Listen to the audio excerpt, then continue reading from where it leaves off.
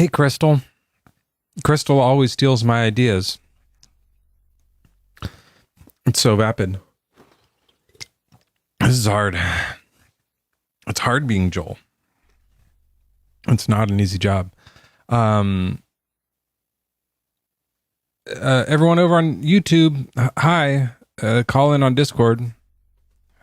I don't really have that. I guess you can call in on Joel's Discord and sit in the waiting room, and we'll get Jack or someone to talk to you. That'll be fine.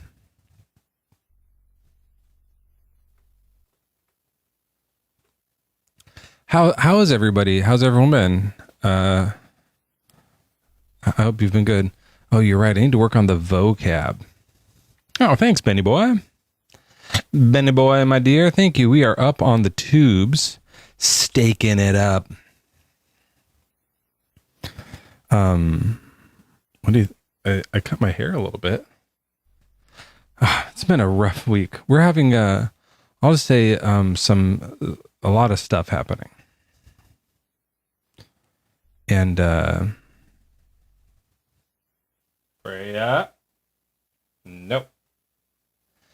A lot of stuff happening. Very busy, very difficult time in our lives here. And it's probably because Joel left. I imagine that's like why. You know, like your best friend leaves town, you're kind of just like, for how long? How long? And it's really long. I also miss Joel McCababulary.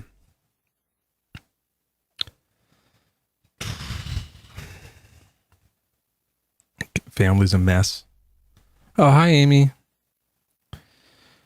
Hopefully we get some Christians up tonight, and we'll see how it goes. But we have it's been a while. Even as Mezzo, I'm going to be a bit rusty, let alone as Joel. So I have no idea how the night's going to go. Could be terrible. Oh, by the way, if while we were both gone, how many people converted back to Christianity? Is everyone okay? You guys need some help? I can just remind you, like, it's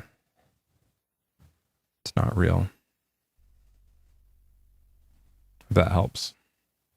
Peachy converted? Yeah, Triss has been doing her atheisms. Way to go. Yeah, keep doing your atheisms. Get the latest Firefox. Do you guys all have the latest Firefox? I don't need that. It was close. It is Hump Day Dump Day. I should have put the song in, but I just started this loop and it's nice. Let's put a bass line to this loop. Oh wait, never mind. We have a guest. Hey, hi, the real Maya. Welcome in. How old are you? Joel doesn't ask that. The real Maya? Hello. Fuck you. Okay. Is that it? Fuck you. Is this somebody's bird? Like, did you train a bird to say that? Fuck you, Nazi. Okay. Is that how Joel's lives usually start? Is that a thing? I never catch the beginning. Did that not sound like a trained bird? Anyways, let's get that bass line going.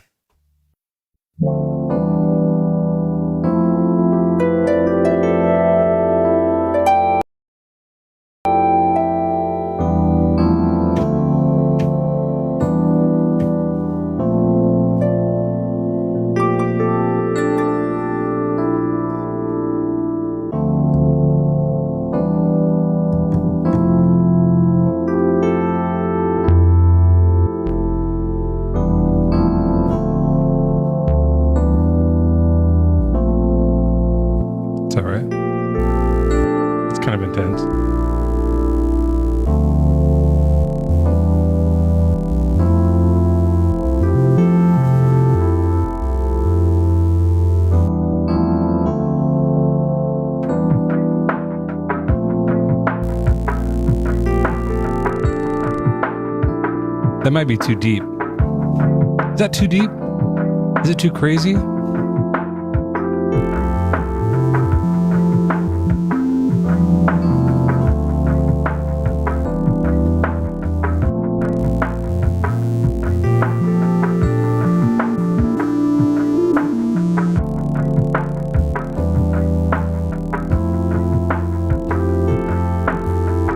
I'll try it.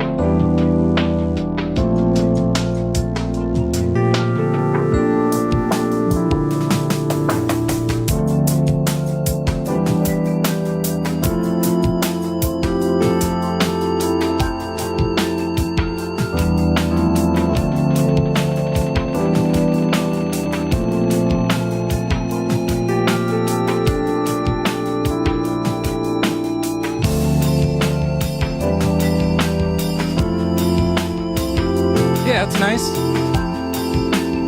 That'll be fun. That's the night right there.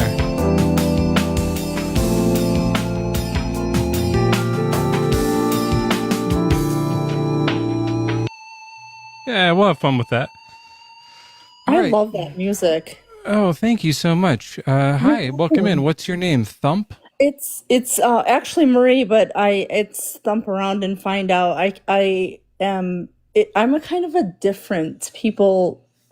Okay, so I I mean, do we're all have different faith in people. God, but We're all call different out people, though. like, I huh? mean, you said you're a different people. I was just saying we're all different people. Yes, I am one of those Except not I'm people. except I'm Joel. We're Joel Hi, and I. Joel. Yeah, we're not different people. Joel and I. No, that's okay. Just tonight. That's okay. I'm one of those people that call out fake Christian. Fake. Like, Oh, there's a lot of people that. Can I ask you a question? can I ask you a question? Yes. What are you waiting so long for? Ask the dang question. Let's go. Okay. Do you think the term Christian should be tossed out, like thrown away? I believe it should. What are you, like a Sadak Mac Bivtage? No. So I have I've like read and studied the Bible for like, oh good, is it going on 2 years? Anyways, but I was removed from the church, and I you're probably gonna think I'm weird, which is it's fine. I've been talking to more atheists. In fact, I don't know if you know who Trust But Verify is. Trust But Verify, TBV. I don't think so. Would Joel know who does Joel know who Trust But Verify is? I don't think so. Okay. I know about Mind Shift and Yes, that's Mr. another Deity. one. I talk about Yeah. Mr. Deity a lot. Mr. Yep. Deity stole my idea. I made up this idea called POSFF. He took it from me. Oh. But anyway, I feel that there are so many people that try to push the Christian religion like forcibly, and I'm totally against that. I've been on a lot more atheist pages because I Yeah, they're want to be able better. to. They're way Huh? better. The atheist pages are way better. Oh, absolutely. Because Oh, first of we have all, more fun. We're handsomer. yes, The music's better. We like who your on heart is Christians? Are better. you hearing this? Not a fucking chance. We do oral better, right? So that's true. Yeah, I mean, it's just all around in everything. So I don't know. Why would I want to be a Christian? Or since you're not a Christian, maybe do you think I need God? I think we all need love. That's what we all need. God is God, and people have the right to believe what they want to believe. I'm And brimming with love. Like love is bursting out of me from every hole. I can tell that you I'm just are like such I'm just a like I'm trying to kind, hold it in. It's like and you are such a kind person. Like I love people like you. I just like there's a lot of okay, people I'm who married. But like since I'm doing Joel right now, it's like that's fine to say, but like as Mezzo, don't do that. okay. Yeah. But it's fine. Go ahead. I'm Joel, so it's Okay. fine. Okay. A lot of people who are quote Christian will probably hate me, and I don't really care, but I get tired of the religion of Christianity being Yeah. pushed on other people. Yeah. And I I do also study. I get that. I get tired of that, and the thing where people believe in a God that doesn't exist. I'm like, get over it. Get Yeah, over the like fairy everybody tale. has their beliefs. Like I read the Bible and I have faith in Jesus, but I'm not one to push it on other people because my whole motto is I want to be kind to everybody. But you have the majority of Mm, Christians who are pieces of shit to everybody. You know what I hmm. mean? Why do you believe in Jesus though? That guy who's from the fairy tale So book I was just talking about, from the Bible one.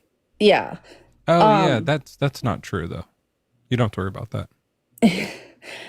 but my thing is like I just want people to be happy, you know? And Tell me I about it. think like so I had a video that blew up and actually got removed because I You know talked what would about make gay. me happy is So if you were like, I'm an atheist now. yeah, I'd be like, that would make me super happy. yeah. I'd make a little tally. I'll even put it under Joel if you do it tonight. And I think the audience would be, can I get some ones in chat if that would make you happy? Just to see someone like walk away from the disastrous religion.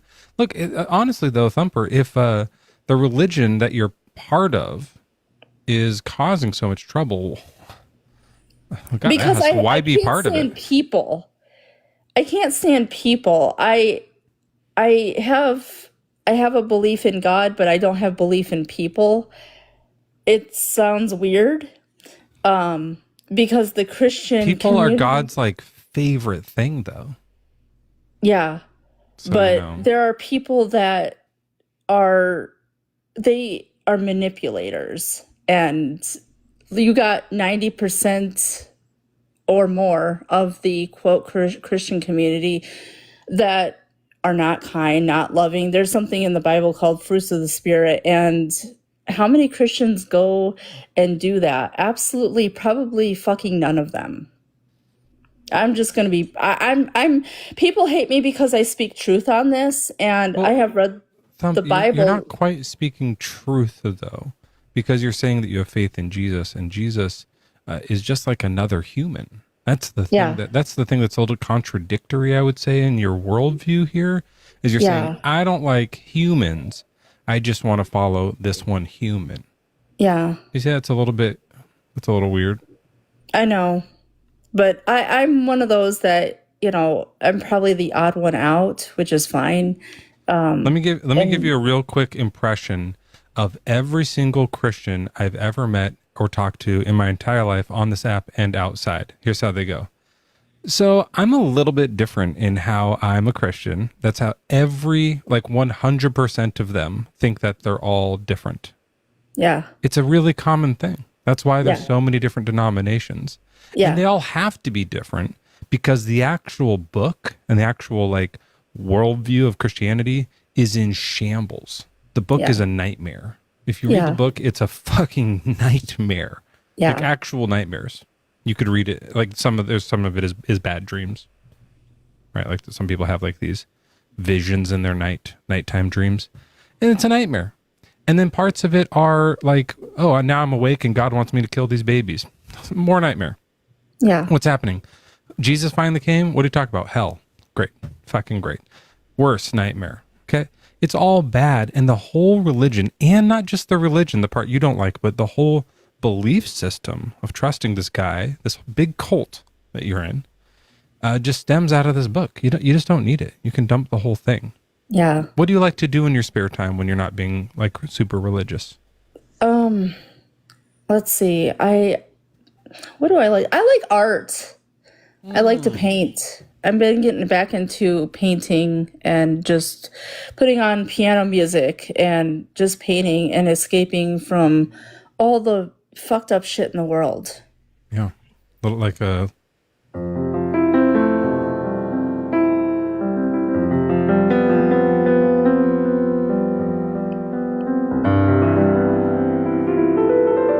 and then just That's awesome. happy little bushes. Yes. See, we need more of that. We need more of like. Oh, I'm Joel. Happy little shaven areas. Is that what Joel would say? Yeah, but paint more. Like just spend time on that instead of worrying about like if there's a God or not. There isn't, right? Yeah. It's fine.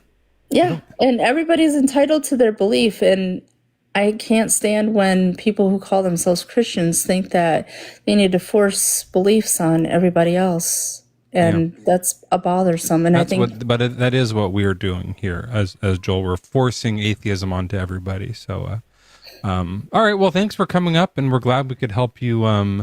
Get a little bit further away from the religion there, and go paint something, have a little bit of fun. yes. And thank you for your kindness. You are so kind. Well, you're very welcome.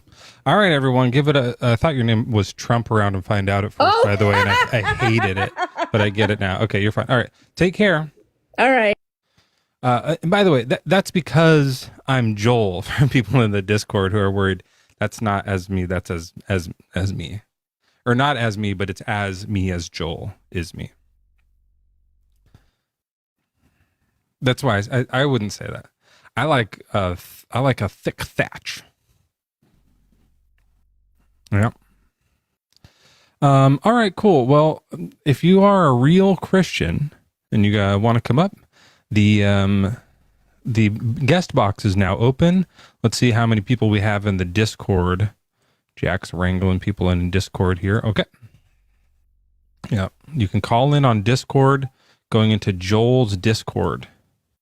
And I won't be able to like talk to you at all. But it'll be fun to see you in over there. And okay, YouTube's not loading for me.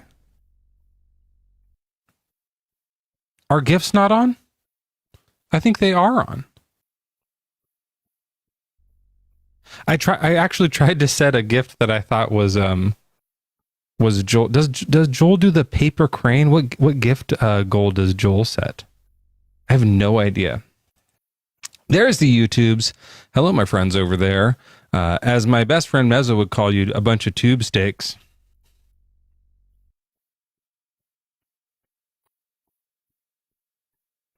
My dog did not like that. Mezzo, this is going to be confusing. Okay, here's a little more music.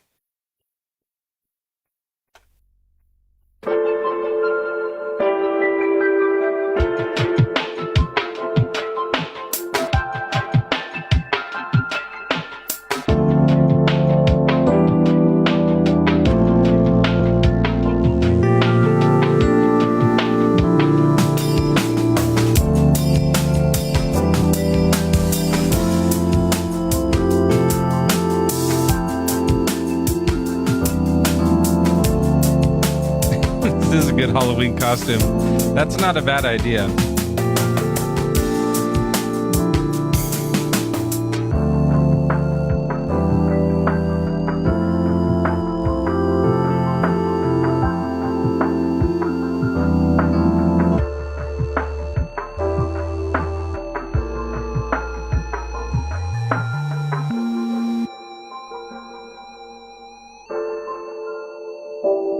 Not a bad idea.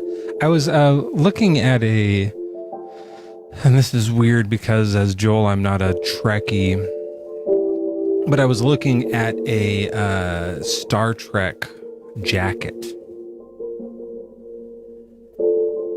I don't know his name, but what's his name? The bald guy sometimes wears a coat with these gray shoulder pads.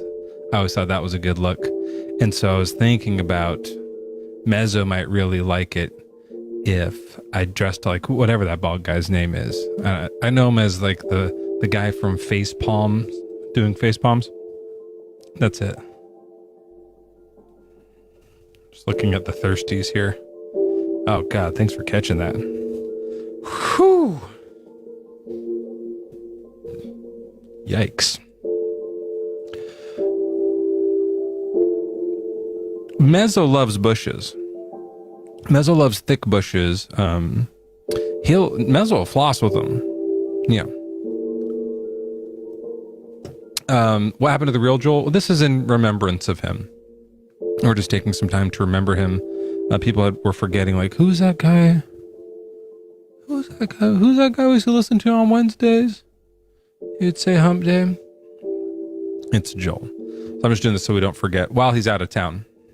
Perfectly safe and out of town. All right, my timer is going to go off pretty soon, and I'll have to step out for a few minutes. So let's get this conversation started with what's your name? Theosophical wanderings. So it's a combination of theology plus philosophy. Theosophical wanderings. Yeah. Sophical. But what's sophical? What's the ending of sophical from? So it's two words together. It's theology. That's the theo, and then philosophy.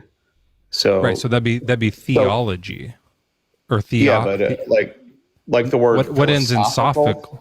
Oh, so it's theology and philosophical. Well, yeah, it's not super rigid. It's just kind of a play on words. I like the combination. So oh my gosh, that's all it is. So. It's a fun time. It's a portmanteau. I know some words as well. A portmanteau is when you smash words together and they make a new baby word. Anyways, there you go. Why do you think Joel should be a Christian? Yeah, so you just came up in my feed, and I'm not sure what's going on. I was curious. I'm a Christian myself, People but always I'm say curious. that, and it sounds. Are you like Joel? It just sounds like you're eating out of a cow trough. Well, you came up. What do you mean? Came up in my feed here. Oh, like it's just such a gross. Isn't that a gross way to say it? Yeah, I'm Joel. Yeah. Okay. Hey, Joel. I don't know how else to express it, but I was kind of hitting my home button, just seeing what comes through the feed. People whatever you want to call I was hitting my home button. I'm like, were you ringing your doorbell? I mean, the little house icon. That's what I mean. It just seems like that's the main button on your home, Yeah. Well, yeah, I opened my front door and there was an atheist. So no, just kidding. But I was just kind of curious what this is all about, this live. I saw you. I don't think I've seen your channel before. I'm just kind of curious. Well, are you a Christian? I am a Christian. Yep, absolutely. Oh, great. Well, it says for Christians to request up. So if you want to, do you think that Joel should be a Christian? Like if I were Joel?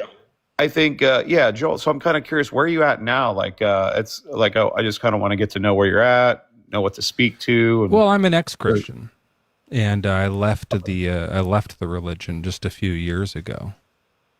Okay. What do you believe now? Are you agnostic? Are you just a theist? What are you? I'm an atheist. I don't believe it. I don't think there's like a God, but I for sure don't think Christianity is true. So that's why I was asking about that. Okay. What made you leave it? Curious.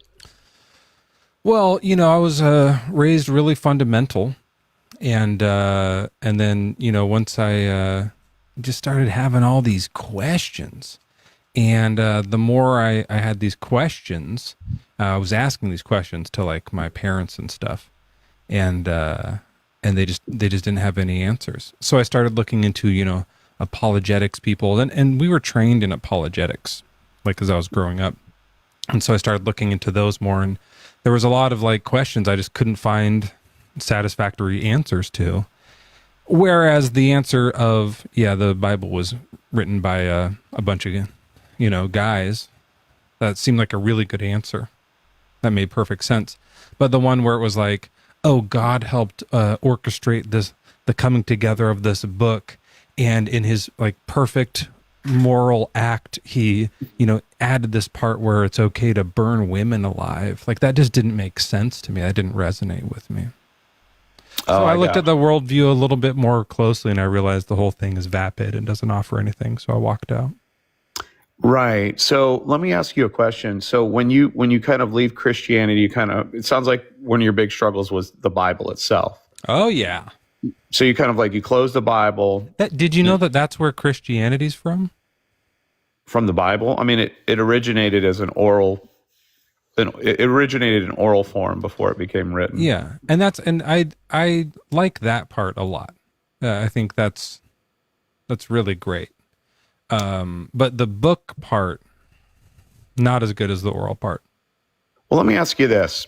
This is kind of the way I look at it. There's any kind of particular theory that we have. There are sometimes there's puzzles, there's difficulties. Take, for example, let's say the use of our five senses. Sometimes we're wrong about what our five senses deliver to us. Sometimes people dispute things. We have different memories of certain events, and we don't, just because we have certain puzzles and certain things that are tough to reconcile, doesn't mean we kind of throw the whole theory out. Like, this could be a scientific theory, it could be anything like that. So what I kind of want to ask is, like, once you close the Bible, yeah, and you go out into the world, what do you see in the world though? Like, do you feel like there's no evidence in the world for God? Because what I would say is, like, I haven't seen any. You haven't seen? Have you? You mentioned you kind of looked at apologetics and stuff. Have you ever heard of like the Kalam cosmological argument? Oh yeah. You don't find unconvincing. Why do you find that unconvincing? I'm curious. Like the creation of the creation of space, matter, and time. Well, I'll tell you this. I'm not much of a science guy. So that kind of stuff, maybe it's a little bit out of my league. But when I hear it, it doesn't convince me remotely. It sounds like there's maybe if you want to run through it and give it a shot, you can go ahead. But it just doesn't seem like it leads to Allah being real. You know what I mean? Yeah. So, well, it's basically, that one's for Allah. That one's for Muslims, right? Originally it was, but it's for any kind of God. You can use it for any God, anyone you want. Yeah, I mean, you would need further arguments to get to. Is your home button ringing? No, that wasn't me. I'm not sure what that is. Is that on my end? Oh, it's my timer. Oh, okay. I have to go do something. Can you just wait for a minute? I'm going to put some music on. Sure. Actually, if there's a friendly in the that could jump up for a minute. If you can't, it's okay. But if someone is around and able to kind of watch the live, I think. Yeah. Oh, Crystal's here.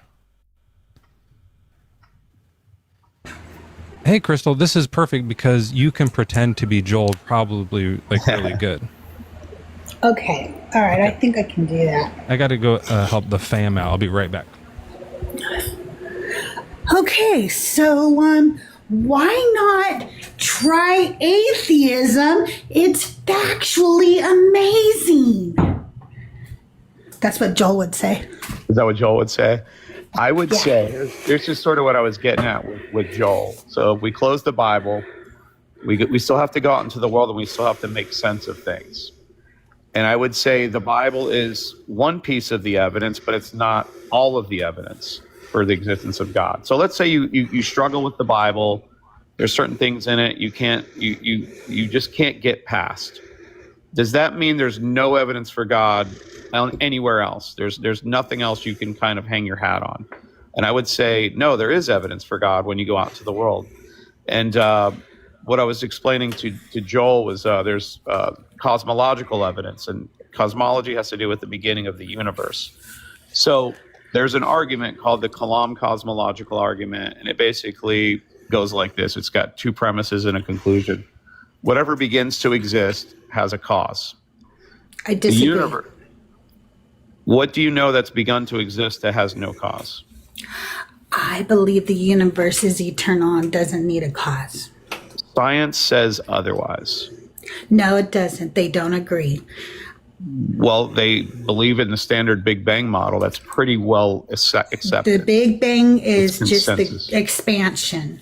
And that is not the beginning of the universe. That is just the expansion. The expansion of what?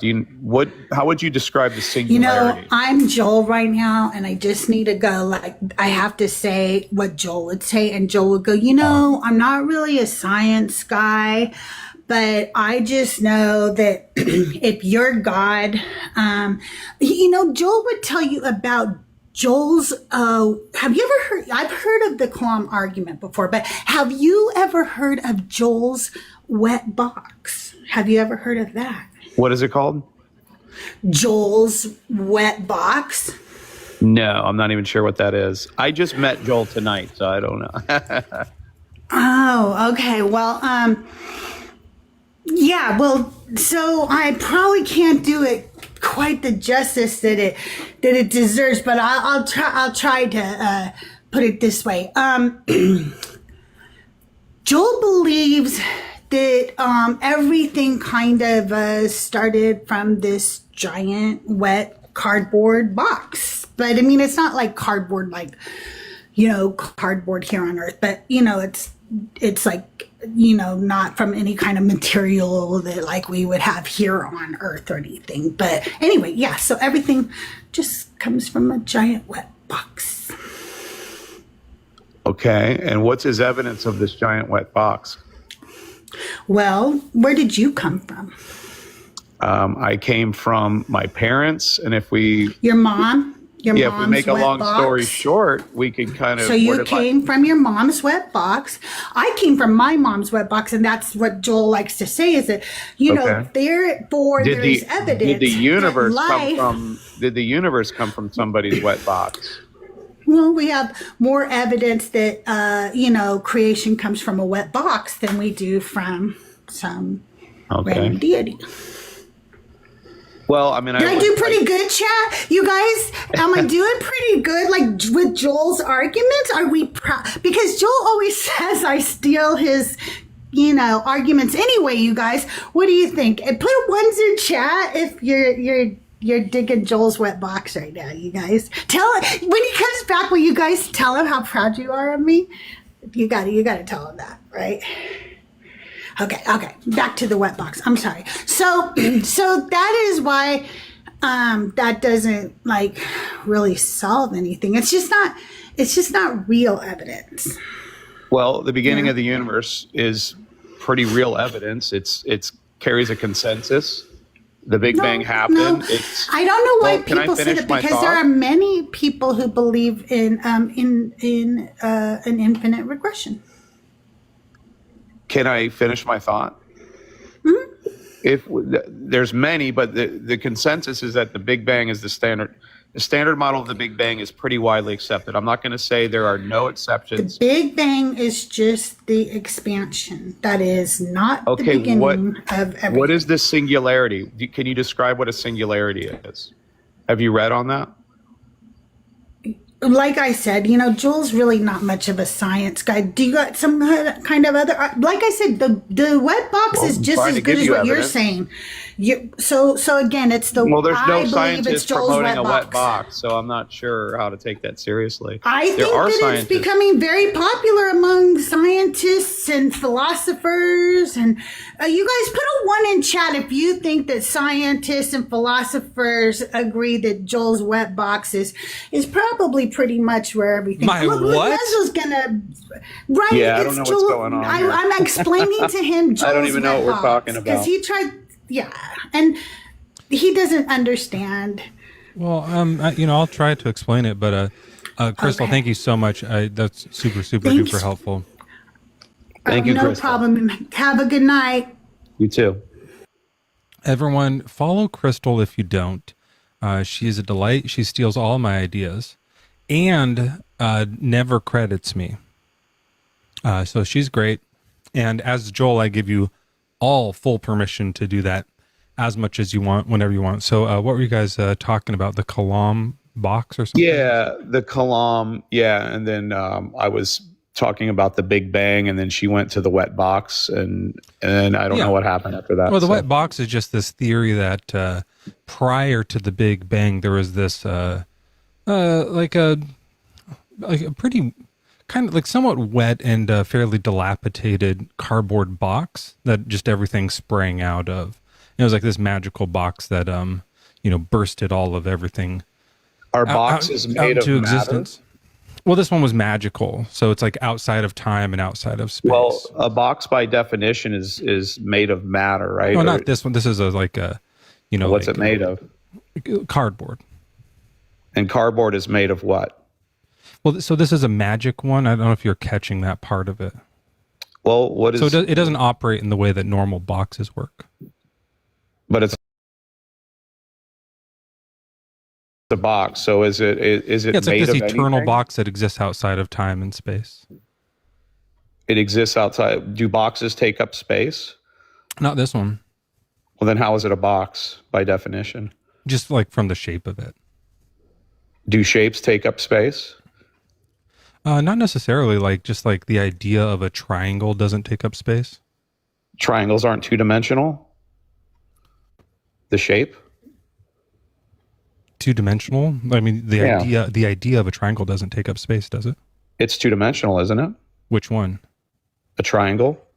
Like all triangles are? Yeah, I mean, I don't. How would you describe a triangle they're just without appealing to- they're mathematical.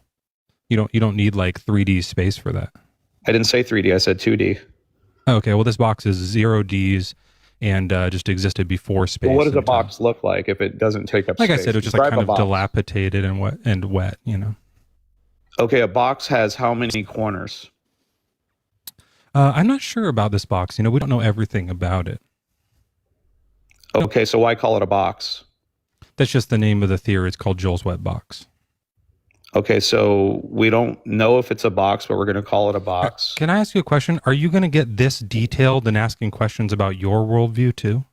Well, let me ask you this. No, Joel, the question is, are you going to get this detailed in questioning your worldview too?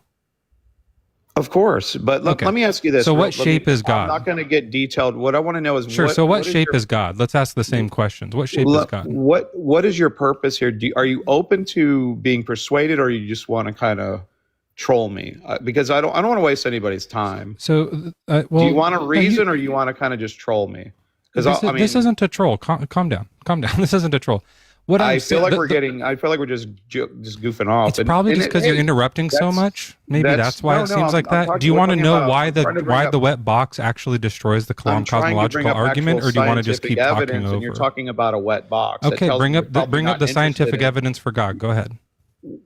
Okay, am I going to be faced with a wet box in comparison? Because I mean, possibly if the evidence that you bring could be a wet box, then it's valid to suggest it. Okay. Yeah. So what's the evidence? I guess here's what I'll do. See, I don't mind if you're not interested. Here's the thing about the box. If you're not interested in becoming a Christian right now, and you're not, I'm not, because there's no evidence. I'm okay for it, with that. So. I just great. don't want So to then stop interrupting. Yeah. I mean, you can leave if you want to run off. If you're not fine. interested in the actual evidence, then I will leave. It's no problem. I'm not trying to. I'm asking for the evidence, but you're also whining about it, so it's kind of annoying. I'm not whining. I'm trying to figure out what your motives are. Sure. Here's the motive. Ready? If you want to troll people, you're trying to figure out the motive. I'm trying to tell you, and you're just whining about it still. I'm not whining. I'm trying to find out, is there any reason to continue? And I said, here's the motive. Are you ready? And you kept whining. Are you ready? What's the motive? Okay. The motive is to show people that arguments, apologetics like Kalam, are not offering anything. I want to show that to people.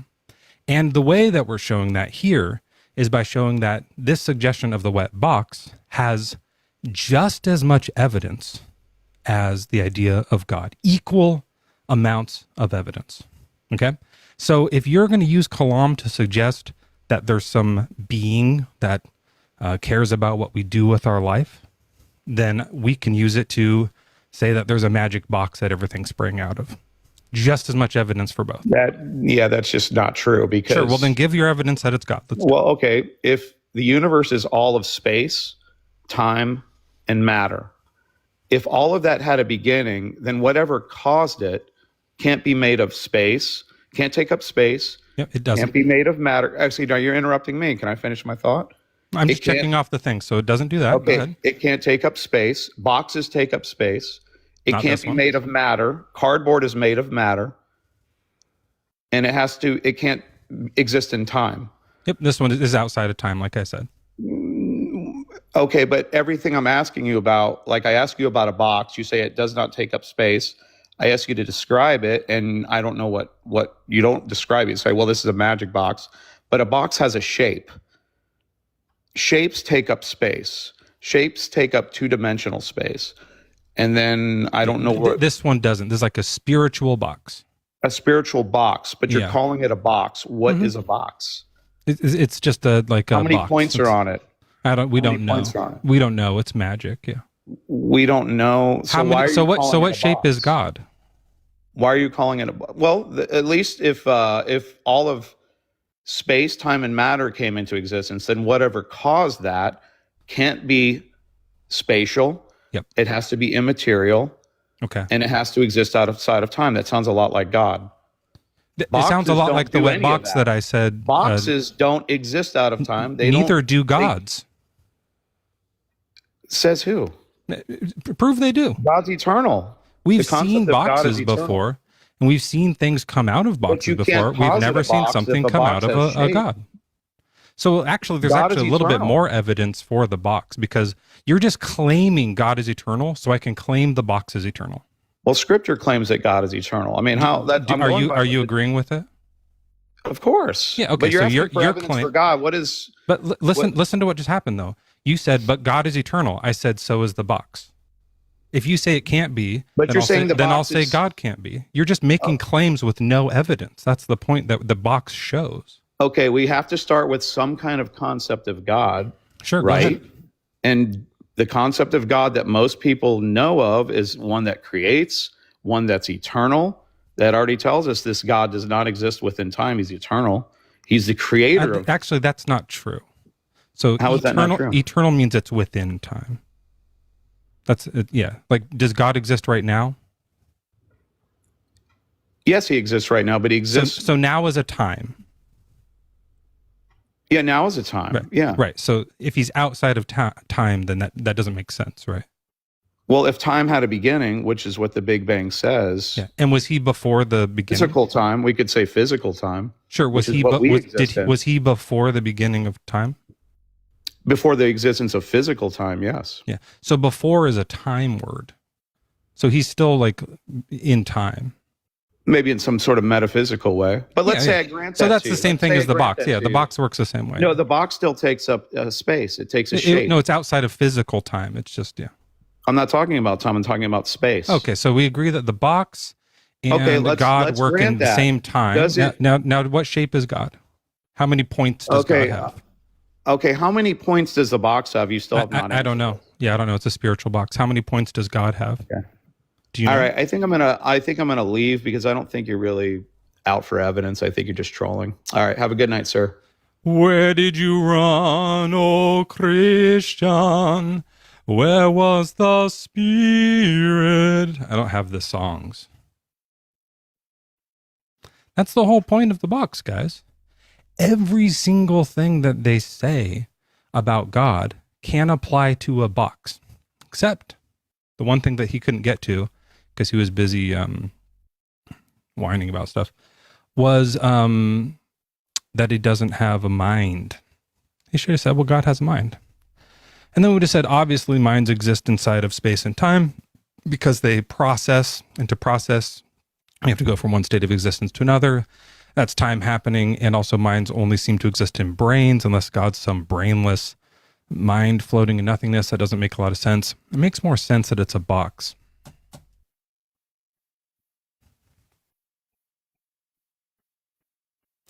Don't you have the answers in your book? I was looking up something today that, as Joel, I was a little bit offended by. Mezzo would love this. But have you ever heard the term hard atheist? Have you ever heard just hard atheist versus soft atheist? I think as Joel, I might call myself a bit of a soft atheist. Most atheists probably are. Yeah, I just don't believe in God. Now Mezzo's this rock hard, chiseled atheist. He's like he thinks there is no God. Positive claim. There is godlessness. Right? Well, sure. As Joel, I'm hard. I'm hard, but I'm a soft atheist. I think. I don't know. Maybe maybe Joel will become more atheist than ever today. But that's the actual terms for it. Flaccid atheist. That's funny. What else? Okay, so we did the wet box.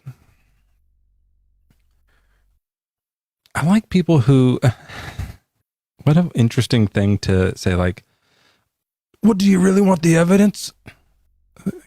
Not if you're just going to yell and interrupt. We're going to talk about the evidence, and then I'll say a response to it, and then you'll say some, and then I'll say some.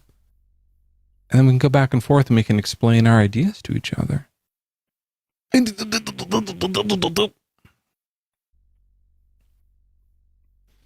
By the way, the thing with the wet box is that if the wet box commanded us to burn women alive, or to do like genocides or something like that, or that, like, if the box was like slavery's okay, we'd be like, fuck you, box. We're not doing that.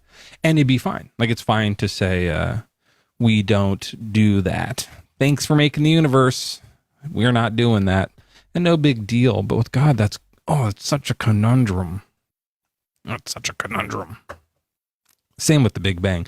If the Big Bang commanded you to do infanticide, I'd probably not do it.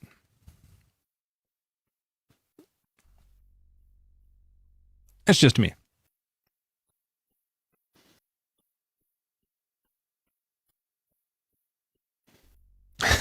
if you're a hard atheist after 4 hours, yeah.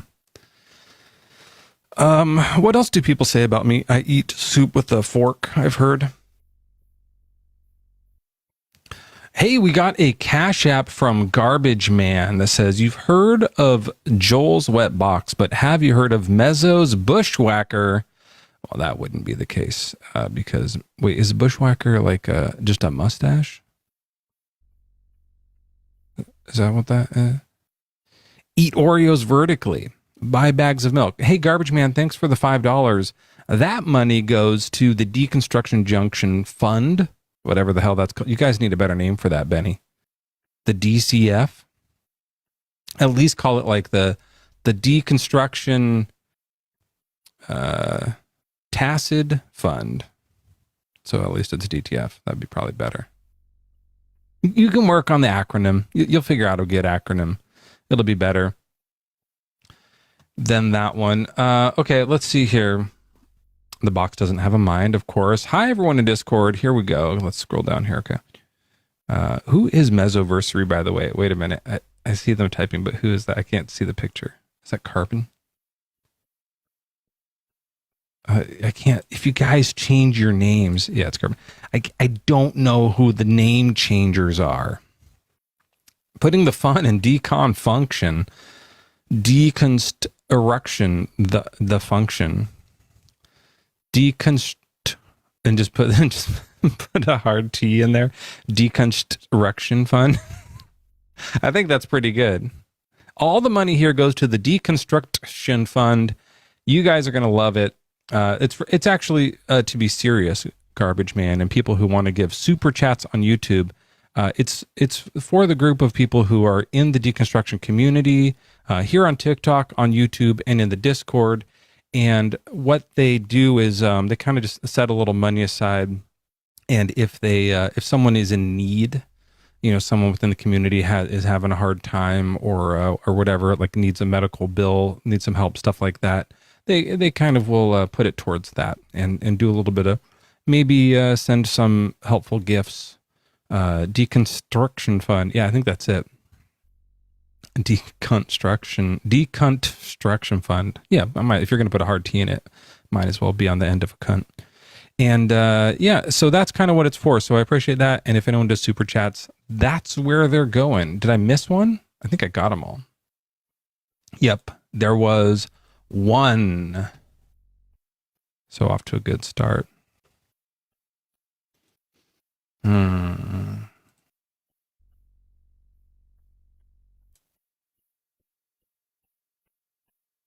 Okay. Let's do this jam one more time, and maybe I'll solo along with it while we wait for the next guest, and then I'll go over to I got to play some Hump Day. I don't know if my guitar's in tune. I haven't played it in a week. Probably not.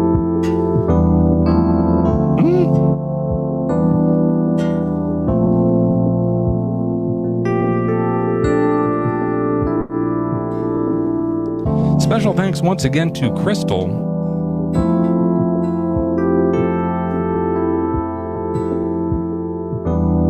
Talk about people in need. I needed that.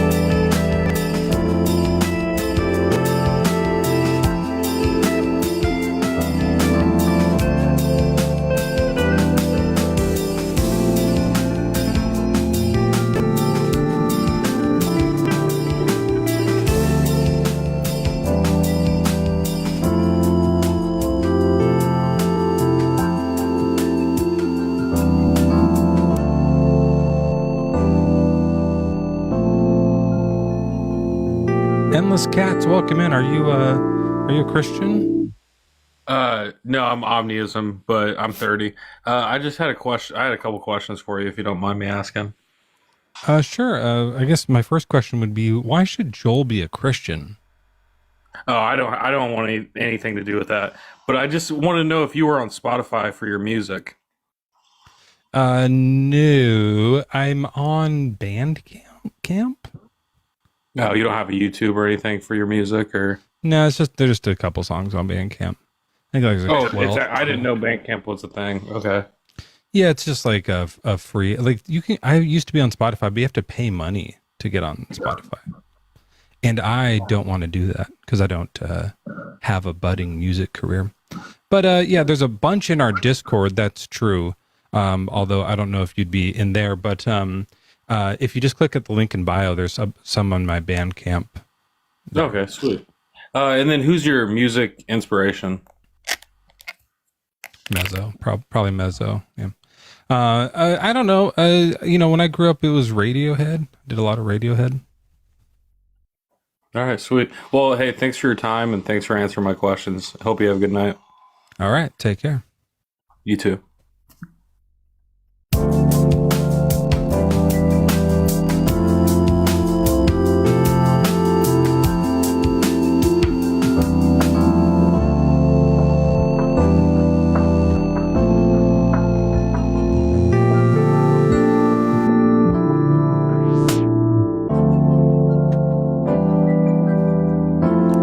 that guy. Yeah.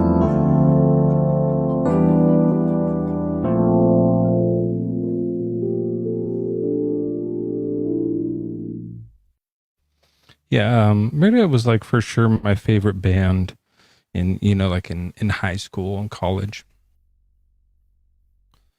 For sure. I mean, I liked a lot of other stuff too. And I had a wide variety of sounds, but that was definitely the one that I listened to the most. Oh, I mean, Billy Joel or Tom Waits. I should have said Tom Waits. Hold on, I dropped my pencil.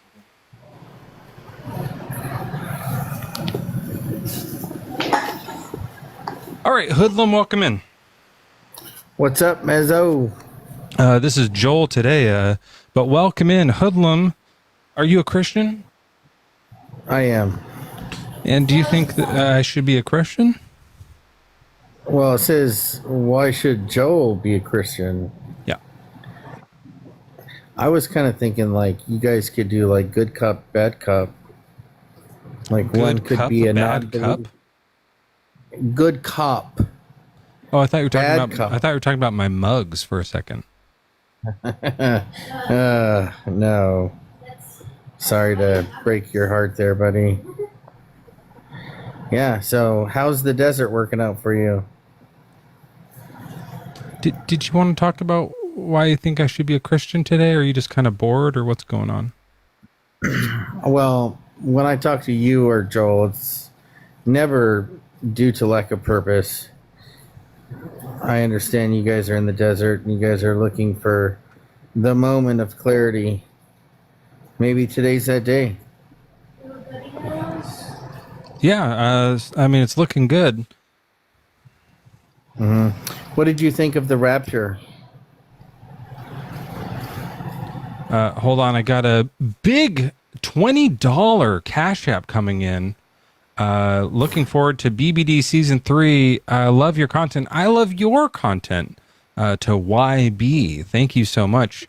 Never sure if I'm supposed to say the names of people on Cash App, but if you know who you are, and if you want to reveal yourself, just say that was me in the chat. And if anyone else says that was me right now and it wasn't you, then you're a liar. Okay. The rapture was good. We had a good time with it. How was your rapture? It was pretty good as well. Yeah. Yeah, I knew it wasn't coming. Same here. I know it's not coming. Yeah. Well, one day, but we don't get to know that day. Do Just you think one the day. rapture is in the Bible? I think it actually already came and that we're in the little season myself. Oh, okay. Well, that's crazy. Yuri over on YouTube, willing to say that it was them. Yuri Barsukov. Thank you so much. Yuri, named after, I assume, the first gentleman to ever go to space. I'm not a science guy, but I've heard that before. And I'm just a big fan of Russian history. That's why I know that.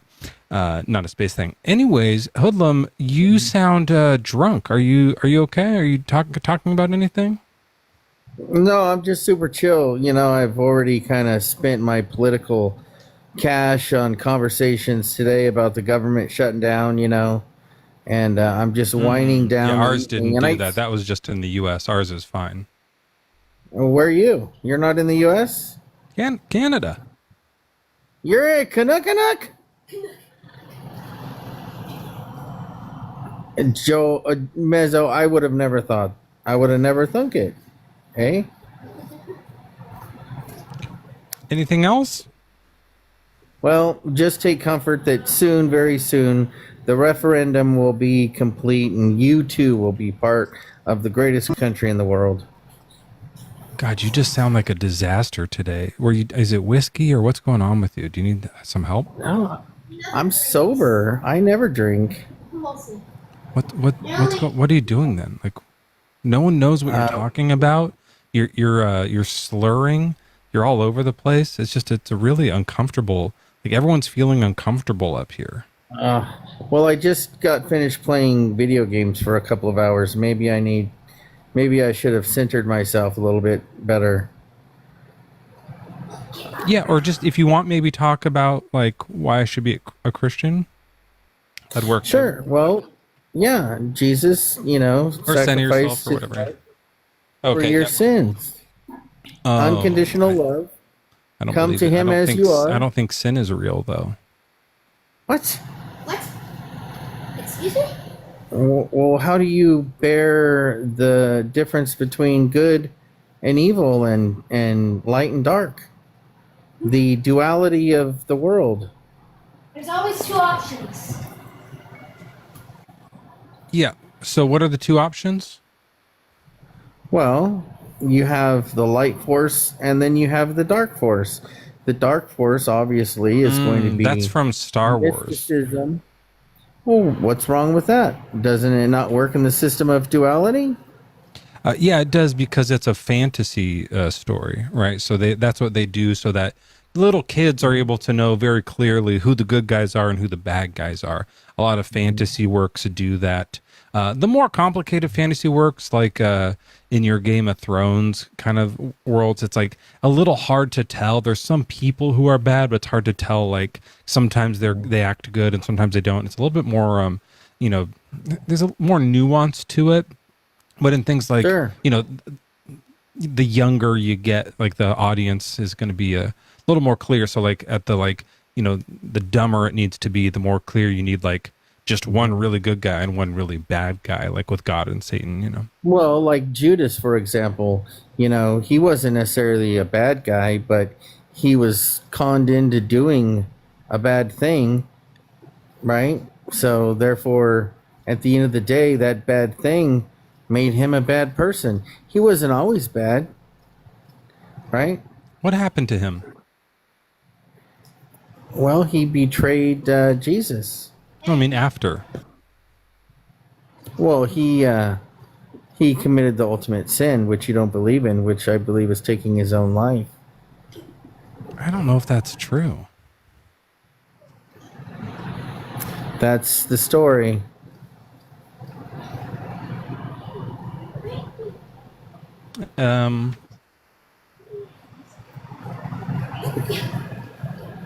Let's take a look here.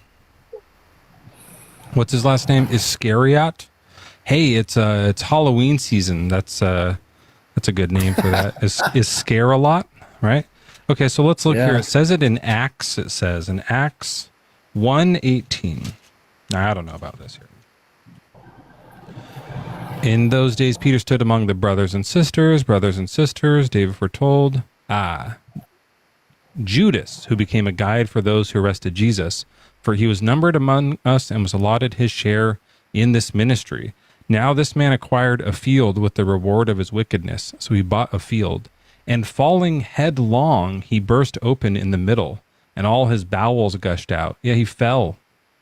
He fell down. Mm-hmm. He fell and hit his head, and his head guts kind of bubbled out. Not a good ending. He used the money. So he used the 30 pieces of silver, right? And it says, with the reward of his wickedness, right? He acquired a field, and then falling headlong, he burst open in the middle. So he fell, and maybe he fell and like landed on a spike or something, and as his bowels gushed out, it says. Pretty gross. Yeah, that's when you need a friend around, I suppose. Yeah, maybe like Jesus, somebody to save you. Yeah. Although it does say in Matthew that when Judas, his betrayer, saw that Jesus was condemned, he repented and brought back the 30 pieces of silver to the chief priests and the elders. So that's interesting. He both brought the money back and used it to buy a field. And he said, I have sinned, betraying innocent blood. But they said, what is this to us? See to it yourself. Throwing down the pieces of silver in the temple, he departed and went and hanged himself. Yeah, so in this story, he throws the money on the ground and goes and hangs himself. But in the other one, he uses it to buy a field where he trips and gushes his guts out. It is a great contradiction, Hoodlum. You found a really good contradiction in the Bible. Which one do you think is true? Well, I was familiar and went with the giving the pieces of silver back to the church and then going and hanging himself. That's the one you've heard more, so that one's true? Yeah, that was the one that I was referring to when I said he took his own life, yeah. Right, but which one really happened? It can't be both of them. The second one. The one that was in Matthew. I mean, I read them out of order, so I was confused for a second. Yeah, Matthew was the first way they told, and then Acts was later. So you think that that in Acts, Peter just told a lie, or Luke told a lie, something that wasn't true? I don't know. I've never heard that. I've never heard that story. Well, you can look it up in Acts chapter 1, verse, it's 15 where it starts, really. Maybe 17, 16. So what, did you put his name in some search field to find out where it's referenced? No, I just knew about this contradiction in advance, and I thought it'd be fun to walk you through it. Oh, you sneaky guy, you. Here I thought I was going to trick you. Those silly Christians. Yeah, I don't know why I would believe a book that has some stuff that's not true in it. And, I mean, if it was a book like a normal book and some of it was true and some of it wasn't true, that'd be fine. But if it's a book that is from God and it's supposed to all be true, I would not like to read that. So let me ask you a question, and this comes from the heart. Have you ever played a game of telephone?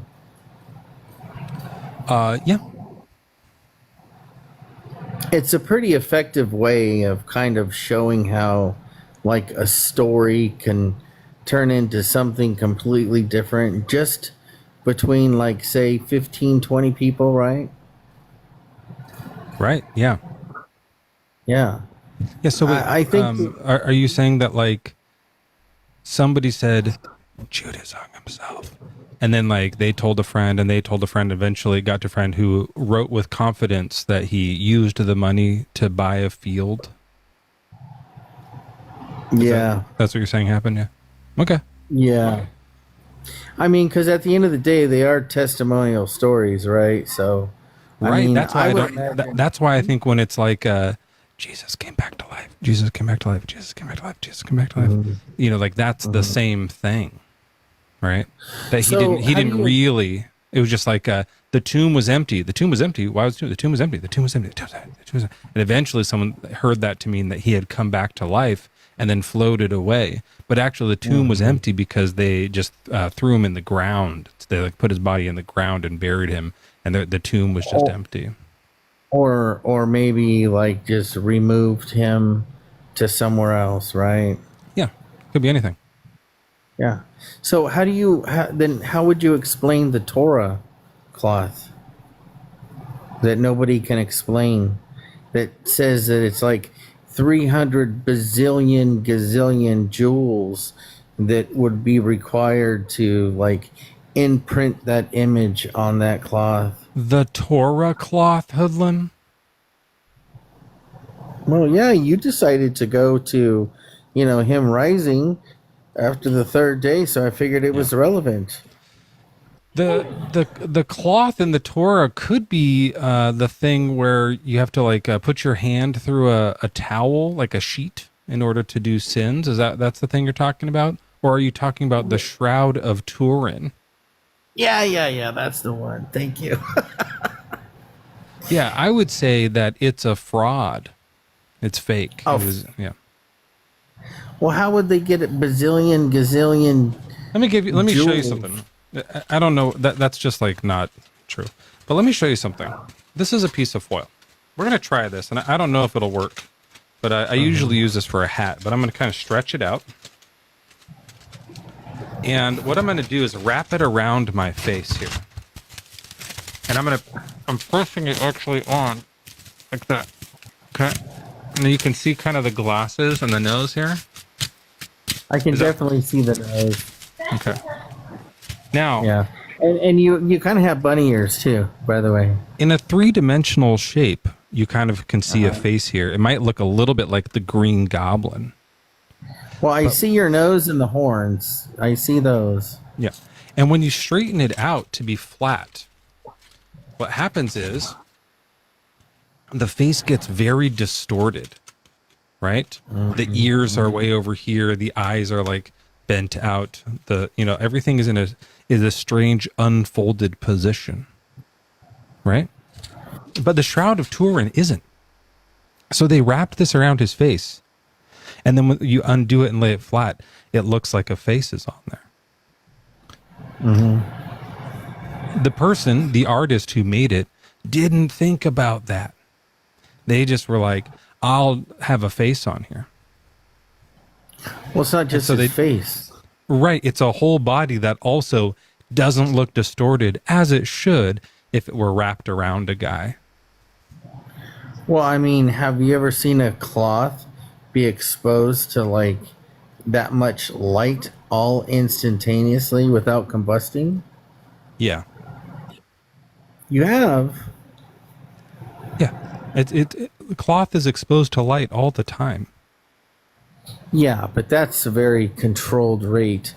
We're talking about the Son of God. That the paint soul coming out of the flesh and body all at once. How much light comes out when a soul exits a body? How bright is it?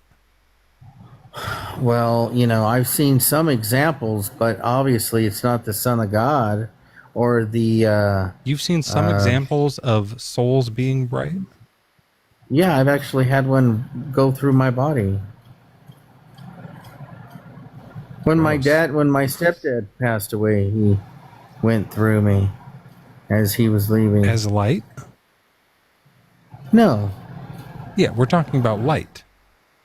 Yeah. Well, I do light up a lot when I get to talk to Joel. Yeah, it seems like you did before you got on here. Much. Yeah, we're hearing a lot of that. Yeah. I mean, I don't want to. Do you know that you shouldn't smoke? You make me light up too. Okay, I don't want you to feel bad. You have no idea what's going on right now, do you? I do. Do you know that you shouldn't smoke? I don't. I quit 10 years ago. And you know how I know that? Is because it was when my son came into the world. Yeah. Are you rolling? What is that, a pinner? What are you rolling up a pinner on me? I don't know if the smoke was visible. Sometimes I make smoke come out of my fingers. Oh! You ever see that? Well, I don't know. I mean, that would be a skill for sure. You would be maybe it has to be. as, I think I have to. I always am so bad at turning the thing off. There we go. Oh, there you go. Yeah, you didn't have the right background. You see that? You look like you're rolling a booger, bro. Do you see it though? A little bit. No. Left me all sooty.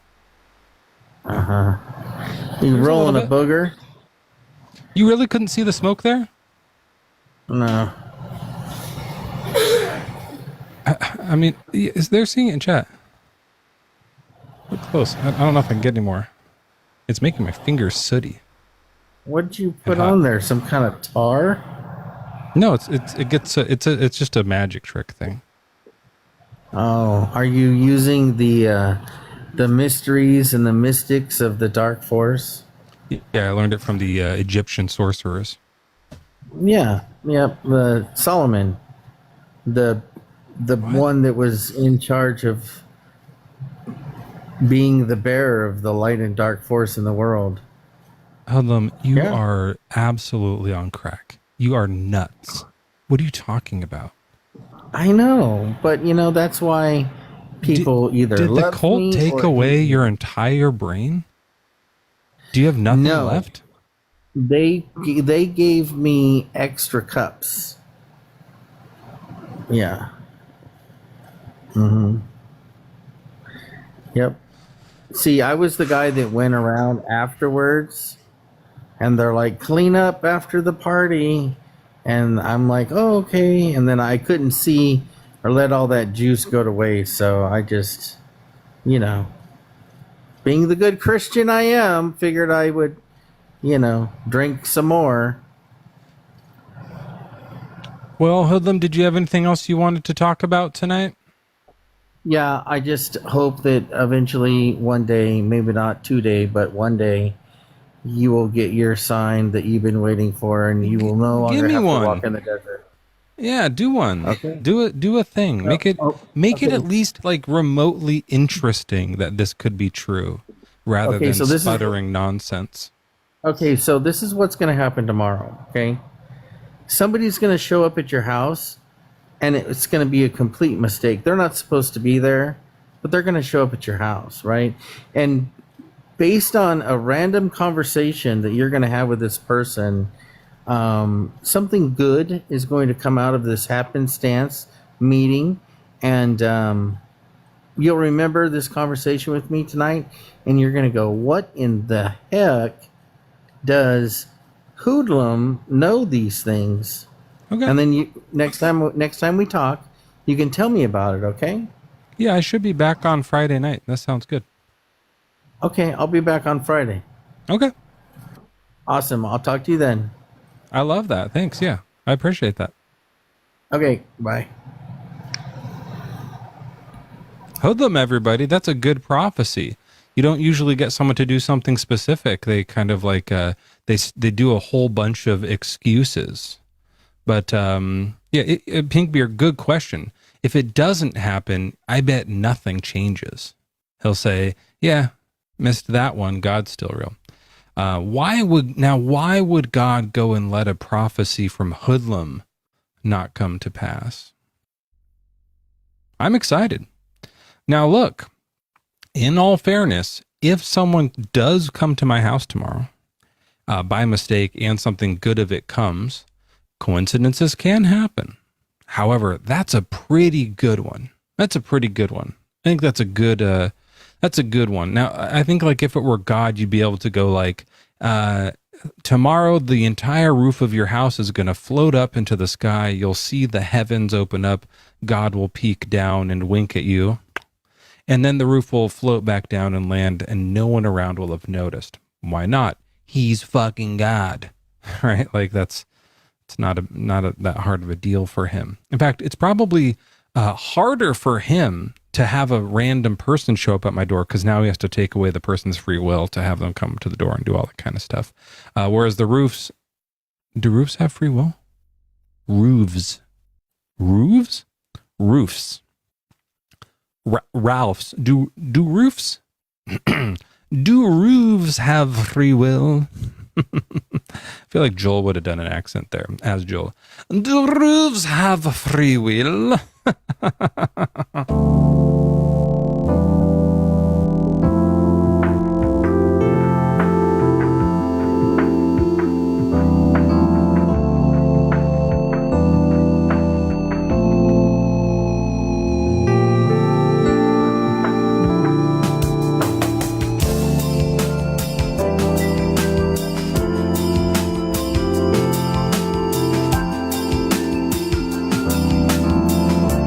I forgot that I promised you guys I would switch it to, I don't even know which one Hump Day Dump Day is.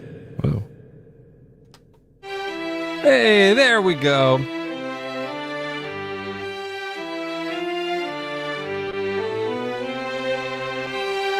Yeah. It's the Hump Day Dump Day fun. It's Wednesday. Diddly dum dum day. Hump day, dump day, diddly dum dee dump day. Hump day, dump day, diddly dum day. Hump day, dump day, diddly dum day. Hump day, dump day, diddly dum day. Hump day, dump day, diddly dum day. Hump day, dump day, diddly dum day. Hump day,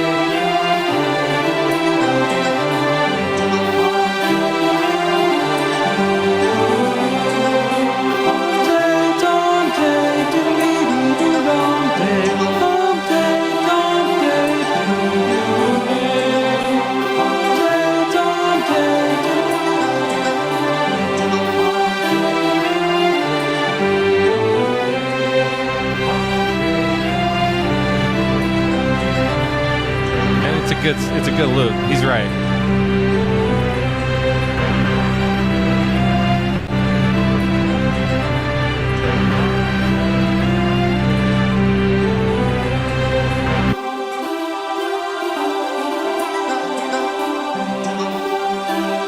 Yeah, it just ends on mine though. After the beat comes in.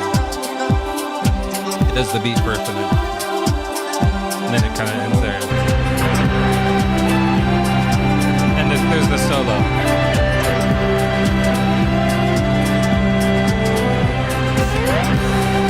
The cymbals, yeah.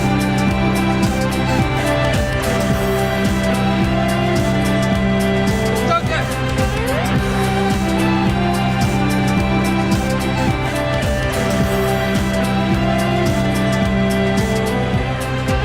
I don't know which version I like better, if I'm being honest. His has that originalness to it. You gotta love the original, but the guitar solo shreds here. It's a shredding solo. His is more produced. It's a bit more, polished. His is his longer? I only played the first. That's like just the intro.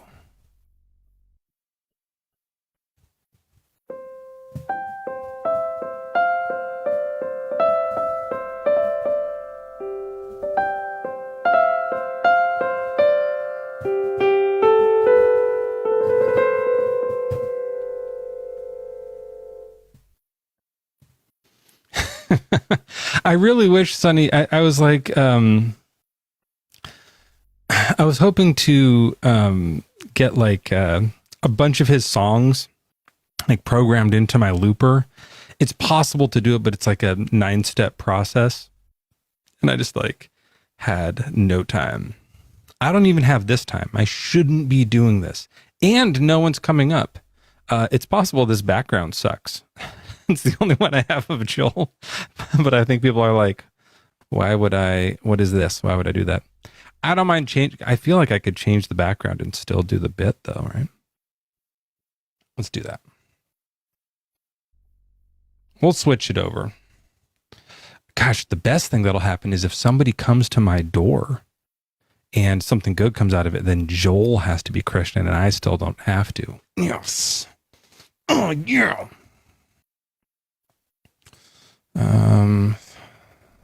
I don't know if that one would be appropriate. Gosh.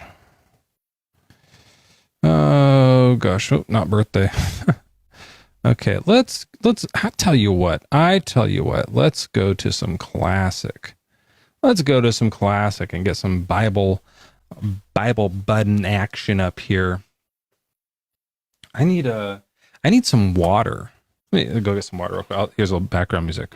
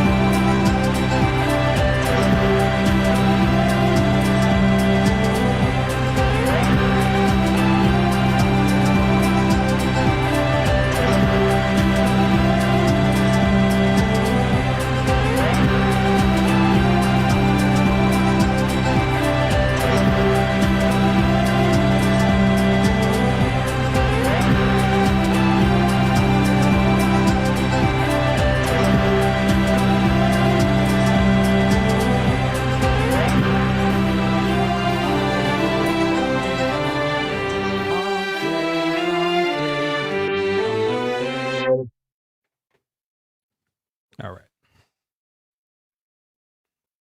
How many times How many times did it go?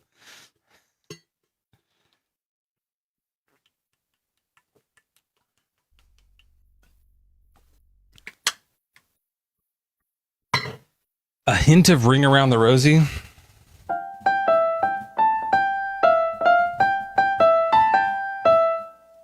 Hmm.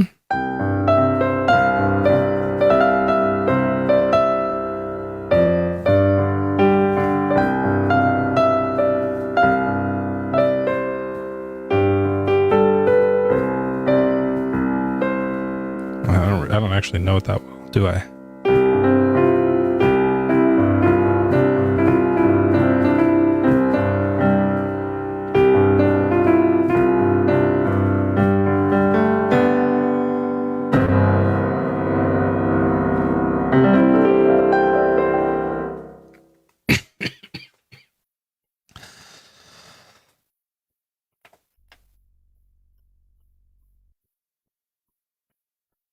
Oh, I messed something up.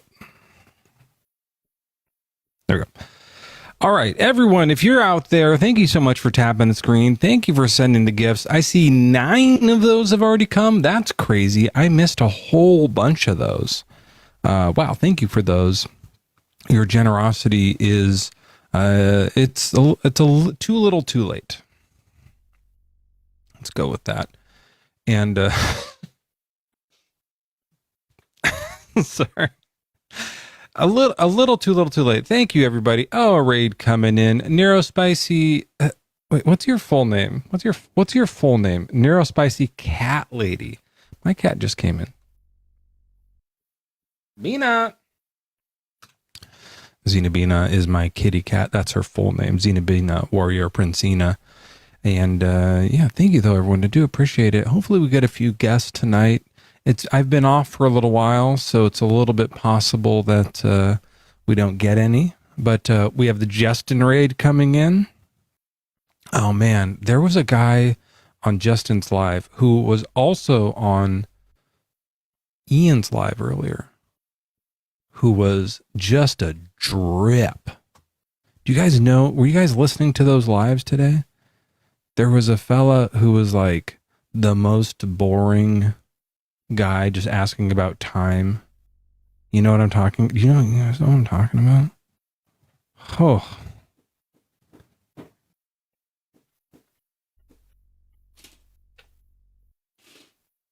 My cat's taking a dump. Granted, you know who I'm talking about? The guy who was just like, he sounded like if Josh Bowen was like asleep. Like, I think maybe Josh Bowen was sleepwalking. Is that possible? Because at first, when I first heard his voice, I was like, is this Dr. Bowen? And I tuned in, it wasn't. And then I was listening. I was like, what the hell? What the hell? This guy was, yeah, an energy vampire. Yes. Yes. Did you hot tub show you my dump? A true dumpling right there. Yeah, I'll send you some pics of it. Yeah. All gifts tonight go to Joel. Maybe really fun. I have no idea what you're talking about. How could I know? I'm Joel. Also, how can a good God be so bad? That's the question. I also, does Joel ever take his sweater off? Because I'm so fucking hot. Like, I'm sweating in this. I guess that's why it's called that. That makes sense. That's fair. All right, we got some chats over here. Mezzo talking about cafe. I don't know what that is. Cafel? I'm not sure what that is. Sorry, but I love it. I like what it is. You guys have a Nightbot over here?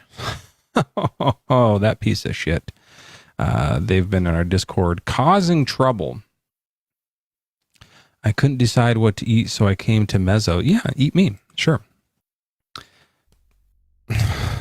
I mean, why not?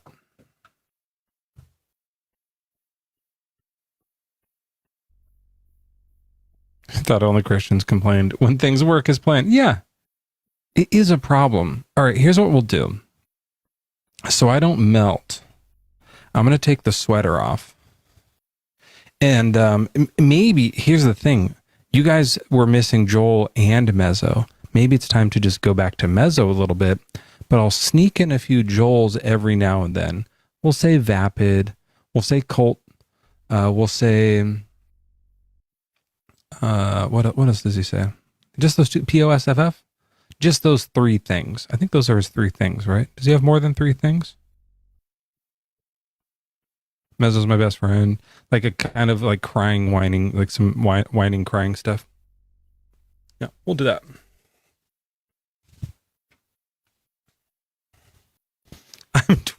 I'm 26. Yeah.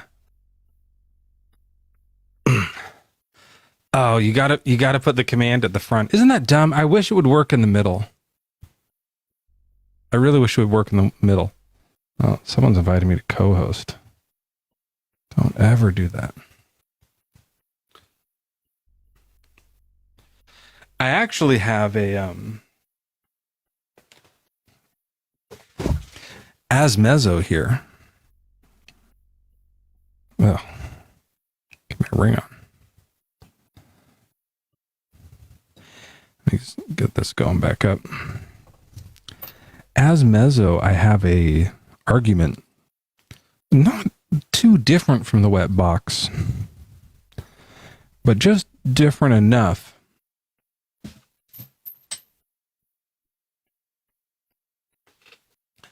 Although it's not about the beginning of the universe. Rings look good? Okay. It's more about, yeah, and oil the muscles, I'm sure. It's more about how miracles are explained. So, if someone comes up and gets into personal experiences or miracles and things like that, I've got an explanation. Instead of Joel's wet box, of course, it's Mezzo's magic stick. It's slightly named after the 50 Cent song.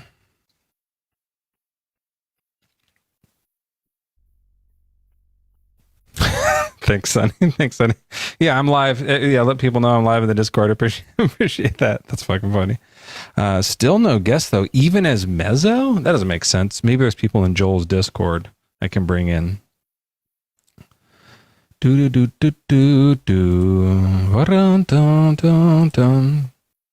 How funny was it when Hoodlum brought up Judas? One of the classic contradictions in the Bible. Classic impossible things in the Bible. Yeah. Amazing. Dang, that cat dump smells terribly spicy.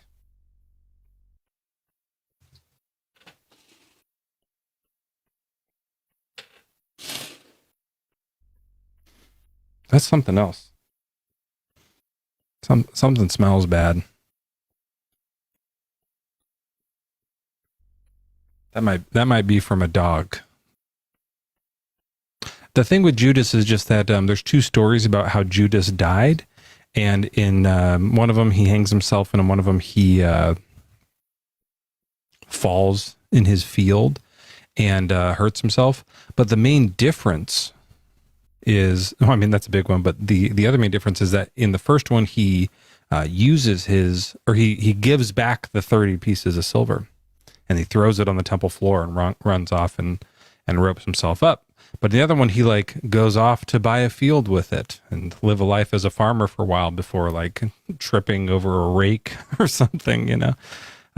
So it's just a different little contradiction. Good fun.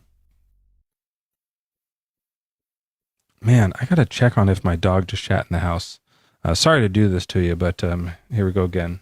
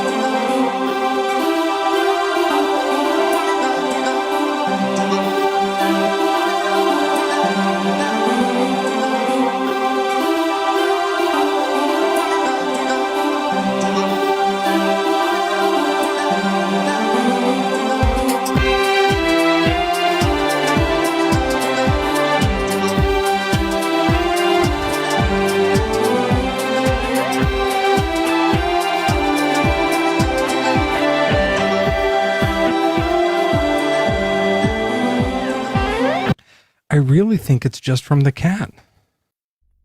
I've never experienced that.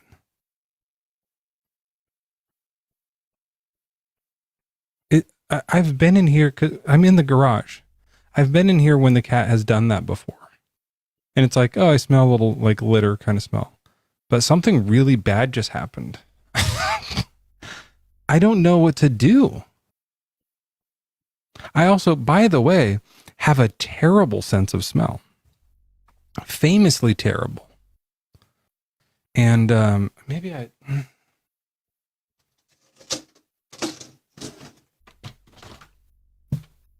open the door for a little bit.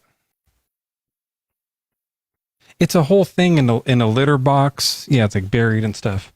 I could scoop it, but I don't want to do that right now. That doesn't sound fun at all.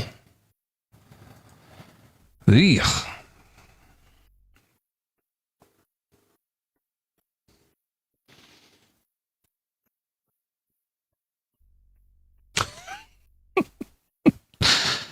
Oh, no, I didn't switch up the food. I don't know. Is this the thing that Hoodlum was talking about? The stranger knocking on my door was cat shit? Was rancid cat shit? Hoodlum, you cursed me.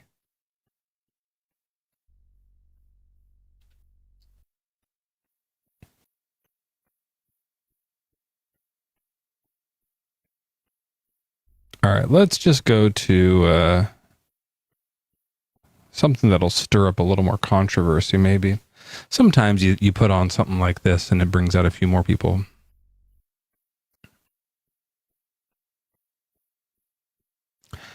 This is extra rancid. CJ Paul. That is a sick burn. True. I don't think I need a restart. We got a bunch of people here. We're having a good time. Obviously, starting off as Joel was probably not a smart move. I don't know how he does it.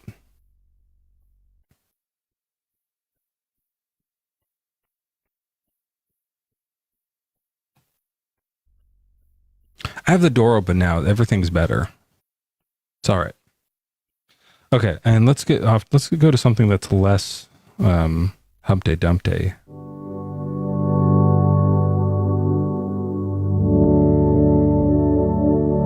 Yeah. That's a little more on the thing, right? Hello. Hey, welcome in. What's your name? Clash? Yes, I go by Clash. This is a better beat, right? Yeah, it's nice. Clash, welcome in. How old are you and what is your religion? 29. New Christian. I've been raised... A new Christian? A new Christian, yeah, because I was raised Muslim, then I was atheist for 7 years, and I said, let me look at a virgin where he's more compassionate with the sinners, like let those without sin cast the first stone. But at the same time, I can't understand the punishments and rules in the Old Testament because the society was primitive and there was no a structure or order or police where you can just imprison people. Well, God was primitive back then. It's like he is giving them laws that fit their mindset that time. And not just laws, he's also killing them as punishment for their unbelief. Which is that's what in Islam that guy did that too. It's the same guy, right? Yeah. It's like Jesus in the Old Testament was just killing and destroying unbelievers, and I think that's a very primitive way of running things. So yeah, you're right. It's but why would you think that that's true?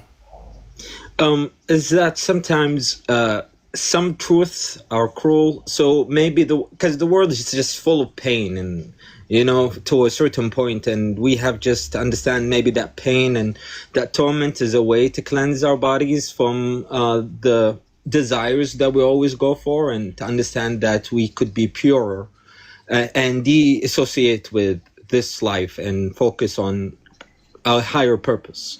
But Wait, to the point, so God destroys people so that they can focus on their life more? not destroy. I would say put them through tests where he grows something in them. Just like, let's say, if you have like a very difficult childhood, will be more skillful. Let's say, and less. Sure, but I'm like, talking about when he kills them.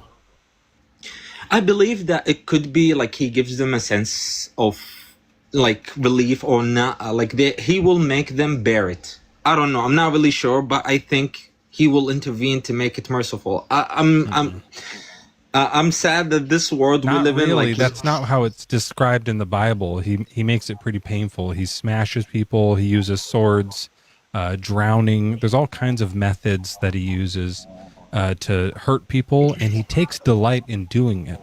And look, this is all well and good. Well, not good, but it's all fine to describe a god this way, as this monster. I think that the confusing thing is to say he's this terrible monster who kills people, and he's good. I think that's what's confusing to me. Right? That's why I think it's not true. I think it's just he's being fair, because those people that cause so much pain in the world needs to get an understanding of what they have put on people. No. So he destroys just people for not believing, right? So if it was like he was killing all the Hitlers, that'd be cool. But Hitler did the thing. He didn't do that, right? So if he was like stopping people from doing evil, awesome. That would be great. He doesn't do that, which is why we have evil in this world. So that's confusing towards your point. But even more so, what he's doing is like he's killing people who offend him. Because if someone doesn't believe in God, who does it hurt?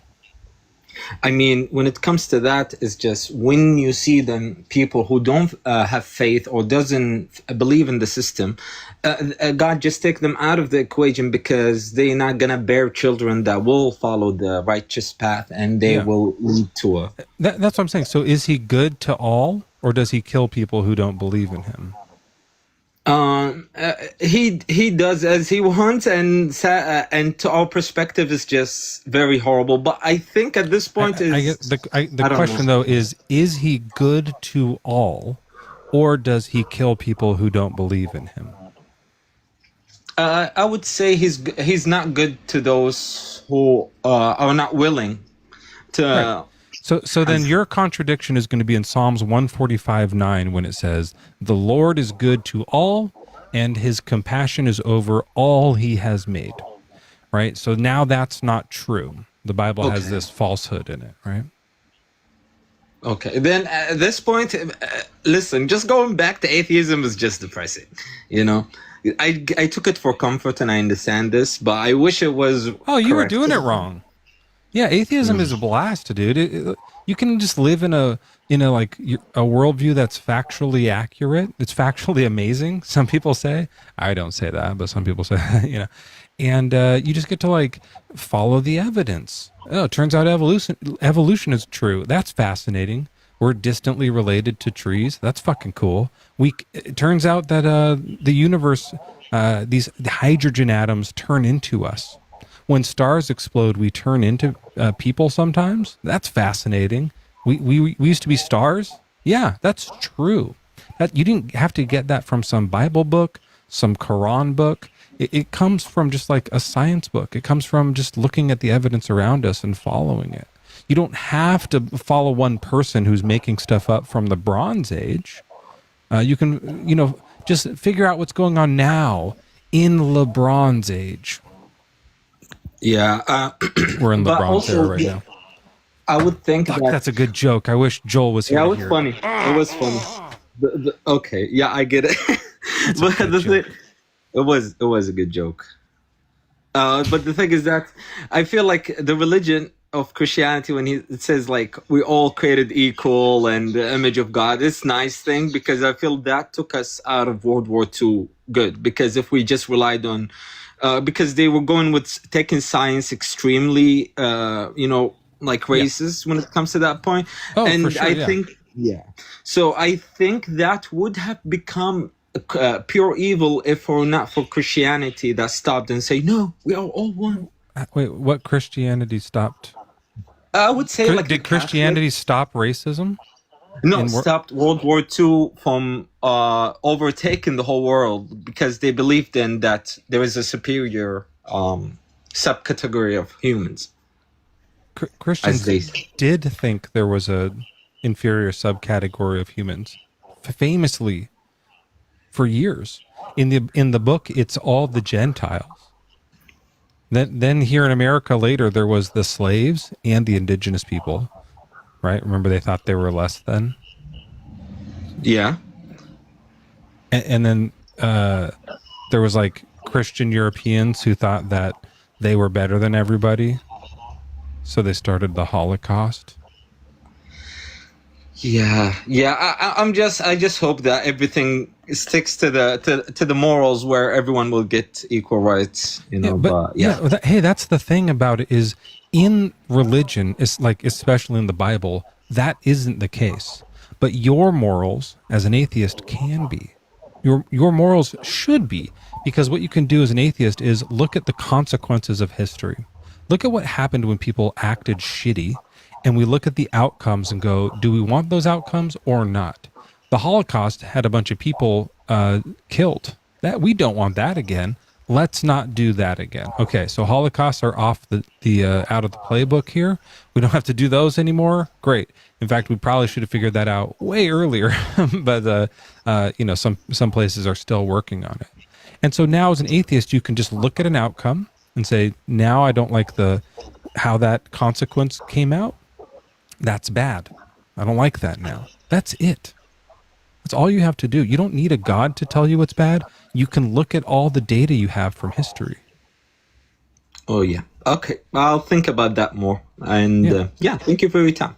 Yeah. Hey, man, look, even if you want it to be true, it's just not. Like, that's the other thing. Like, there's something really powerful about like living honestly with yourself in a real worldview. You're a lot more genuine, and I think it's worth. I think you're worth it. I think you deserve to live in a true worldview. Okay. Thank you for those words. Thank you. All right, take care. A little bit of background noise there, but I think that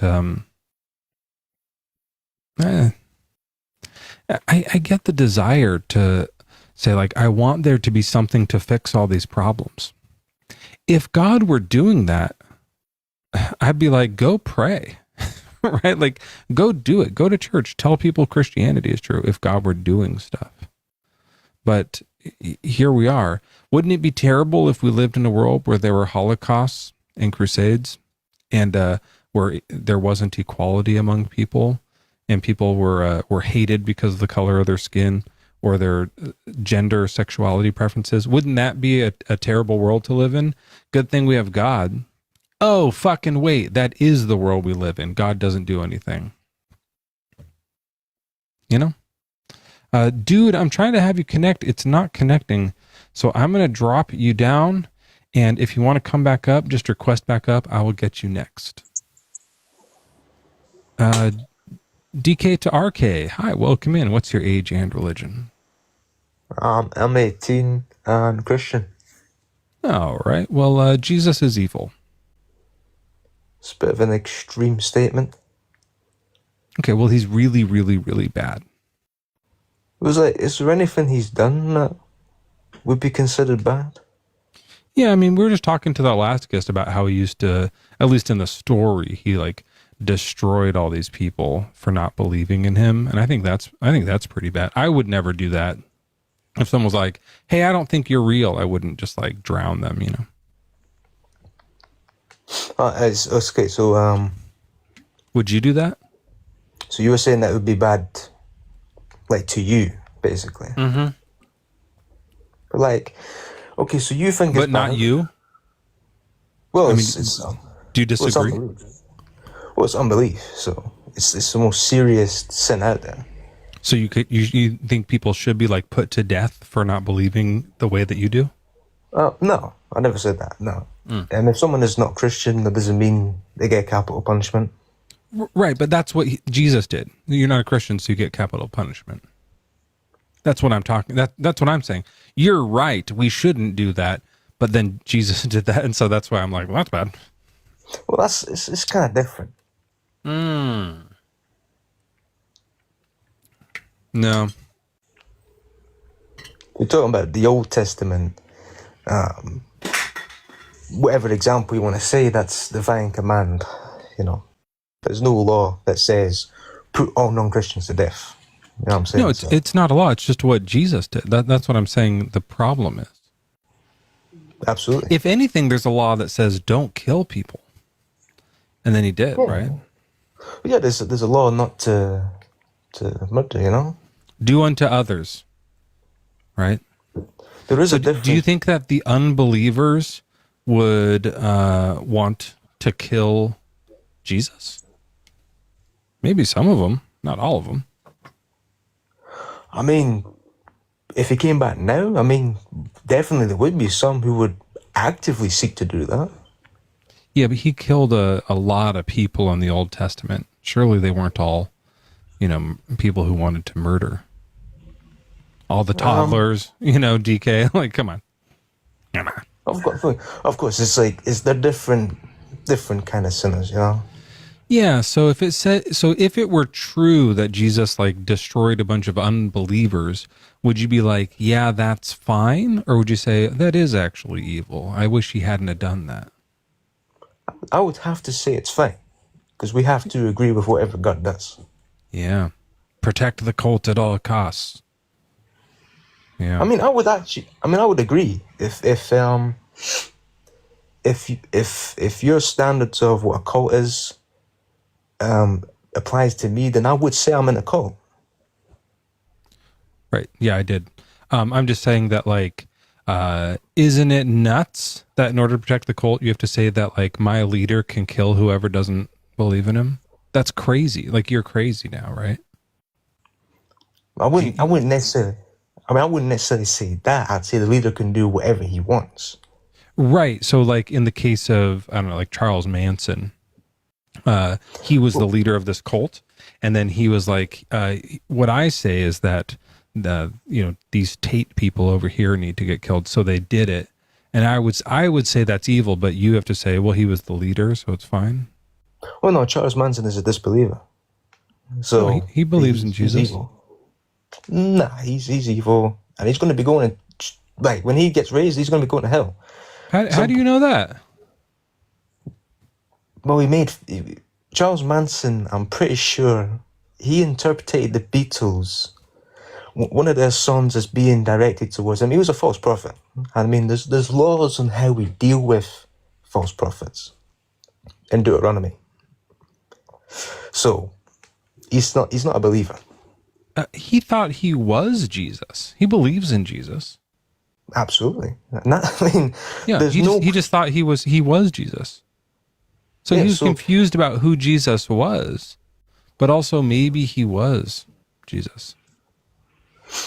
Well, no, Jesus isn't coming back until the whole world worships him. That's literally what the book says. So we should all make sure not to worship him because we don't want him to come back and end the world. That would suck. Anyways, yeah, this is Charles Manson. He thought he was Jesus, right? So like that kind of like, and then the people thought he was Jesus too. So when he said kill those people, they were right to do it because they thought he was Jesus. See how that's a problem? Like, see how that leads to just like a bummer of a, like, entailment? Where like now if someone is convinced that Jesus told them to kill, they should go do it? That's nuts. A lot of people have like murdered their family because they thought God told them to. They thought Jesus told them to. In your view, they're justified in doing that because they think the King of Kings, Lord of Lords, God Almighty is instructing them to do that.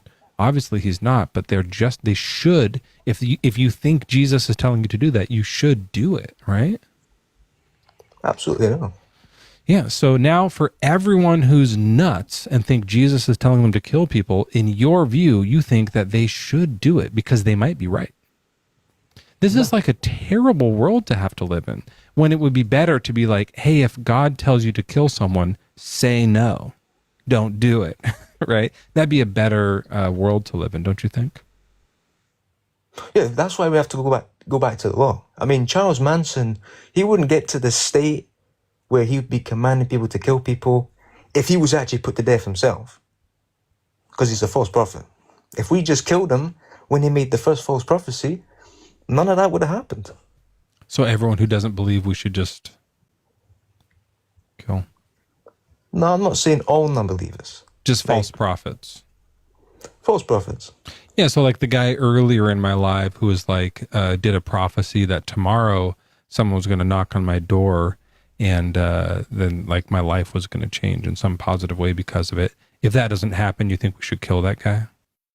I mean, if he claims that that's divine revelation, that God just showed him that, and if that comes around, if that doesn't happen, according to the laws of Deuteronomy, he should be executed. And we followed the laws of Deuteronomy. The current world, no. That's when this happened, though.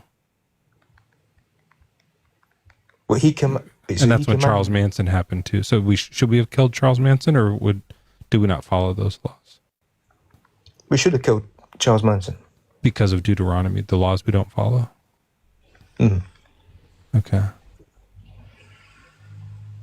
That's really confusing. I think it's just because it's nonsensical, like because you're like contradicting yourself. I think that's why it's confusing. I'm saying also like, just like you're clearly nuts, like you're like a psychotic person, like obviously, like you seem like an emotional, like a sociopath. Maybe, I don't know, if maybe that's not the right word for it. Unempathetic psychopath, like a piece of shit fuck face, I guess. Well, I want to give empathy to people who deserve it. Like, I don't just randomly give empathy to people. Right. Yeah. So giving empathy isn't really, you're thinking of sympathy. Empathy is a feeling that happens to you almost unexpectedly, unchosen. Whereas sympathy, you can dole out and choose to dole out. Yeah. You don't have empathy because of your fuckfacery.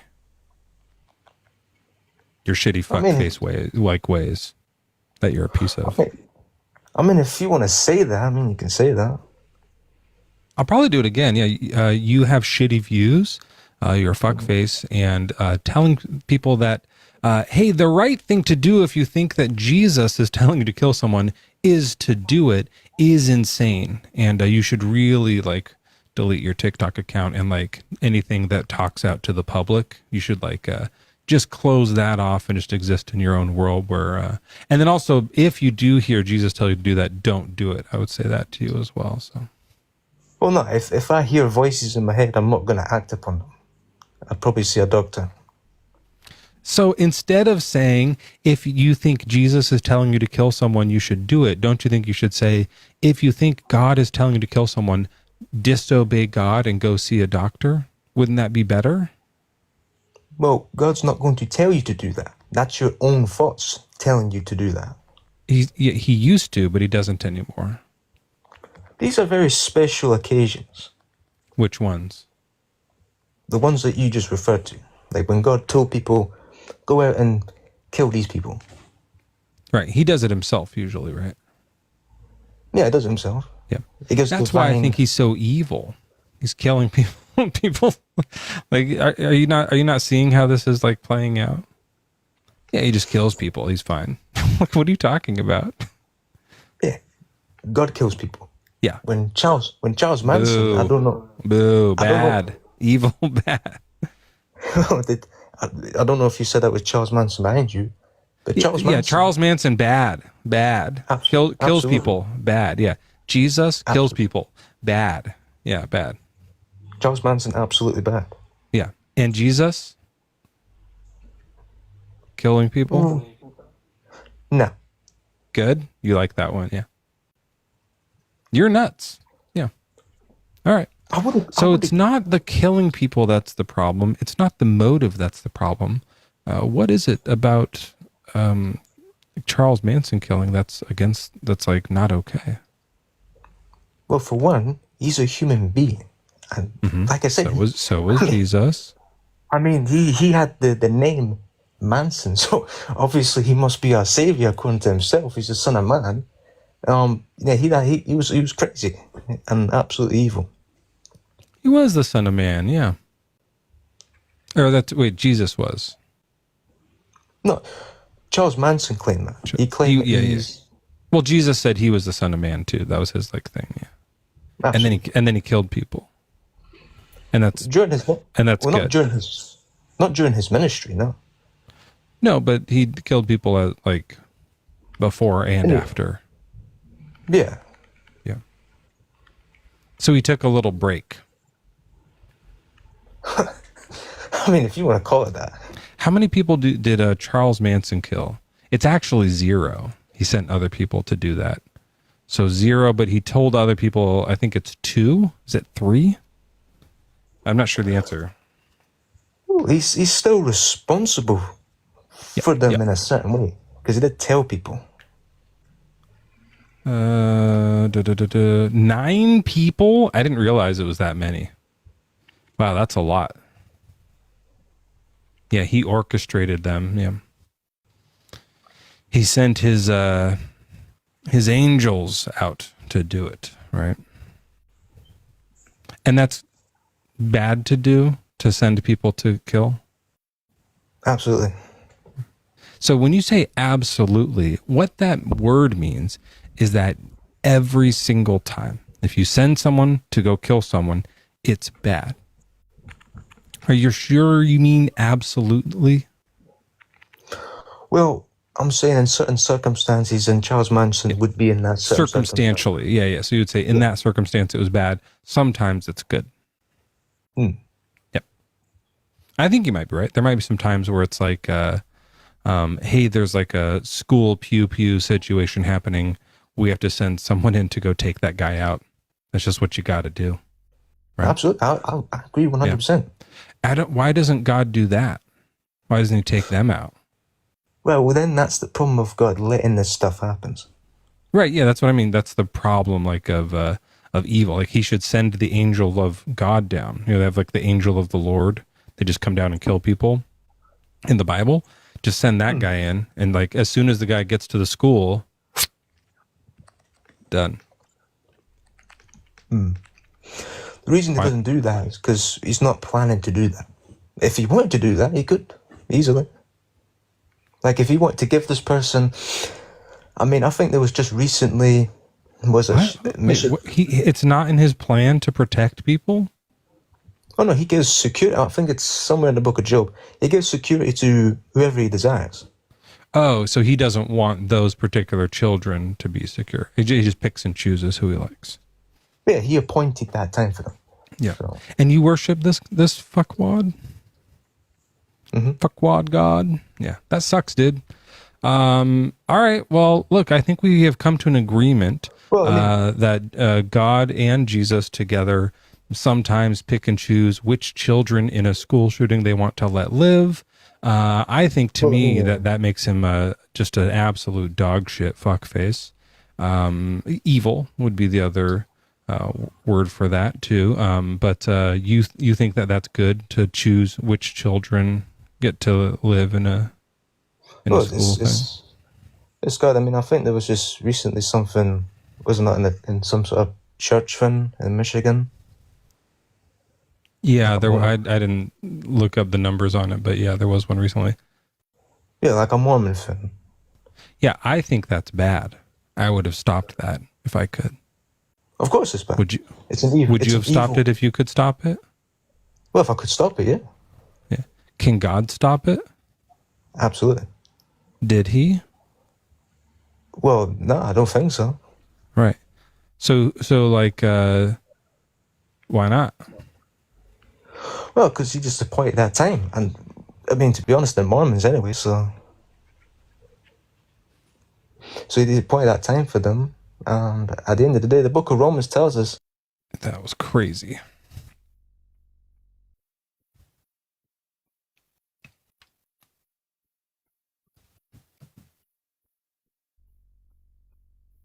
That was fucking crazy.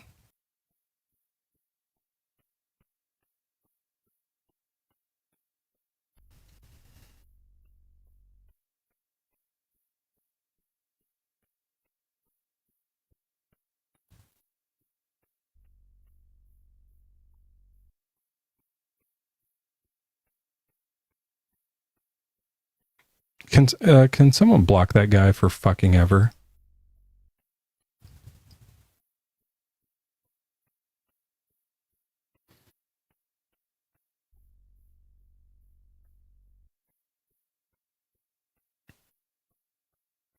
His name is DK to RK or something like that. Hey, how you doing? If it's not any mod like sees him, or DK to RK, can you request back up or say something in chat so we can block you?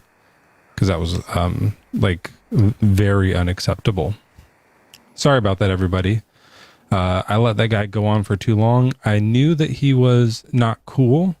I knew that he was not smart, but I didn't know that he was going to say something like that. Sorry about that. Okay, Nathan, welcome, and what's your age and religion? Christian, and I'm 27. Sure. For people asking, I don't mind letting you know what he said, because this is something that religious brain rot can lead to if you're not careful. He said, like when I said, why didn't God stop that Mormon church from getting shot up? He said, well, they're Mormons. Like as in who cares about them? So fuck that guy with a rake forever. Okay. Nathan, welcome in. Jesus is evil. Do you believe? Tongue-tied. Do you believe we have free will? Maybe. I think it kind of depends on like what you mean by free will. Everyone kind of explains that differently. You know, like I think that our brains make choices. Right. Yeah. Like in a way that other things don't. I think about it, you know, like if you pushed a rock down a hill, it would just like roll down the hill. Yeah. But if you push a guy down the hill and they're of a certain mind and a certain capability, then they would either roll with it or stop. And they have that ability to kind of do one or the other. Now, that is the choice happening. So I do think that the choices do happen with things that have brains, right? However, I do think it's the case that the brain is like highly learned. Maybe that's not the right word for it, but like, you know, since you come out of the womb, your brain starts to develop, and every experience that it captures, which is a lot, like it takes in and builds up this data file of memories and preferences and things like that. So, you know, whether or not you want to roll down the hill or stop is going to be stuff that's built in based off of your DNA, like a fight or flight response type of thing, a survival response, or it's going to be something that you've learned over time. And so it's really complex to tell if you actually, like if your brain is actually like going, which one? It feels like you are, but it might just be that you react based off of all those prior experiences. Either way, there's something happening that the rock isn't doing. I can agree to that. Don't we have a choice though? Sure. Then why are you saying God is evil? Well, it's Jesus, but Jesus, yeah, sorry. yeah, I mean, same thing in your view, right? Yeah. Yeah, so if he chose to kill a bunch of people that he didn't have to, I would think that would be evil. If you don't, like if he had to and there's no way out, like you're doing self-defense, you're doing kung fu because a bunch of martial artists are fighting you and you're strong, can't help it, that's one thing. But I think, Jesus would be able to not kill a bunch of people, but he chose to. Can you get the verse? Sure, yeah. I usually just start right in the back of the Bible, where it says, in Jude 1:5, it says, "Now I desire to remind you, once and for all, that Jesus, who saved a people out of the land of Egypt, afterward destroyed those who did not believe." Now that sounds bad to me. Hey, Carice, thank you so much for all the, what are they called? Paper cranes. I wish I knew how to really make those. Those are really cool. It seems like it'd probably be hard to learn them. Anyway, so it says here that Jesus killed a bunch of people in the Old Testament. This is from the New Testament, but it's like, remember back in the Old Testament, Jesus did that, all that bad stuff. So I hate that. That seems evil to me. He could have done something else, right? Like when he, in the Red Sea where he like lets the people through and then he drowns the rest of them. He could have not done that, right? He could have slowly brought the water together from the back first, and so they have time to back out. Might be fine. But he chose to drown them all. And a lot of children didn't see their dad come home that day.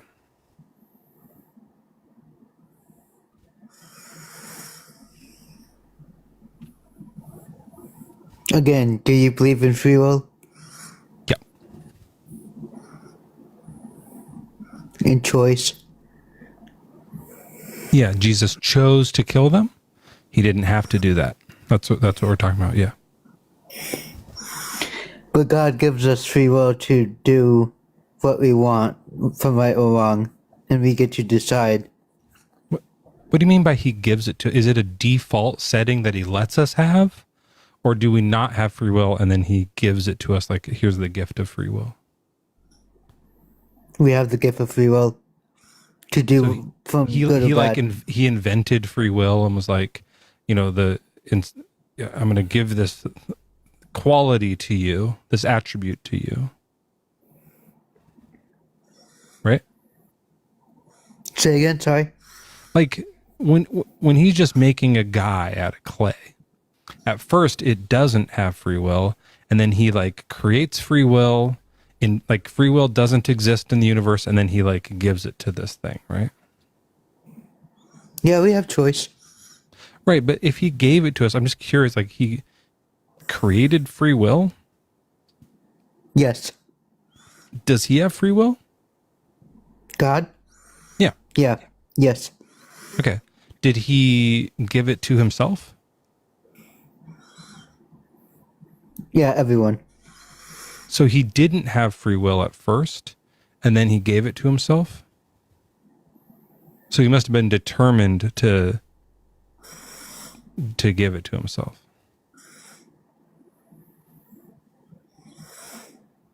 Right? Yeah. Okay. So God used to be like predetermined by some other more powerful thing, it must have been, and then was set in his ways, and then chose. I guess he didn't choose. He just was like free will was forced onto him, and then he forced it onto us. So we don't choose to have free will, but he just makes us have it. What don't you not understand? Do you have kids? Yeah, I'm just not understanding if like we chose to have I free can will, explain. or if we're So, like- predetermined to like have free if- will. Like if your kid does something bad and you told them not to do it, but they did it anyway. So whatever they did, they got in trouble, we found out. You have a free will of like saying you're grounded or no TV for a week. Or you could say, you know what, Yeah, or drown I them. let it go this time. You could drown them. Like that's that's what Jesus did. He drowned them, right? What? He like when people disobeyed him, he drowns them, like in water. Yeah, Yeah, so you could do that with your kids too. that's murder. Oh shit! Is murder evil? Is it? Yeah. Bam. That's what I'm saying. Yeah, Jesus didn't have to drown people, but he did. He murdered them. It was evil. Jesus is evil. But he's loving.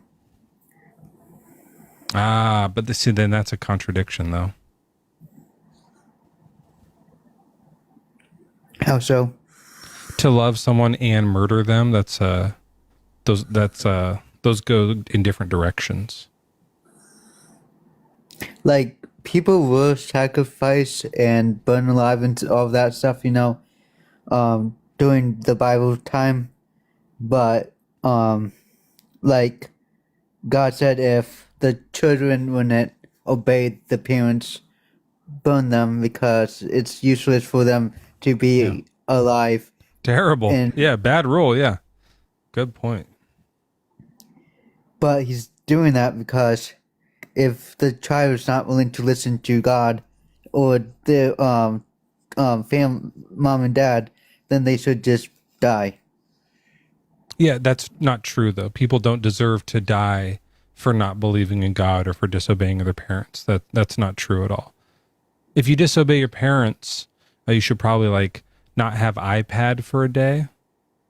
Like maybe for a day, no iPads. Yeah, I get what you're saying.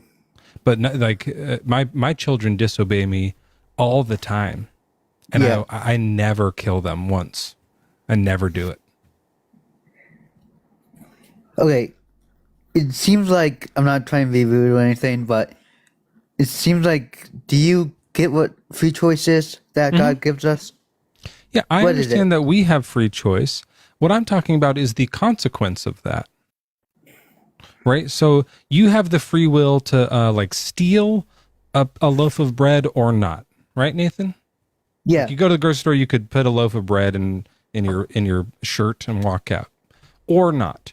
Now, if you don't do it, do you get killed? Of course not. You didn't steal. If you do steal, do you get killed? Of course not. That would be crazy, right? It's not just. So even though you're using your free will, there's still like this consequence that happens afterward. And in order for God to be just, meaning like justice, he needs to have a fair and like balanced consequence that he gives out to whatever the sin is. If someone disobeys their parents, then the consequence should be no iPads or, you're grounded for a week or something. Not you die forever and go to hell. You know? Don't we have free choice to know him as Savior? For what? Don't we have free choice to know him as Savior? Sorry, I don't know. Free choice to not be saved yet? No, the gift of God, we get to choose to know him as Savior or not. Sure. It doesn't matter. It doesn't matter. Whatever the consequence is, needs to be just and fair, whether we have free will or not. If God said, hey, if you steal, I'm going to have you raped by a horse, would you say, that's fine, that's the rule? Or would you say, no, not okay? Yeah, not okay. Yeah, that's too far. It's not a good punishment for that crime. It's also not fair to the horse, who's not attracted to us, right? They like horses. So it's all bad. Also, cutting their hands off for stealing. Too far. Not a good punishment. That's nuts. Right? Yeah, but it doesn't happen now. I mean, in the United States. Of course it doesn't happen now because it's too far. Right? Right. Yeah. Also, murdering someone, killing someone, capital punishment for stealing is too far. It's not a just punishment for that crime. Have you ever been to church? Yeah. What do you thought about it?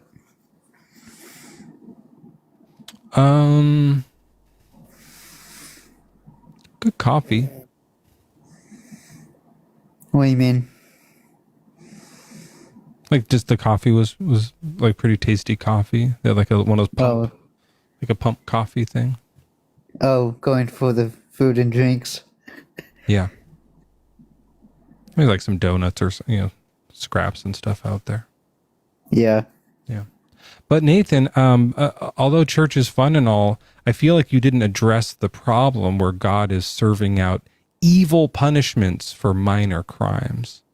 Right. So we would say like if you eye for an eye, I think, by the way, not good, but at least like closer to justice.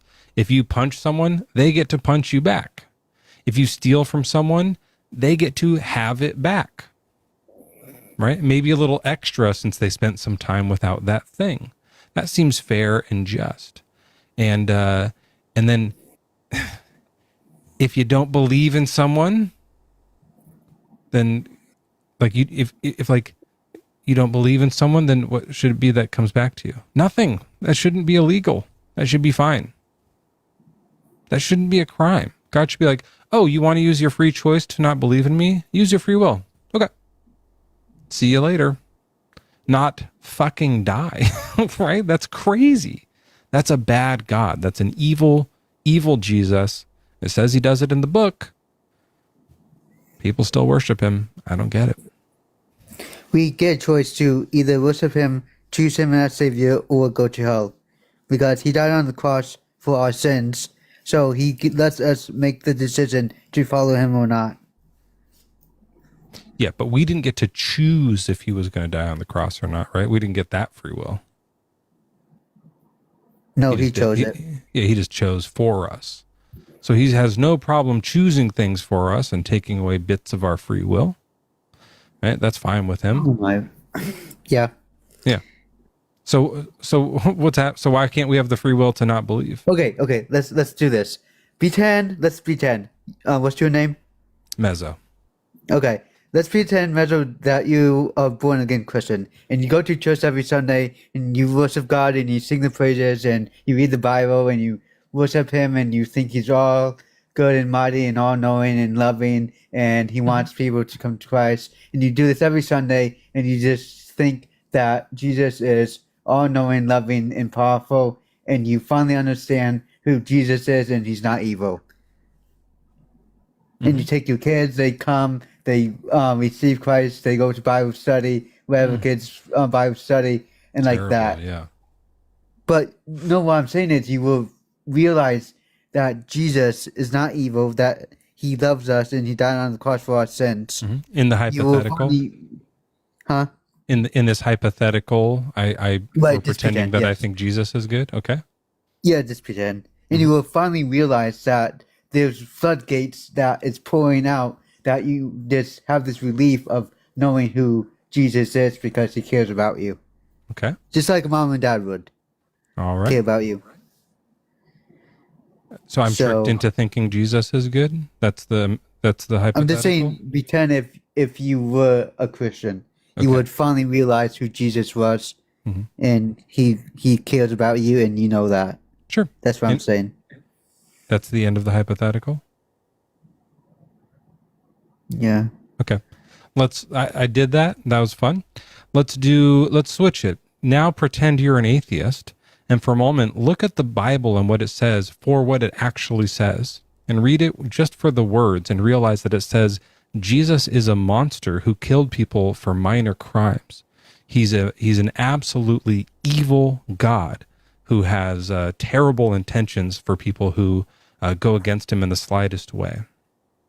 And realize that worshiping a monster like that would also be evil. It would be bad to worship someone who's off to such a terrible, terrible duty of his to just kill people, drown children. To drown children?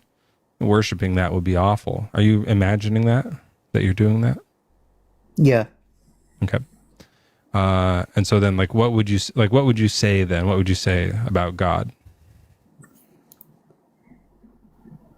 I think you're trying to put words in my mouth because you want me to say he's evil, right? Is that what you want me to say? Yeah, in this hypothetical, you think he's evil. So what would you say if I was like, what do you think about Jesus? What would you say? Yeah, I would say what you would want me to say, but I'm not going to say it. You want me to say that he's evil, right? Well, yeah, in the hypothetical. Yes, I would say that. Just like if you were convinced by reality. Right. Yeah, then you would think yeah. that. Instead of being tricked into the cult. Yeah. All right. Well, we each tried a hypothetical. Yours was the one where we pretend that the drowning children is okay, and we drink good coffee in church with our kids. And mine is we exist in reality and just read the book for what it is.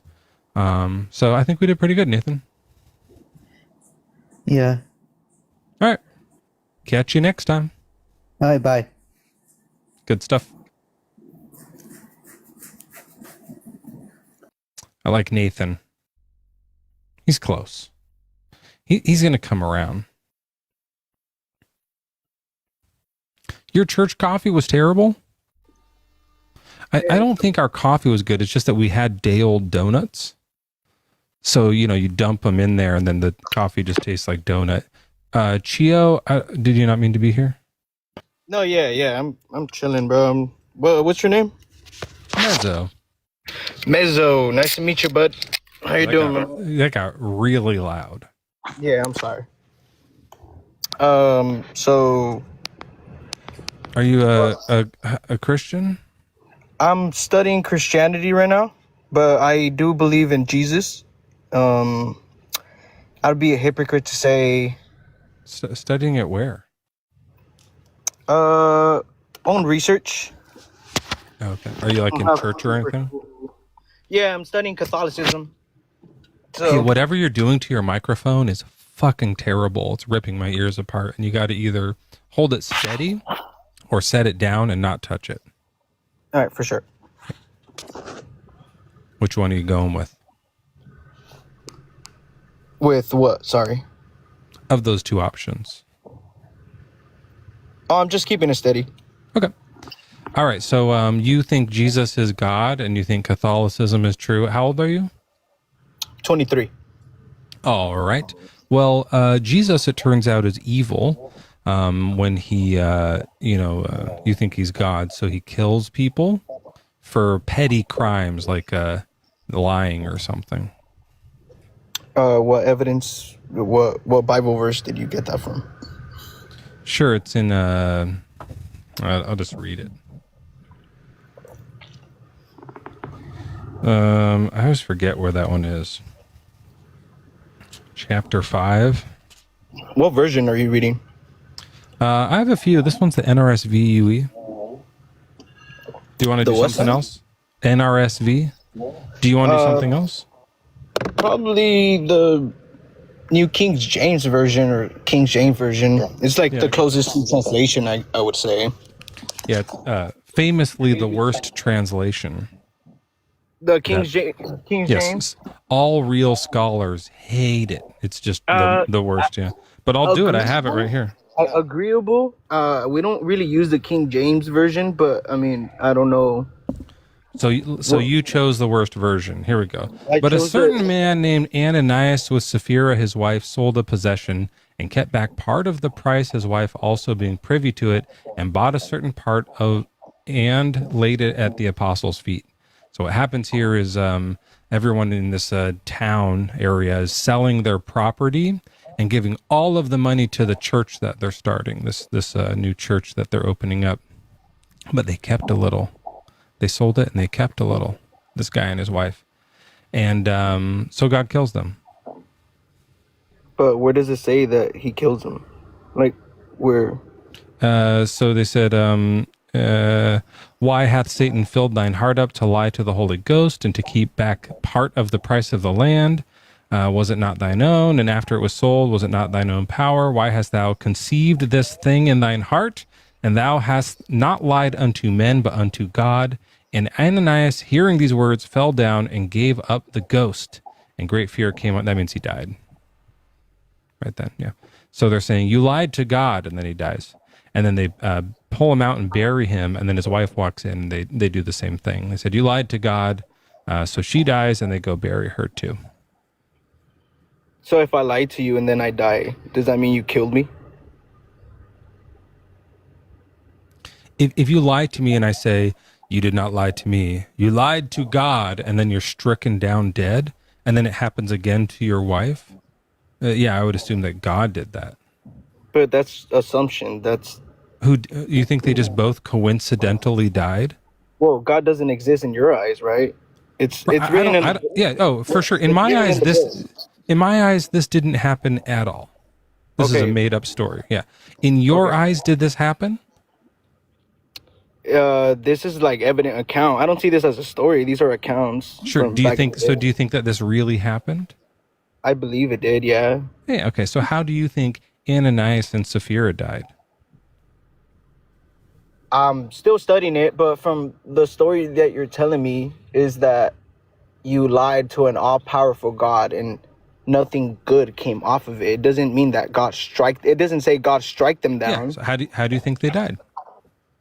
I don't know. I can't. I don't know. I'm not gonna sit here and tell you like, oh, I have all the evidence concluded. I'm just saying like, You're being you're not. disingenuous.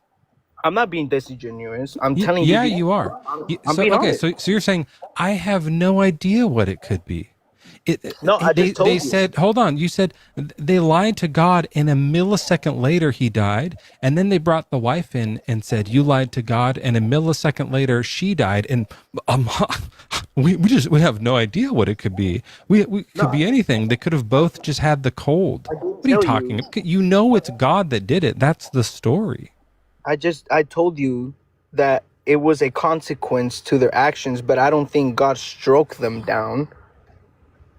You stroke up usually. I guess up and down. But struck would be the word. Yeah. But if or struck. My English is kind of bad. Sorry. That's okay. That's why I was just letting you know.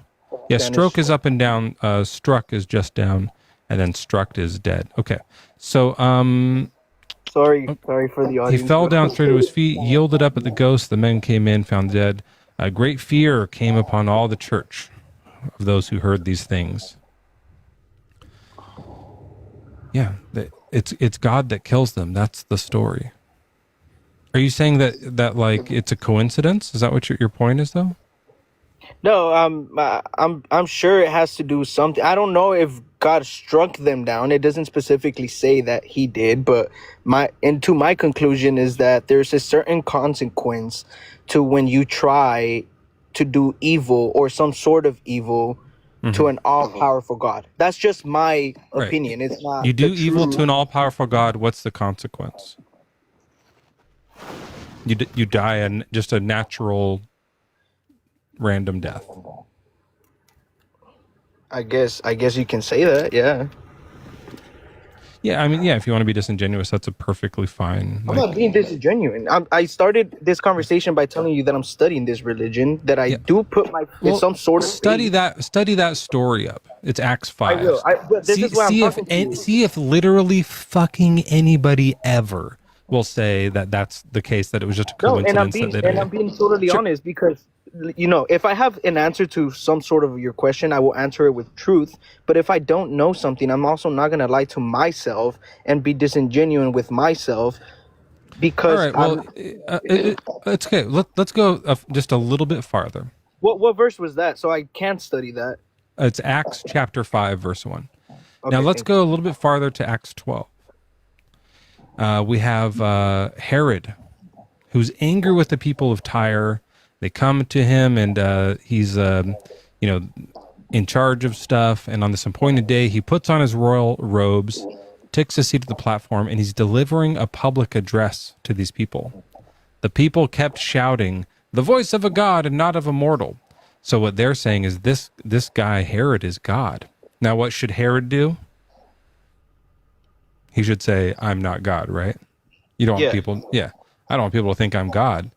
But he didn't have time to. You know why? Why? Because immediately, because he had not given the glory to God, an angel of the Lord struck him down, and he was eaten by worms and died. So in this time, we're getting a struck down. This is the stroking we're talking about. Is this like in the Old Testament or the New Testament? In the New. This is in Acts. Okay, Acts chapter 12. And who was Herod? The king, people of Tyre. But was he an evil person or was he a good person? There's not a whole lot about him. He did some good stuff, some bad stuff, probably. Right, but the story. But if he was a piece of shit, should God kill him? Or do we have free will? I feel like in this world there is just and unjust, right? So if there's some not sort the of same. Someone in chat asked this. It's not the same Herod that asked for the murder of babies. That's a different guy. This is way later. Yeah, it's not that one. Right, but I don't know about. Wouldn't that be worth it if someone said, "Hey, murder those babies," and then he would deserve death, right? Right. Like God did. Yeah. But no, this is a different guy. He wouldn't do that. Yeah. So he immediately is struck down dead. And That's a good point. it doesn't say, Chio, that it's because he's a bad king. It says it's because he had not given the glory to God. He was killed. Struck down by the Lord. He was struck down by the Lord because he proclaimed to be God when he wasn't. Mm-mm. Someone else said he was God, and he didn't fast enough go, no. He took too long to say no, so he was killed immediately. This is insane. Right.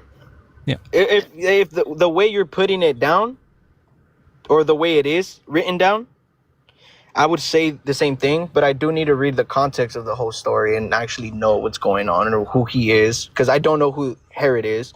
You're saying he's a king. I don't say that you're a liar. I'm just saying I don't know the full context of the story.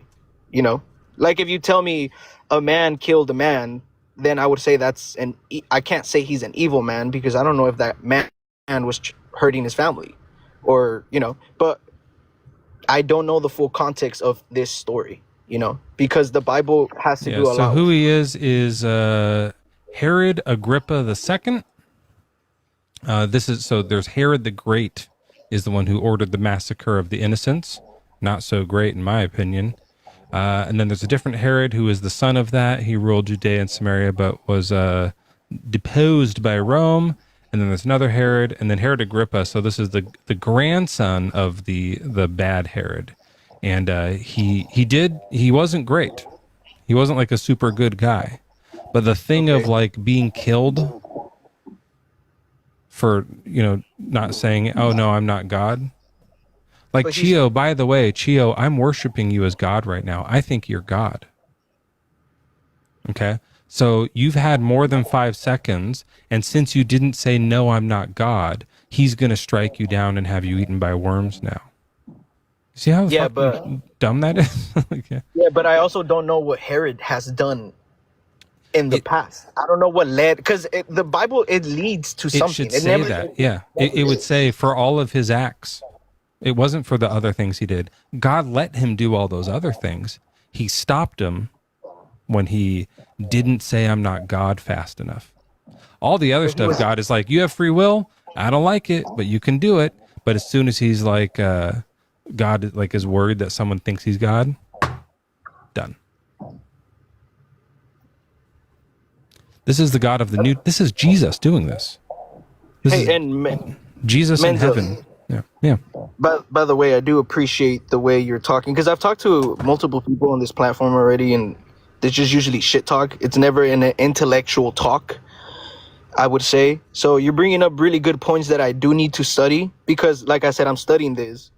So I'm like 1 foot in, 1 foot out kind of thing. And I know for a lot of Christians, that's like super bad or whatever. But when you're studying something, you want to know what you're getting into, right? Yeah. And hey, I'll read you this other verse before you go here. I'm not saying you have to go the second, but this is the one I read to the last guy. And this is important. This is in Jude, so we're way farther into the New Testament. This is the second to last book of the Bible. Jesus has come, done the salvation thing, and floated away on a cloud already. Are you there, Chio? I lost you. I'm here. Okay. I just make sure you can hear me. And Jude says, now I desire to remind you once and for all that Jesus, who saved a people out of the land of Egypt. Now, hold on. Who saved the people out of the land of Egypt? That was Yahweh and Moses. Yes. He's saying it was Jesus who did it. And afterward destroyed those who did not believe. He's saying that all of the destruction in the Old Testament of the unbelievers, when he forces the Israelites to die on quail, he poisons them, right? When he kills the 70,000 people for the census, when he drowns the Egyptians and takes their firstborns, that's Jesus doing that. Yeah. So in Catholicism, it's a triune God, not meaning that there's 3 gods, but 3 essence, 3. Yeah. three persons, one essence. Yeah, So, this confirms that Jesus is the one who did all that stuff. Yeah. So That's why we say he's evil. Yeah. So what I know about the story of the Egyptians and the Israelites is that the Egyptians had enslaved the Israelites. And you're right, Moses did do that, but within the power of God. So it wasn't Moses who did it, it was God through Moses, if that makes sense. It was the faith of Moses. God did a mind control trick on the Pharaoh so that he would keep the slaves, and then God could show his wonders by doing the stick snake magic and the blood water and then murdering all the firstborns, babies, and then still drowned all the Egyptians soldiers. Yeah, not all of them, but the ones that were chasing. Yeah. Yeah. Yeah, they're saying that's Jesus who did that. Yeah. Yeah, so to what I know of that story, I haven't read it 100%, but what I've recently read was that, like where did I leave off? That they were enslaving the Israelite people, and God had freed the Israelite people. Terrible, right? From the Egyptians. Slavery is awful. Yeah. Yeah, I don't think that God freeing them is bad. I feel like it's the way he did it, right? Well, to what I know of the story is that Moses was freeing his people and gathering believers of this Yahweh. Because he calls himself Yahweh, right? That he calls himself I am. So he frees the people, and he's gathering people and taking them out of the land. And so because all of these people stayed in the land or are chasing the Israelites, they're getting struck down by God to free the believers of God. Right. But don't you see that, like, he could have done that in any other way? He could have teleported them out. Done. He chose to do it in a way where he gets to kill babies. That's the evil part. Obviously, I don't think any of that stuff happened at all. It's like all just fantasy fiction writing. But if true, he chose one of the most monstrous ways he could have to set slaves free, by killing children to do it. That's nuts.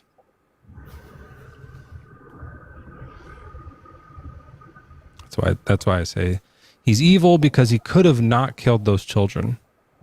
He could have done it literally any other way. It could have been Moses goes up and goes, "Let my people," and Pharaoh goes, "No, you can have them.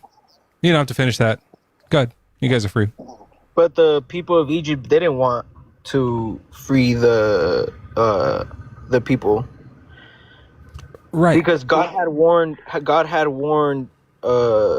who was it? Pharaoh? But God could have had Pharaoh say, "Too bad, we're setting them free," like he eventually does. He does that later. Remember, Pharaoh does let them go, and all the Egyptians were like, "Dang it, shit!" After he killed the whole city, yeah. Yeah. So why not just do it before that? Well, what the fuck? He wasn't gonna let them go.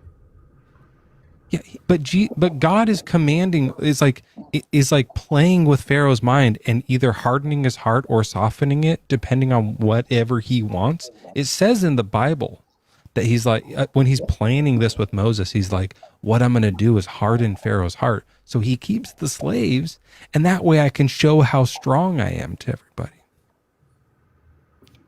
Don't do that part. Just show how strong you are by making Pharaoh let us go. The translation for the hardening of heart in the Greek is not that God himself hardened his heart.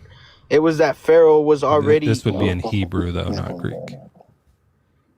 Well, in the Old Testament, yes, it's in Hebrew. But the translation for God actually hardening his heart is not God doing the act of it, because I know people confuse that and say, "Oh, well, it's free will. Why would he harden your heart?"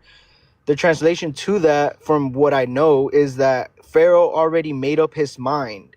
Like Pharaoh had already done what he has done and already made that choice and wasn't gonna back down from that choice, and the all-powerful creator, knowing that, his heart was already hardened. Well, I mean, here's what it says. The Lord said to Moses, when you go back to Egypt, see that you perform before Pharaoh all the wonders that I have put in your power. But I will harden his heart so that he will not let the people go. What am I reading wrong? Reread that again. Sorry. Yeah. So what's happening is just before this is they're practicing their magic tricks, because they do this trick where they throw this stick on the ground and it turns into a snake. So that they practice that, right? And Moses is like, let me go back to my own people in Egypt, see if they're still living. The Lord says, go back to Egypt, for all those who are seeking your life are dead. Moses took his wife and his sons, put them on a donkey, and went back to the land of Egypt. And Moses carried the staff of God in his hand. And the Lord said to Moses, when you go back to Egypt, see that you perform before Pharaoh all the wonders that I have put in your power. But I will harden his heart, so that he will not let the people go. Then you shall say to Pharaoh, thus says the Lord, Israel is my firstborn.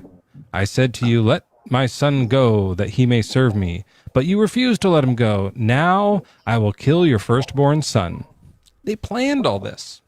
This is before they go. This is in chapter 4. And he says, go up and do your magic tricks to Pharaoh, and I'm going to make him say no, and then kill his son. Isn't it going to be great, Moses? This is going to be great. And then the Lord tries to kill him right after that. This is the weirdest scene in the Bible. The very next verse is, on the way at a place where they spent the night, the Lord met him and tried to kill him. What the fuck is happening? The Lord just tries to kill Moses all of a sudden? Too much to drink, maybe? Is that what you think it is? Yeah. But Zipporah, that's Moses' wife, took a flint and cut off her son's foreskin, touched Moses' feet with it, and said, truly you are a bridegroom of blood to me. So he let him alone. Because of the circumcision. Just a weird, that's just a weird little story that they kind of skim over in Sunday school. This weird story where God tries to kill Moses. God makes this crazy plan saying, well, let's make the Pharaoh say no. We'll kill his children.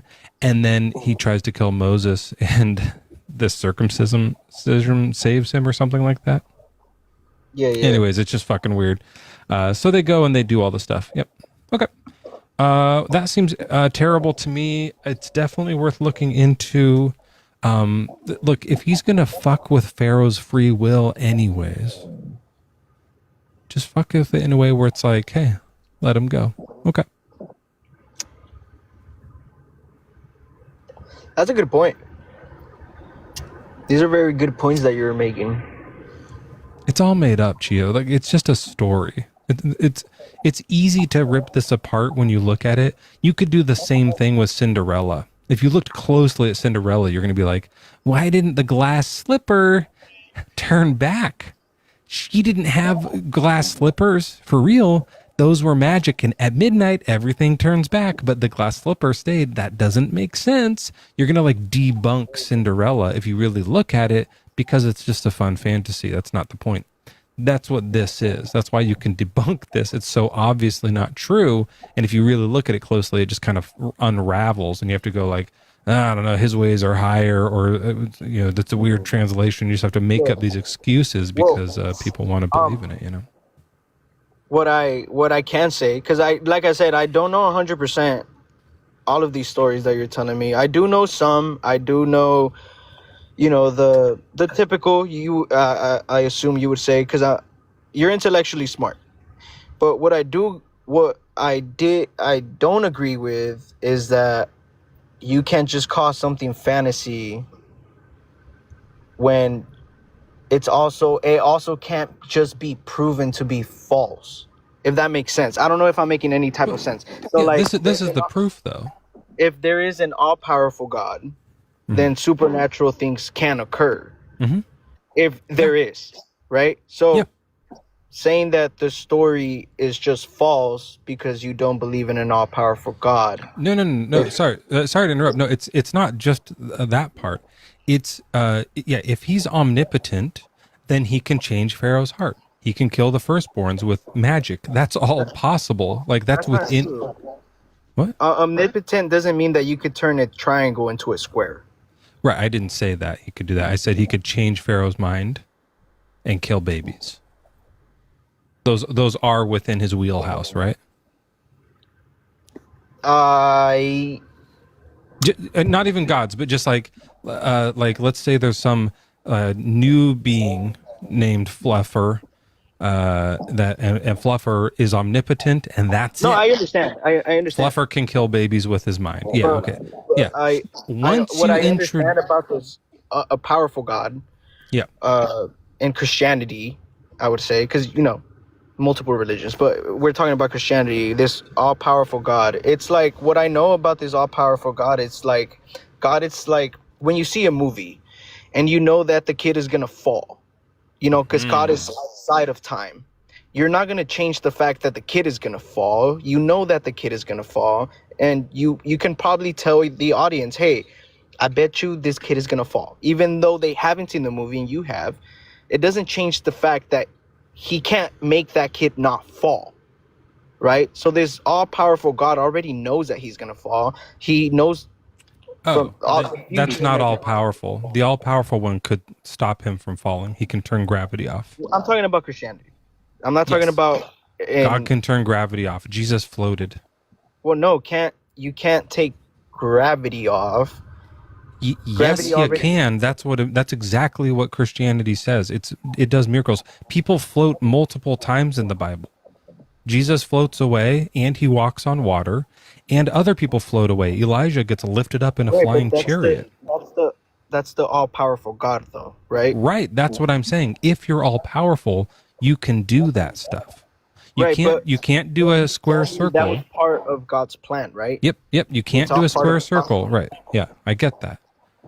He can change his plan, though. Doesn't he have free will? He does have free will, but doesn't mean that God doesn't already know that that's going to happen. You understand what I'm saying? Just because someone has free will. Being omnipotent doesn't mean you know everything. It doesn't mean you're good. Totally. It just means you can do everything. That's what omnipotent means. The problem is, Chio, once you introduce these other omnis, now it's a contradiction. What's a contradiction? Omnipotence. Right? So here's what I mean. The reason you can say it's fantasy is because God is all good and all powerful. That's impossible. Okay? Being all powerful means he can do everything, right? Can God sin? No. Right. So he can't do everything. That's what I'm saying, though. Just God can't change the standards and rules of what he already has made. So like he already made triangle 3, he can't make it triangle 4. It doesn't mean that he doesn't have the power to. It just means that that's how it is. He doesn't. He can't. If you can't do something, you don't have the power to do it. Well, the power to do everything that he already established. So like the government has... hold on, I just want to make a very clear distinction. Yeah. The triangle square thing is different. That's illogical. That thing is impossible. It can't be made even by God. A sin can happen. You do it. But the nature of God can do things. Isn't sin. I understand, but you're saying that you can do things God can't do. That's why all powerful isn't the right word for him. There's a different word for it. Semi-powerful. What do you think that the United States government is all powerful? No. But they have the power to destroy the whole planet with the nuclear bombs. Yeah, but they can't make a universe. So they're not all powerful. Right, but because the universe already exists, though. Sure, they also can't turn gravity off. God can. Right? There's things God can do. There's things the government can do. There's some things God can do that the government cannot do, which means the government is not all powerful. They're powerful, but not all power, because there's some things they can't do. Right. But There's you also just said, some things that the U.S. government can do that God can't do, which is why God is not all powerful, because there are some powers he doesn't have that other things have. in Christianity, the what I know is that God limits his power. It doesn't mean that because he can abuse his power. He can do if he wants to. He's in Christianity. I'm not saying that this is what I No, think. he can't, because he'll cease to be God. Part of his godliness, his essence, is that he is good. So if he does a bad thing, he stops being good. Is that God is an all-powerful God, that he can do whatever he likes, but chooses not to, because that's not in his nature. His nature is He can't do whatever he wants. That's not true. And by the way, this whole thing of having omnipotence within your nature, that just like, I run this a lot, but it devalues the meaning of the word omnipotent, right? Like I can do everything within my nature, right? Right. Yeah. So am I omnipotent?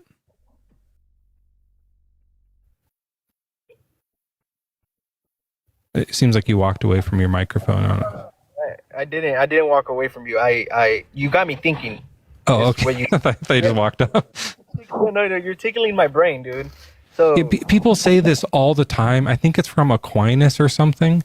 It's like old Thomas Aquinas. I think it's that kind of shit where it's like, oh, he is omnipotent. Just he can do everything within his nature. So does dog shit. Dog shit does everything that dog shit is capable of. No one would say dog shit is omnipotent. It devalues the meaning of the word. okay, so he's not all power, but he just killed a bunch of people though. So he can kill, right? Yeah, he can do evil, which means he's not all good, which means he doesn't exist. That's the contradiction. Right, Absolutely. You're an atheist, right?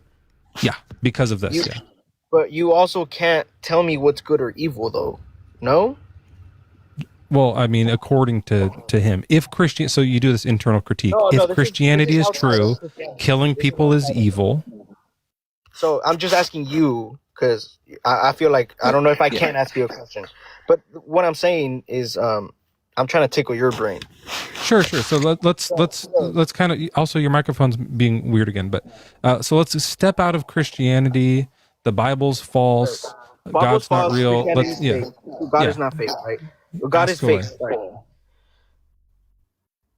For this question, if God doesn't exist, Christianity, no religions, right? How can one tell me what is good or evil, you being an atheist, without society or societal rules? You know, like it. Sure. So in some island, it's okay to eat. It's okay to eat others, right? This is we do that in our house too. So why is that evil, or what is evil is my question. Sure. Right? Gotcha. So when I use the word evil, because I don't believe in supernaturalness, I'm using it like a thesaurus. I can say it's really, really, really, really bad. And once I get to the fourth really, I just use the word evil. That makes it sound more bad, right? And when I say bad, what I mean is it's bad for something. I don't think that things are just bad because the universe thinks it's bad, the way that Christians do, or that something is good because God thinks it's good. I think it's good or bad for something. So if we're talking about society, I think it's bad for society if we eat each other, right? And there's a bunch of reasons I could put to that. Like that's what I'm saying. It's a moral absolute. There's no moral absolute. Right. But let me finish. So I have reason behind it, right?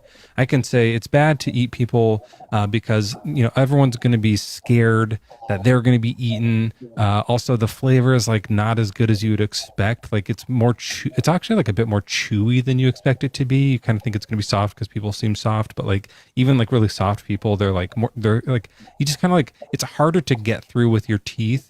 And like you have like more gristle almost than you would expect that you actually would have, or what, like for whatever the reasons are that like, I don't know. I guess I wouldn't know I That's don't why though. know. That would be Sorry, your I own got distracted. opinion. I just haven't. It's just been a long time, so I'm just. But yeah, but here's the thing: it's not your opinion because now you have a goal that says we want a society where people want to feel safe.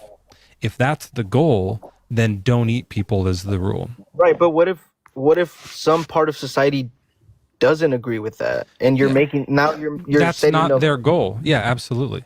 That's So the then world. that would That's make you- Chio. wouldn't that make You're you describing bad, the exact world that we live in. Absolutely. Some people think it's okay, and we don't, and we're trying to tell That's them, what I'm I saying, though. don't That's the think whole you should point. do that. I think that's why just because you overrule it doesn't mean that it makes it more right than the person that thinks it's wrong.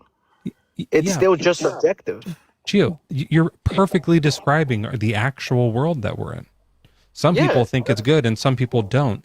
And that sucks. And that's what we're doing. We're trying to convince people of what we think, and they're trying to convince us of what they think. Right. But that's what I'm saying though. As atheists though, if there's no God, right, then it's just a matter of your own opinion whether to think it's bad or wrong. Even if society agrees more that it's right and society agrees more or less that it's wrong or vice versa, it's just people's opinions and well, people Chia, it's a little bit more than opinion because what we also have is data, right? So I'm a holistic consequentialist, and by that what I mean is that we look at the outcomes and of the past, right? So you look at a past where people were stealing, and you see that upset more people. That was more detrimental to the group than it was beneficial to the group.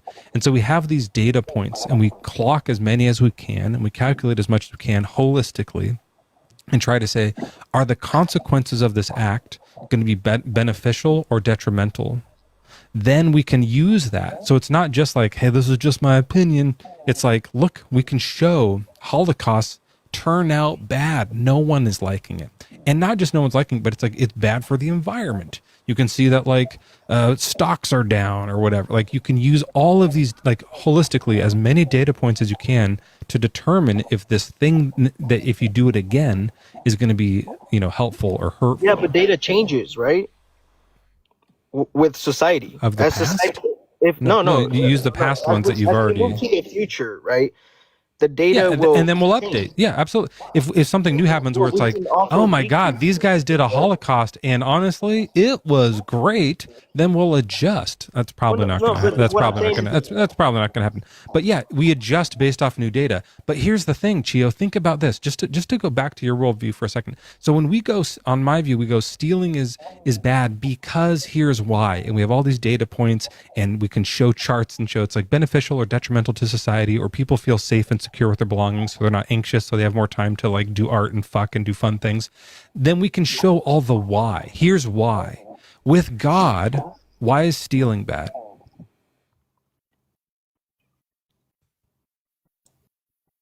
Well, with God, that's his standard, and that's what morality is. It's what God says, right?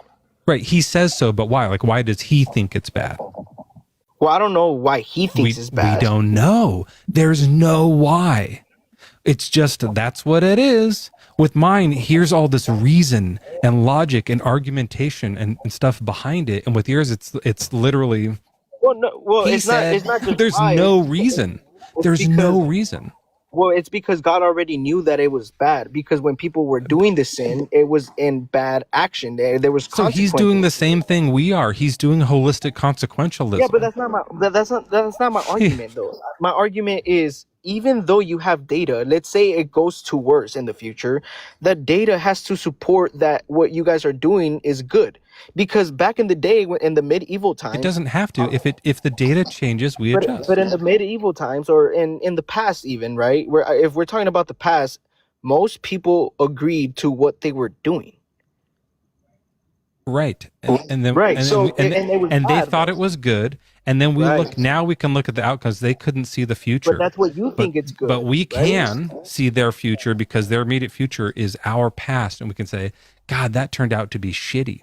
Yeah, but then you can say the same thing from the people in the past that you can't do that in God's view. If it turned out in the past that Chio, this exactly happened in the past. God said it's okay to have slaves. He thought that was fine. And then now later we went, that turns out to be like a real, like unpreferable, Well, the explanation for the whole slaves part is that the humans were Chio, don't already- interrupt. Don't interrupt this point. You're missing this point, and you sound not smart. Pay attention. If God used to say slavery is okay, and then later we go, that's bad. As atheists, we can adjust. As Christians, you have to deny God, who said it was okay, to adjust, which is bad to deny God. You're stuck because why is slavery bad? Why is slavery bad? Like, we have all these reasons on my view, but what's slavery bad for you? Well, there's reasons of what God thinks is bad, right? No, but there aren't reasons. There's no reasoning for why God thinks something is bad. Remember, you said we don't know. There's no reasoning you can do. No, I said I don't know, and then I said that there was consequences to the sin that he says it's bad. That's my thing. That's the consequence. That's what I use. God just says no stealing, no reason. Yeah, right. But then we read through the Bible about people stealing and doing things, and God already had set the standard that it was bad. And Yeah, when the but things why did he set happen, that, we though? know that it's bad Why? Why is it bad? because it hurts society. Not for the people who are stealing. They get stuff. Right, but God said that The it was Hebrews bad. were going around stealing land. They were killing people and stealing their land. That's the whole thing that's happening throughout the Torah, right? So, like, it's okay sometimes. You know that they went around and, like, genocided a ton of people and took all their land, right? Who? The Hebrews. They stole from the Egyptians. I don't support the whole protecting Hebrews and stuff like that. But this is God. This is when he says don't steal. He says don't steal. Now go take their land. That's why it's a contradiction, Chio. That's why this story doesn't make sense. Because God says don't steal. Now go steal. Yeah, but where does he say in the Bible go and take their land? Right? Or if it's originally their land. There's their land so back. many. Or what's the context though? There's so many. Yeah, but have you read the full context of the book? Yes. Honest answer. Yes. You've read the book. Deuteronomy 20. When you draw near a town to fight against it, offer it terms of peace. If it accepts your terms of peace and surrenders to you, then all the people in it shall serve you at forced labor, so you can go enslave them. But if they do not accept your terms and makes war against you, then you shall besiege it. You go up to the town and you say, do you want to be slaves or dead? They get to pick. They can be your slaves, or you kill them and you take their land. That's what besiege means. You may, however, take as your plunder the women, the children, livestock, and everything else in the town, all its spoil. You may enjoy the spoil of your enemies, which the Lord your God has given you. He's taking this stuff from the people. God is saying to go do this. Have you read the context of the Bible, Chio? No, I'm just asking. I'm asking you because I want to know if you're being honest with me as much as I'm being honest with you. It's very much the case that Yahweh and Jesus, if you believe the triune thing where this guy's God, is going around the area, just like what is eventually Judea, and just doing land grabs, just killing people. They kill off the Canaanites, take their land. Kill off the Midianites, take their land. Kill off the Ammonites, take their land. That's what they're doing. They're growing by conquering and stealing. They steal from the Egyptians on their way out. Now, he hadn't given the no stealing rule yet, but if it's always bad, then that doesn't make sense because they take gold from Egypt with them on their way out. Maybe it's slavery reparations. I think that's fair. But they didn't ask. They just took it. Okay, so then that, to you, that would make God evil. Yeah, it just makes him contradictory. It makes it a hypocritical, right? To say, don't steal, now go steal. No, but that's what I'm saying, though. In your thought, in your what? Oh yeah, if we go to go back to my worldview, genocide, conquering, that kind of thing. I think that's bad. Yeah, right. I think Okay, that's evil. Okay, so that's what I'm saying though. Like, Do you disagree with me though on that? no, I think genocide is bad. I think all of that Okay. is bad, right? Yeah, But so it's still, evil to kill a bunch of people. yeah, I agree to that. I'm not saying, like, oh no, I believe no. I'm saying That's good, evil. Chio, because a lot of people come up here and say it's perfectly fine because God said to that they can go just chop a bunch of toddlers in half and then take their land. No, yeah, that's That's a evil. real Christian argument. Evil. Yeah, no, that's evil. But I also haven't studied the book as much as you have, and I do. Just because you tell me 2+2 is for hypocritical, just Yeah. it, Yeah, go look at it. Read it. You know what? Here's what I want you to do, Chio. I'm going to give you some homework. Is that okay? It's easy. Yeah. You can read my lips. There's a link in my bio that's called Lips.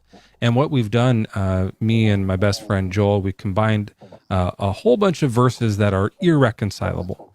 And so you can go through them, and there's, I think, 30 or so, and they're like just the fucking worst of the worst verses. We don't have all of them, but we have a good group of there. And then look it up and read the apologetic on some website, or do whatever research you have to do to see like what makes it okay that they did this, that God did this. And if you can't find a good answer for it, sit on that for a bit, right? Because you'll see apologetics come up with like, well, the reason that he had to drown all the kittens in the flood is because this and this and this. And if you're honest with yourself, it will not be satisfying. It won't answer it for real for you. You're going to be like, that answer sucks, because they suck. The answers suck. They're really bad answer. Yeah.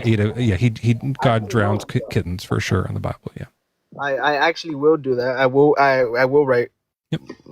Read your book. It's not a book. It's a website. It's a website. Yeah, I'll click on your link after this. But yeah, we should put it in a book. Should we make a book? I feel like we should. Who has the time? Anyways, okay.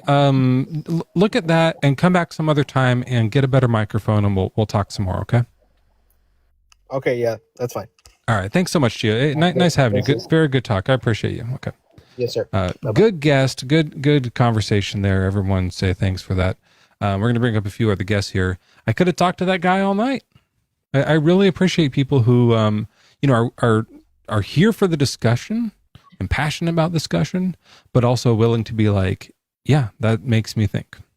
Yeah, absolutely. W's for that guest. And everyone else, if you want to read my lips or do anything else, if you just want to look at my lips, link in bio there, and you can find them. I should open those up too. Roof Everything. Welcome in. Hey, thank you.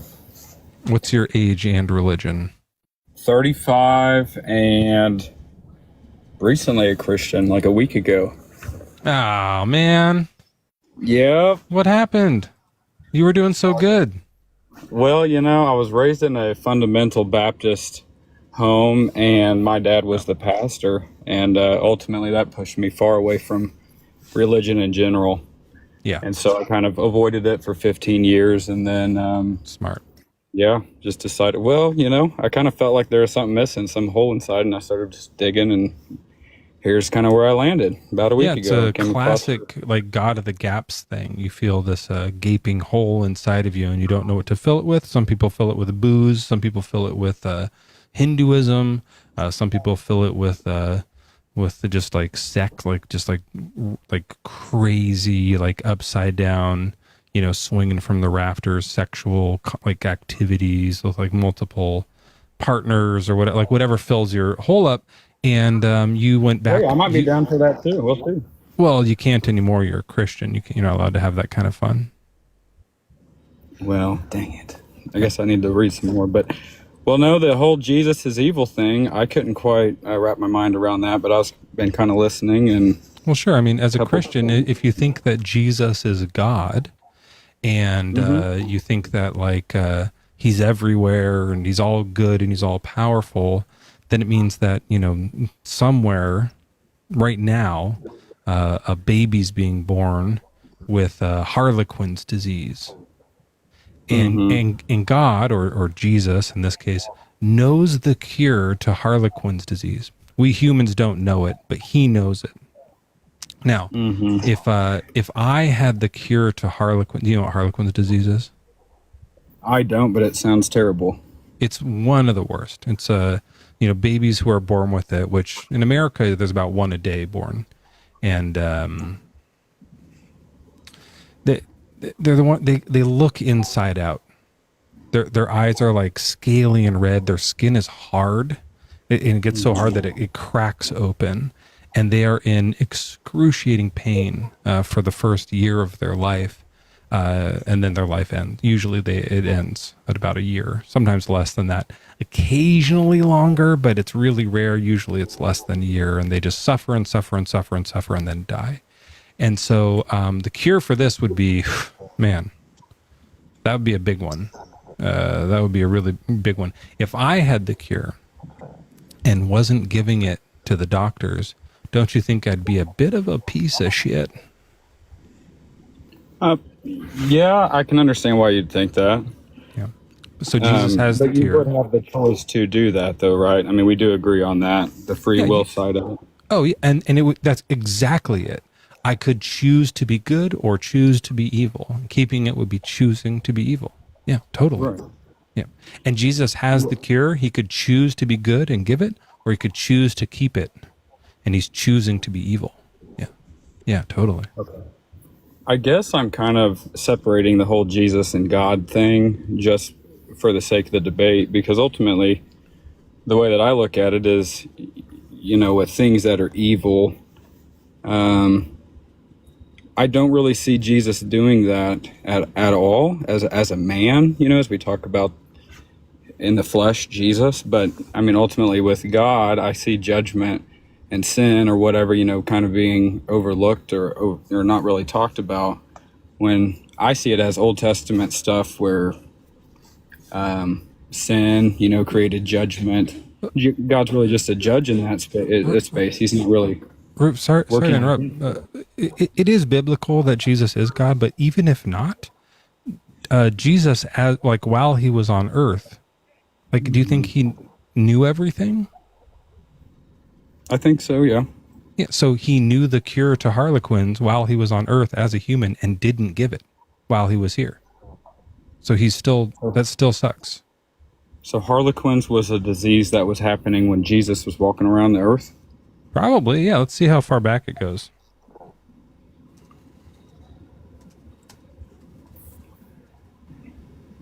But ultimately, yeah, I do see God as kind of the judge, and ultimately with the Old Testament or the Jewish side, that's the part that I'm like, well, okay, if he's saying that, I don't know, it might not. At least there's not documented cases of it from that far back.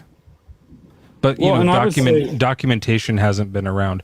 Obviously, people were sick, like leprosy was around. Mm-hmm. He did cure leprosy while he was here, but he didn't give the cure to leprosy, right? I don't even know what the cure for leprosy is, but if it requires some sort of modern medicine or why we don't have leprosy anymore nowadays, that could be something that wasn't even a thing. It's not tangible. It wasn't a thing back then, It's like he knew about cars. So the treatment involves a combination of antibiotics called a multi-drug therapy, or MDT. It's a dapsone, rifampicin, rifamycin, clofazimine, clofazimine. I mean, Jesus could have pronounced it, right? He would have known. Yeah, he would have known. He knows everything. He would have known how to do it. He could do that accent. And instead of doing his Sermon on the Mount, where he's or this thing where he's cursing this fig tree, he could have said, "Hey, by the way, if anyone's writing this down, make sure you jot down that the cure for leprosy is diazeprone, rifamycin, and clozamifrazim. They'll need that later." He could have given it to us, right? But he didn't. That's the point. That's the whole thing. So, and he has no problem curing disease, but he picks and chooses and doesn't give it to everyone, which I think is evil. Right. Would you agree that evil would be, unjust, just harm that's unjustful, or just any type of harm? So I was telling the last guest, I personally use evil when I get to the fourth really of bad. So if it's like really bad, then I would use that. When it's like really, really bad, I just might say that. Like really, really, really bad. But if I'm going to do a fourth, I'm like, it's just evil. Like at that point, that's when I use it. So it's not necessarily like just if you flick someone on the ear, I don't think that's evil. You've harmed them, but I wouldn't use that word yet. But if you like are, secretly holding the cure to leprosy and people are like dying in crazy pain of it, that's like really, really, really, really bad. That's like 4 really bad. Okay. So you're saying that the intent there is still bad. I can understand, but I mean, I guess that's a difference in what I think evil would mean. What do you think evil means? I think, through intent or really even the effect of whatever you might be doing, if it's working against good, then it's evil. But if you're not actively trying to work against good, then I mean, I can't see that as being evil. And the types that in the Bible, people coming up to Jesus being like, oh, I haven't read it all yet, but oh, I'm blind, help me see something. He did, right? He's like, all right, I got you, bro. I thought that's pretty good. That's not working against good. It's just, he only does it to some people. That would be great if he did it to everybody. Yeah. It's good when he does it. It's good to heal a blind person.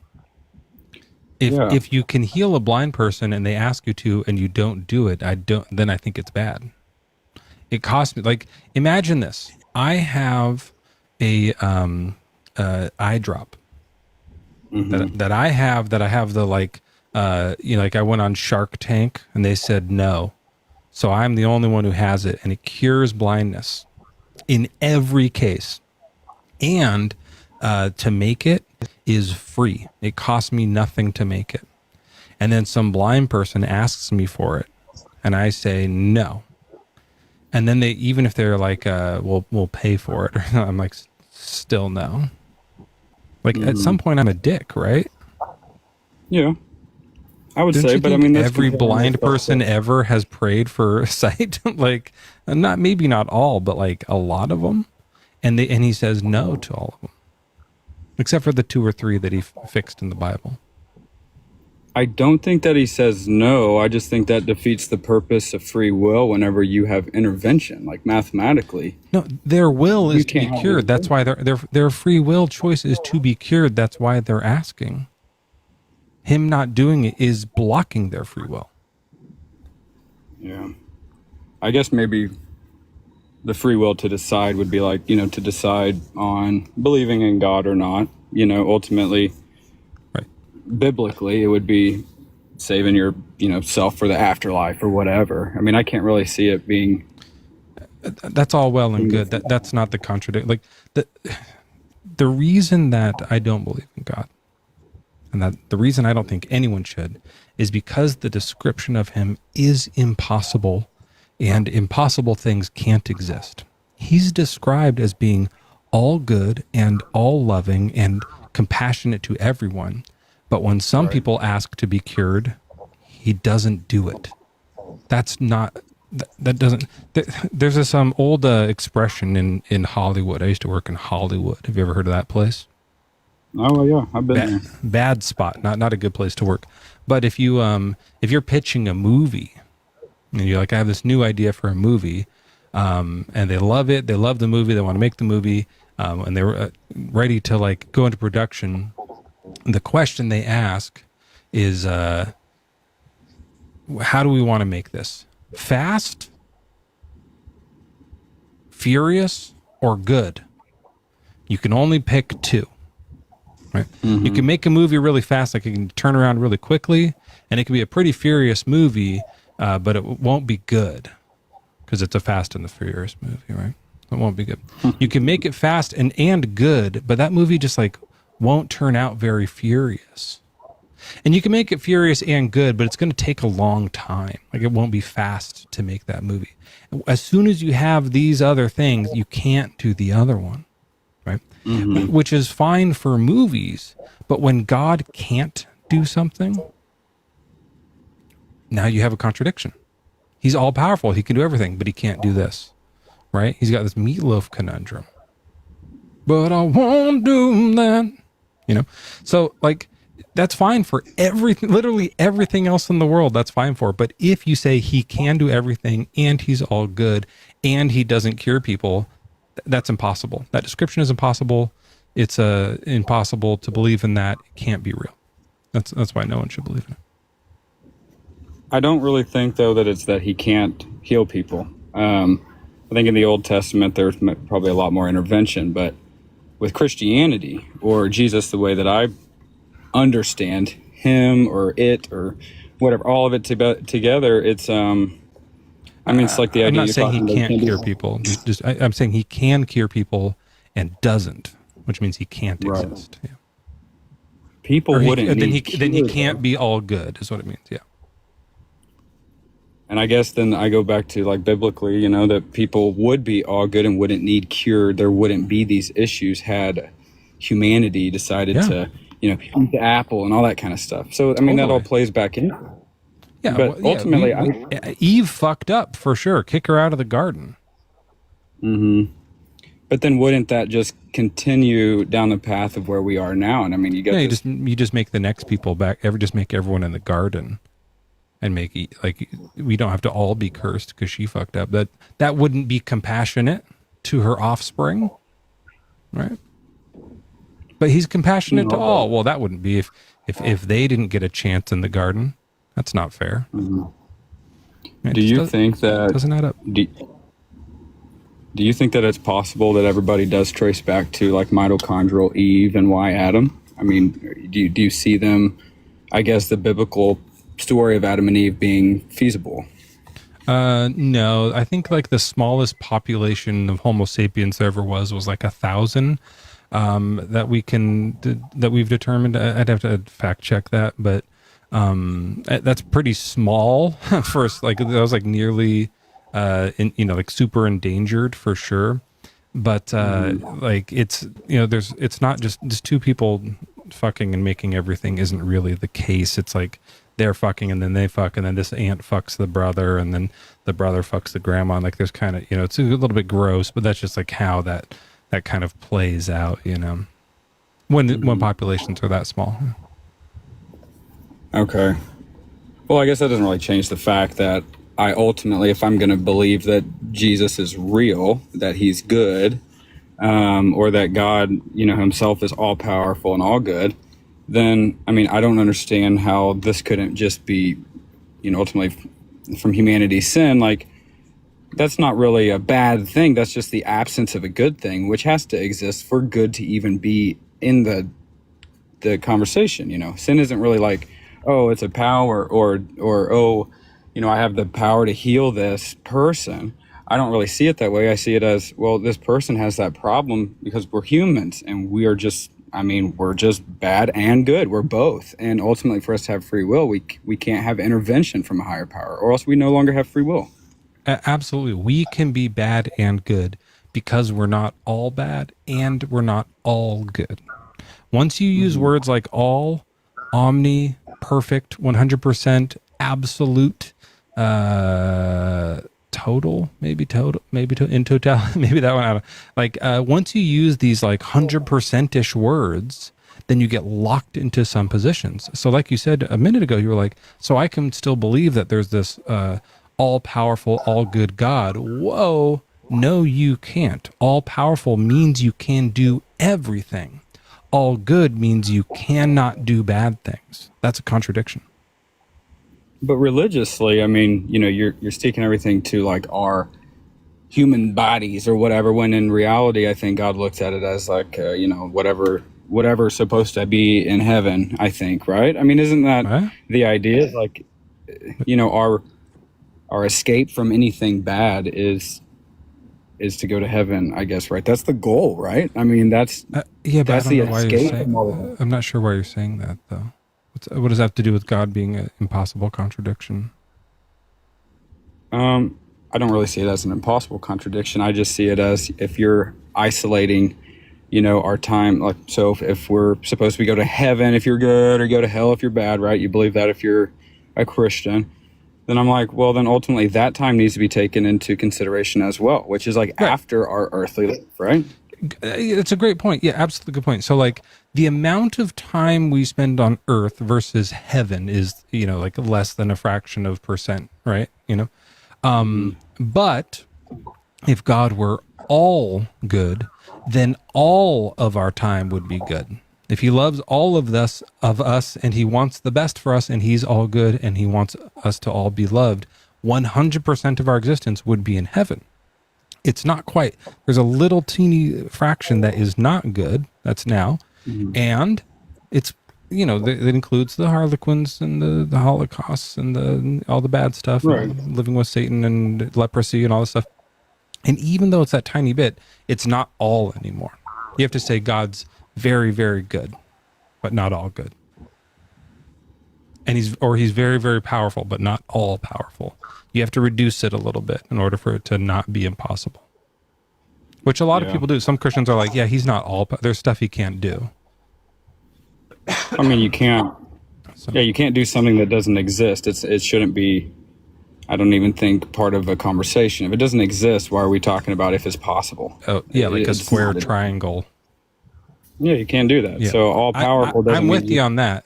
That isn't included in all things because that's not a thing. But I can make a house too small for me to fit in. God can't. That is a thing that he can't do. So it's one more thing that is, off of his list. Nobody can make a square triangle because it doesn't exist. So that's not part of all things, right? So that's fine. But the small house is part of all things and he can't do it. So it's not all powerful. Okay. Well, I guess then back to the evil side, Jesus is evil. So you're saying God is evil. And in the Old Testament, I can see a lot of, craziness that I'm like, holy crap. And I remember that back whenever I was growing up. I'm like, how is this even, why would anybody want to follow this religion? But then I started understanding that the Jewish story versus the Christian story is different, but it's important. And a lot of those stories back then, this was all judgment brought on by God due to man's stupidity or eating the apple and whatever. And it was ultimately like a prophecy. It's like, you guys did this. I gave you an opportunity to have an all good life and you chose not to. I told you how not to do it, but you still chose to do it. So in that, now there's judgment coming. And I don't see that as like a bad thing, because if we have the opportunity to escape that judgment, and he said, hey, all you got to do is this. And that to me seems pretty freeing to say, well, if that is possible, and if there is this ultimate judgment coming, why wouldn't I just choose to pick the thing that's going to escape from it? If I'm going to decide, well, that doesn't exist, well, who cares then? Who really cares if you don't believe anything exists, I guess, but... So you do think that God did do the judgment killing and stuff in the Old Testament? I think that I think man created that, and I think right, that's but where... he carried out the consequences, though. Just like any judge would, they're not evil. I mean, you got to hold people accountable. Not any judge. There have been evil judges. So that's not like necessarily like if a judge even today was like, hey, this kid stole a stick of bubble gum, and the judge was like, give him the death penalty, we'd be like, whoa, calm the fuck down, you evil shit. Like that would be evil to do it for that, right? Yeah, and that's not what God did, but I'm just saying like that would be nuts. So there are evil judgments that can happen if they're not fair, if they're not like balanced and just. And so if it is the case, and it does say in Jude, I was reading this several times tonight, that Jesus is the one from the Old Testament who was destroying unbelievers. And then it says in, you know what happens with the Amalekites, right? You were a fundamentalist. Yep. Yep. The toddlers aren't making any choice about what they believe or what their parents are doing. The judge who says, hey, you stole a stick of gum, kill these other kids, is an insane, evil judge. These other kids didn't do anything. They're 3. They're not bad enough to deserve any punishment. Right? And they get killed. They get chopped up by swords. That's like never, there's no way to say that that's like a fair, like maybe actually, okay, maybe by the time someone is 3, you have to go like, hey, you aren't sharing, so you have to go to timeout. Like you start to do timeouts or something like that, right? But like when they're 6 months old, no 6-month old is like going into timeout. That would be dumb. They can't do anything bad enough to deserve timeout, let alone do something bad enough to deserve sword chopping, right? So this is a bad judge. This is an evil judge. This is an unjust punishment for someone who doesn't deserve it. Right. Which I would understand. Yeah. I mean, in our country, of course. Yeah. But in any country, a 6-month-old can't be deserving of death or timeout. Right. Right. And honestly, if he came and he said, "I shall punish the Amalekites," put all those infants in timeout, I'd still be like, "What the fuck are you doing? They're infants. Why are you nuts? That's crazy." Right. But I might not use evil. That might just be like 3 realies, or just even like that's like really, really bad to put an infant in timeout. Like maybe that's just bad because it's just dumb almost. They're not even going to know they're in timeout. But like once you're killing them, I'd say that's really, really, really, really bad. That's 4. That might be 5. What if I said, "Hey, I don't know, I guess try to think of it this way. If I said, "Hey, something bad's going to happen to you tomorrow if you don't do this." And you're like, "Where's that going to happen?" And I said, "Right over here. Here's the address. If you go over here, something bad's going to happen unless you do this." And you decide, "Well, I'm going to go over there. I know something bad's going to happen. I'm not going to do what I was told I should do, and I'm going to bring my child." Is that ultimately is a human error? That's not a right. Well, I think we're both in error. Yeah. If you were like, "Hey, if you go over to this warehouse, I'm going to fucking kill you," and then I go bring my kid there, that was absolutely dangerous of me. And like it was reckless of me to bring my child. And it's also evil of you to threaten me with that and to do it. Right. And God threatens people like fucking crazy. He threatens people with cannibalism. Like even the threat of that is evil. To be like, "I'm gonna fuck you up so bad that you eat your children." Like I would be like, this guy's bad. Even if he doesn't do it, he does. Like they go through with it, he does do that. They do end up eating their children. But like even if not, just the threat of it would be like, dude, no, But I mean, biblically though, right? This whole judgment thing or bad things happening if you don't, right? So that's like the judge responsibility, and to hold the people accountable. That you're like, "Hey, this is the way you're supposed to live your life." To the infants, though. Remember with the infants, it didn't make sense for that. Yeah. I think the Bible does kind of separate out children with adults somehow in some way about, God has a special place for children or something, but that's not talking about a physical death.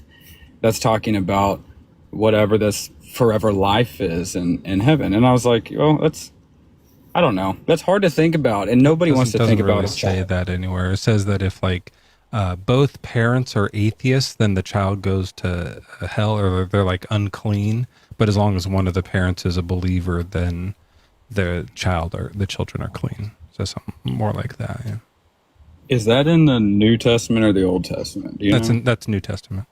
That's like Paul or something says that. Oh, that's like right up at the front. Yeah, no, and that's the part that I've struggled with for so long, is like this Old Testament version of religion or monotheism, the first written monotheism.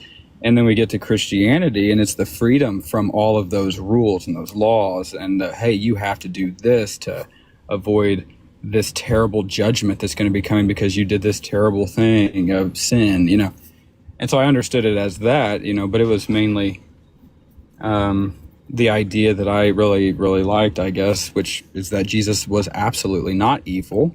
And that's why I said, well, hell yeah, Christianity sounds like a pretty cool thing. This guy's going around saying, hey, let's just be nice to everybody. Let's support our friends and family and people we don't like too. Let's just help them out also. And that wasn't really an idea. And I mean, I think it's great that, Old Testament wise, everybody was, you get God's blessing or what have you. Because of your lineage or because of who you came from. And I'm like, so back then, like being a Christian it doesn't matter who you are. It doesn't matter where you come from. You have the same options for everlasting life. And going to heaven. I was like, that's pretty cool, right? I mean, not really. No, back then it was like it was the children of Abraham only. Oh, And well, not for not Shem's not language- all of them, right? Like the children of Esau don't, right? Like those are the Amalekites, the sibling, or the, not siblings, but the descendants of Esau. So like some of the, it's basically like God made all these people, and then he killed a bunch of them himself, and then he picked one that he liked the most and had them kill a bunch of people. And then when they couldn't extend their military conquest any farther, they kind of came crumbling down. And then Jesus came and said, sorry about all that. That was my dad. He's nuts. Watch, I'll die for you. And then you don't have to do this stuff anymore. And it was like kind of saying sorry about that. And it's just all of this is nuts. There's talking donkeys and snakes. There's burning women alive. There's like magic sticks turning into snakes. There's like storms, blood, like all this, like time stops in one of them. Like there's all this stuff that's happening.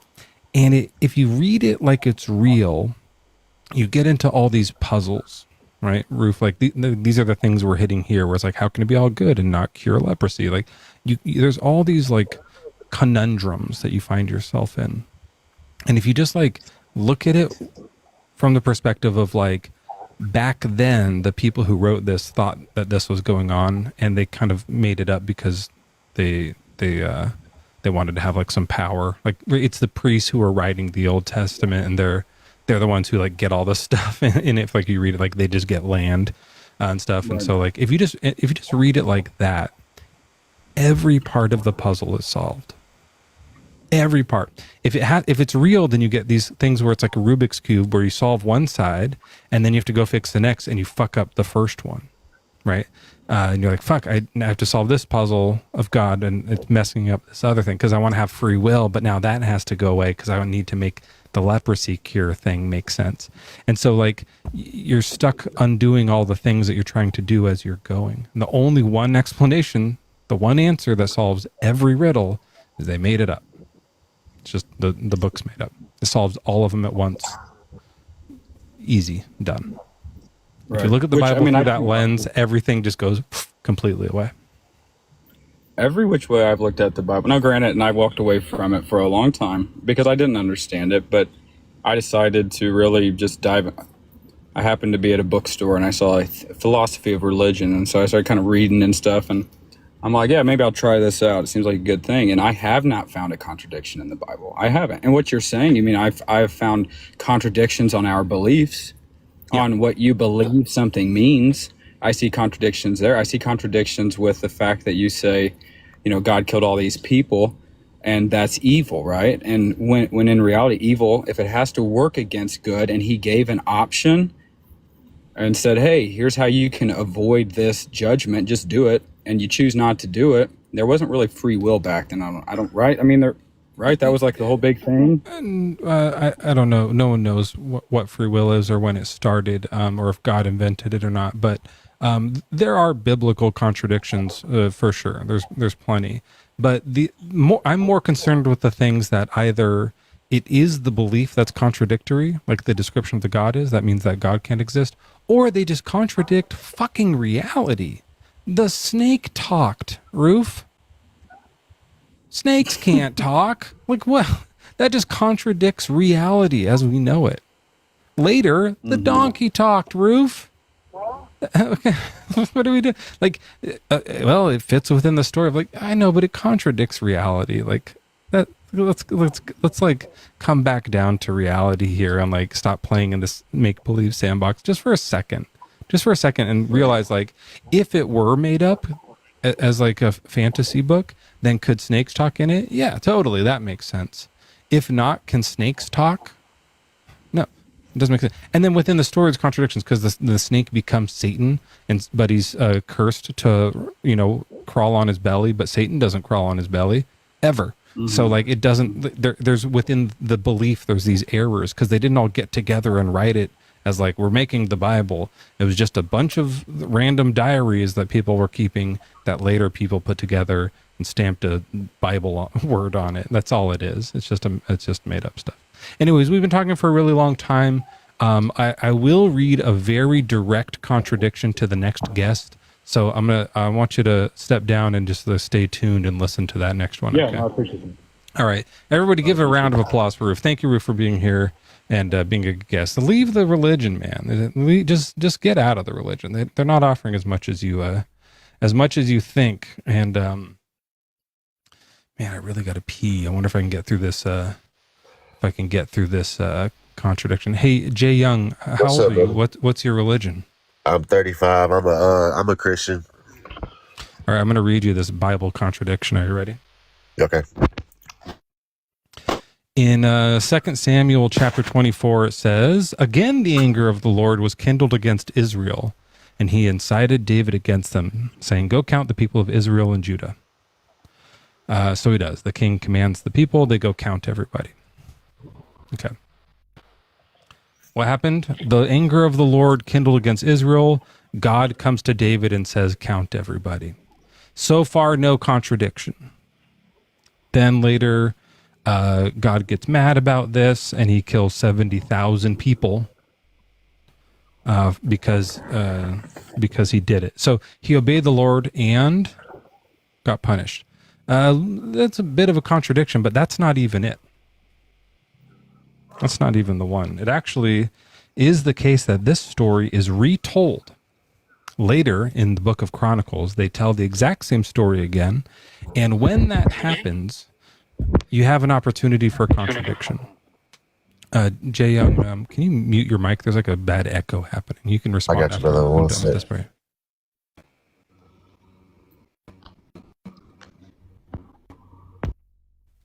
Okay. So when you have the same story twice, you have a chance for a contradiction. Now, if the Bible is written by God and his magical wisdom, then this wouldn't happen. But it says here in 1 Chronicles chapter 21, this is about the census and the plague. Satan stood up against Israel and incited David to count the people of Israel. So he does.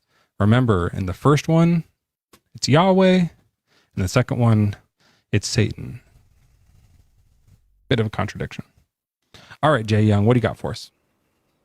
Well, I kind of just was reading your previous statement of Jesus is evil, and the Old Testament and New Testament are divided. There's an Old Covenant and there's a New Covenant. So Jesus was fully God, but he was fully man. So he felt hunger. He felt he was so anxious in the Garden of Gethsemane that he was sweating blood.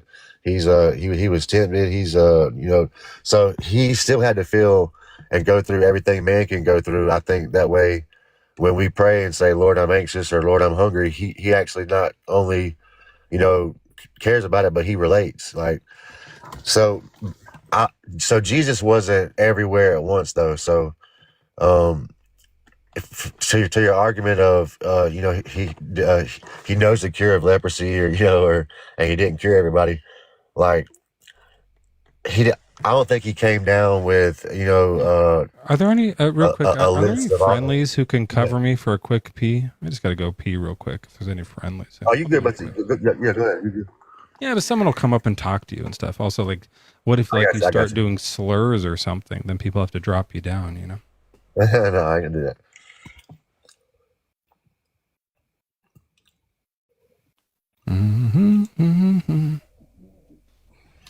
Well, maybe there aren't any. Well, you can go ahead and just take a restroom break, bro. I'll chill for a minute. No worries. All right. Well, yeah. I mean, someone would request usually.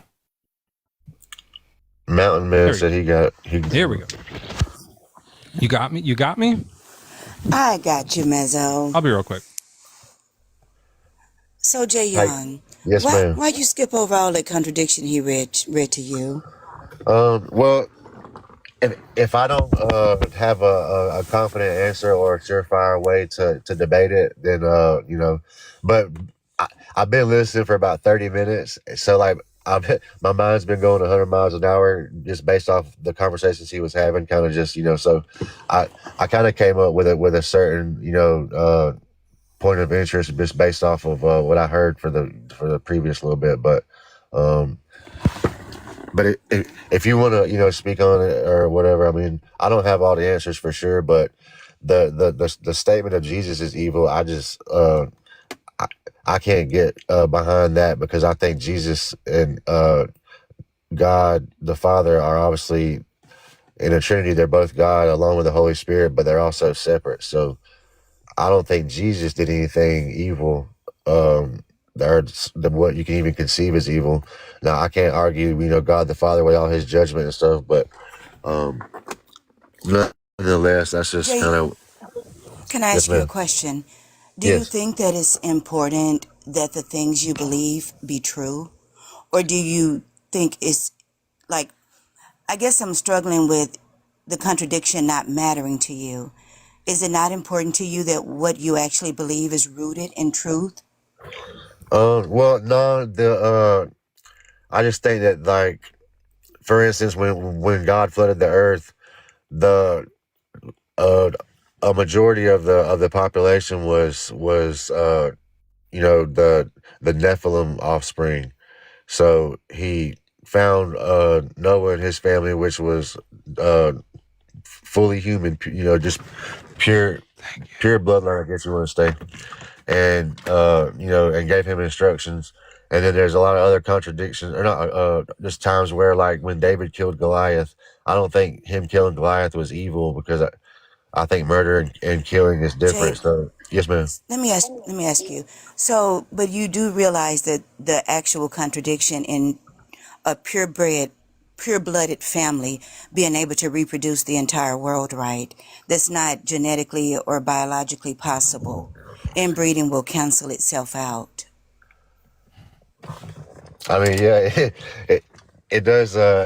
It does sound strange to my little 3-pound brain for sure, but 3 pounds.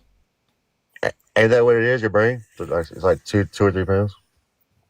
Maybe your dick, but I think the brain's more. Iwis, thank you so much. I appreciate you, honestly. Absolutely. You can drop me back down, Mezzo. I'll be in the comments. I got you. Okay. Give it up for Iwizi, just a genuine hero of our time. So you're saying that David wasn't bad for killing Goliath or something? Well, I was just saying that there were times that God did cast judgment, but for the plagues against Egypt, Moses went to him several times and told him to free the people, or this will happen, and they refused. And then so yeah, we were talking about that a little earlier. Did you hear the thing where, like, well, yeah, I've been on for like 30 minutes, so it might have been before that, but God made the plan. He was like, hey, Moses, here's the plan. You go do magic tricks for Pharaoh. I'll make Pharaoh say no, and then we'll kill his son. Remember that part in the Bible where they plan it?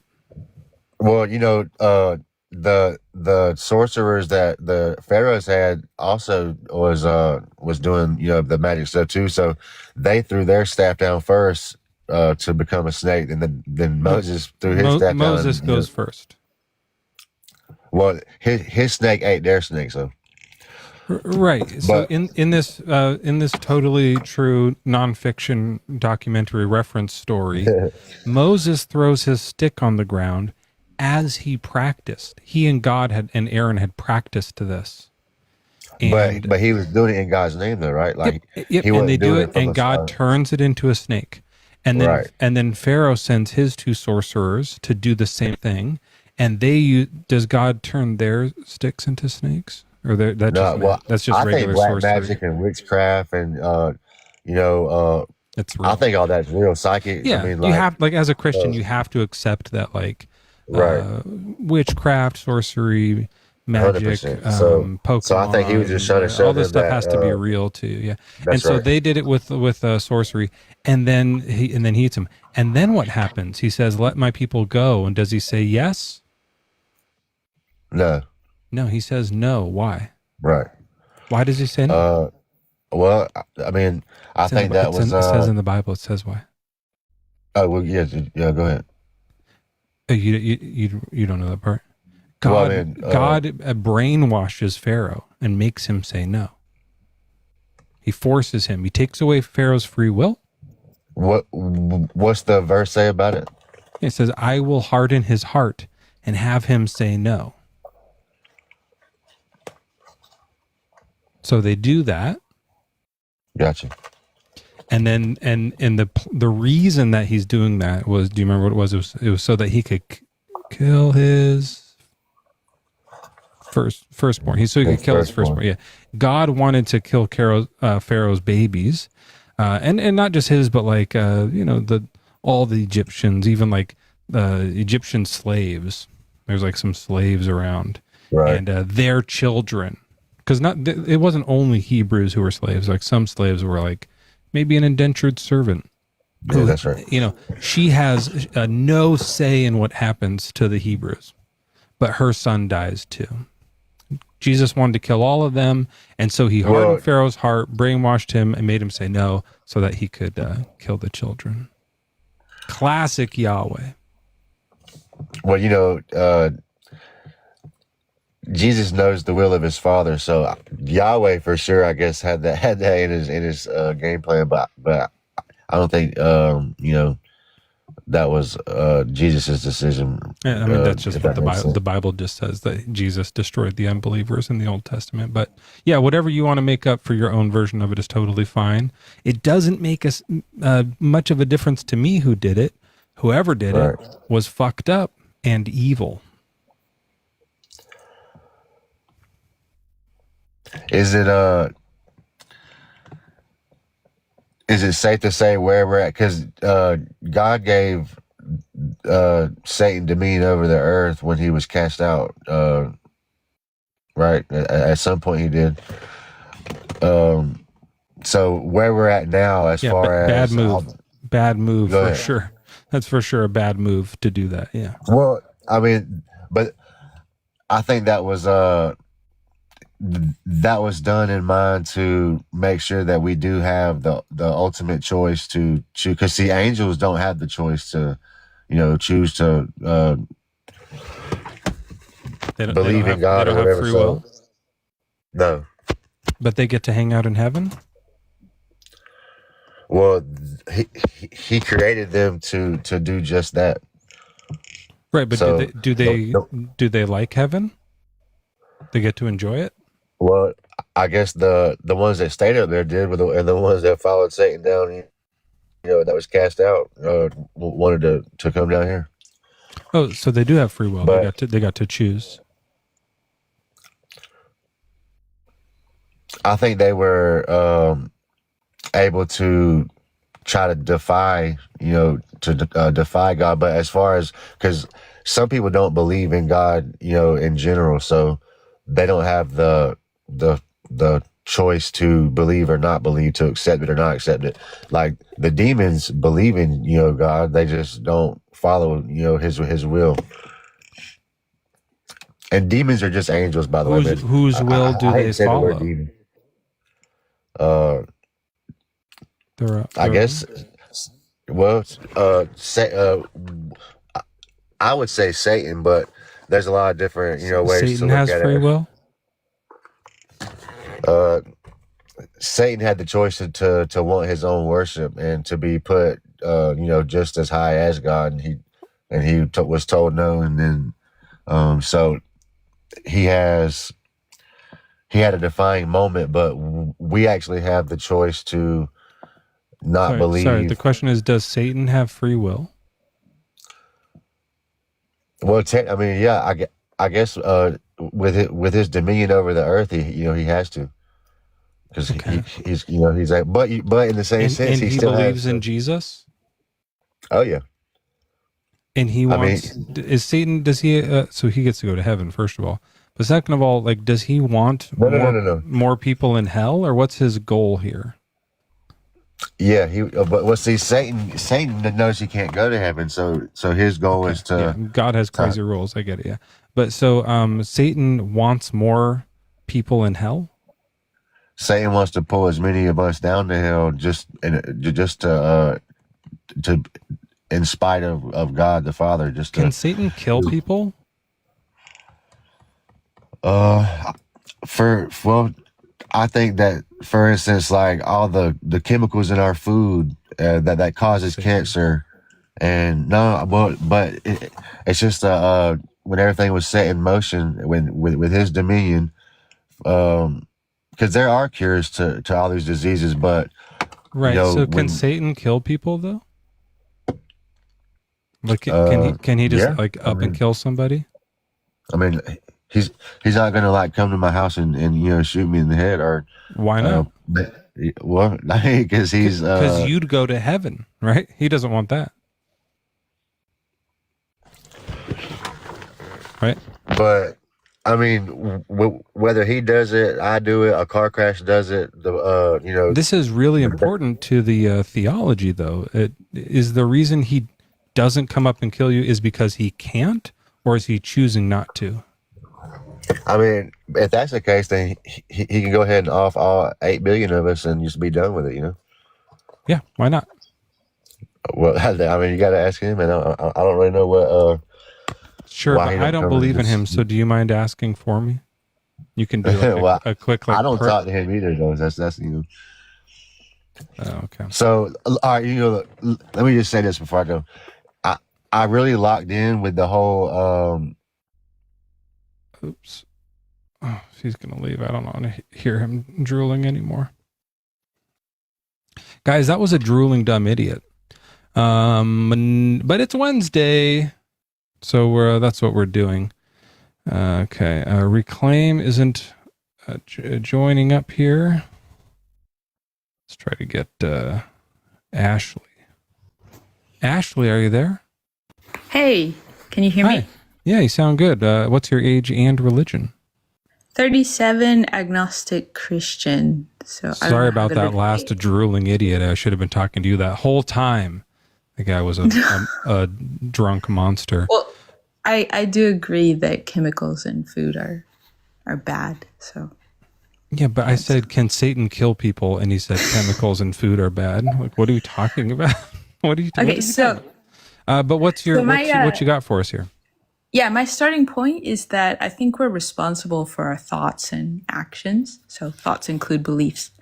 So if we are religious, we should be very, very responsible about what we believe and not, lean into dogma over what would be like helpful to oneself and others.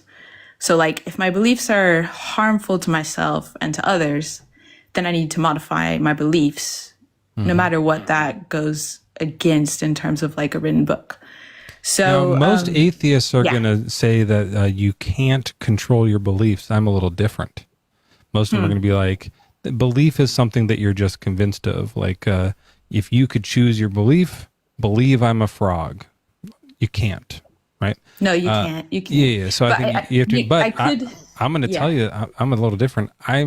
I used to say that. I think you can choose your beliefs via hypnosis or like training and grooming, like indoctrinating yourself. Like if you really want to believe that I'm a frog, I think there are ways to do that. That would be a pretty hard one, but I think that you could force yourself to believe, if every morning you woke up and were like, Mezzo's a frog, Mezzo's, and you said it like 1,000 times. I bet eventually you could get there. But like more normal things that would like affect your life. Like if you believe that you are essentially bad, right? You might feel like depressed, or you might not want to live anymore. Or like if you believed that like if you're born into sin or something. Right, yeah, exactly. So or if you believed that the most valuable time in your existence is going to be in heaven, like that could lead to suicide. I mean, it's very dangerous. Well, I don't recommend that, but I do sometimes recommend, because they say that means you might not get in. But I do say, like, don't wear a seatbelt or a helmet, ride a motorcycle, do bungee jumping, like live so wild and so fun, because like worst case scenario, you luck out and survive and have like a kick-ass fun life. And then like best case scenario, the first time you do a motorcycle backflip, free trip to heaven. So yeah, like, but for sure not like self-unaliving, but like living wildly, I think is yeah. Yeah. So like Live normal Moss.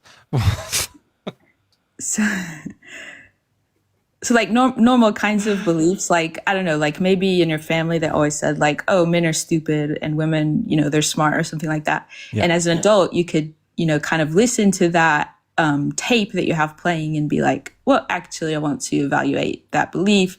And part of how you evaluate is not just based on factuality, it's based on like the effects that the belief would have in your life. And so you think, well, I want to choose beliefs that are, helpful. So because of that starting point, I don't really take the Bible as like the source of truth. I think it seems like we've come a long way, like in terms of looking for what's best for society and being less tribal. And I do think that. Wait, aren't you? Yeah. Did you say you were a Christian though? Yeah, I think Well, that you should leave. You should get away from Christianity because that comes from the Bible. Did you know so that? I think that Okay. it did. Yeah. So I think that, it was written by humans and they were they can be wrong. Yeah. And they did their best to describe I believe they did their best to describe who they thought God was, but doesn't mean they got it right. Not even close though, I mean, in your view. Then, yeah. And then Jesus in some way was like a step forward, not a step back. He took a guess too. But also maybe there's not any God. Not any God. Yeah. So that's more likely than that, like the secret to like the universe, which they didn't know there was a universe. They thought the earth was the universe, right? And that's why I don't think the word universe shows up in the Bible. So they didn't know anything about like cosmology, but you think that they kind of guessed sort of close, that like the creator of galaxies that they had never heard of was this like God guy. It doesn't make a lot of sense. Seems more likely that they were just making it up because they were doing etiological explanations of like weather phenomenon and they got carried away, right? It's possible.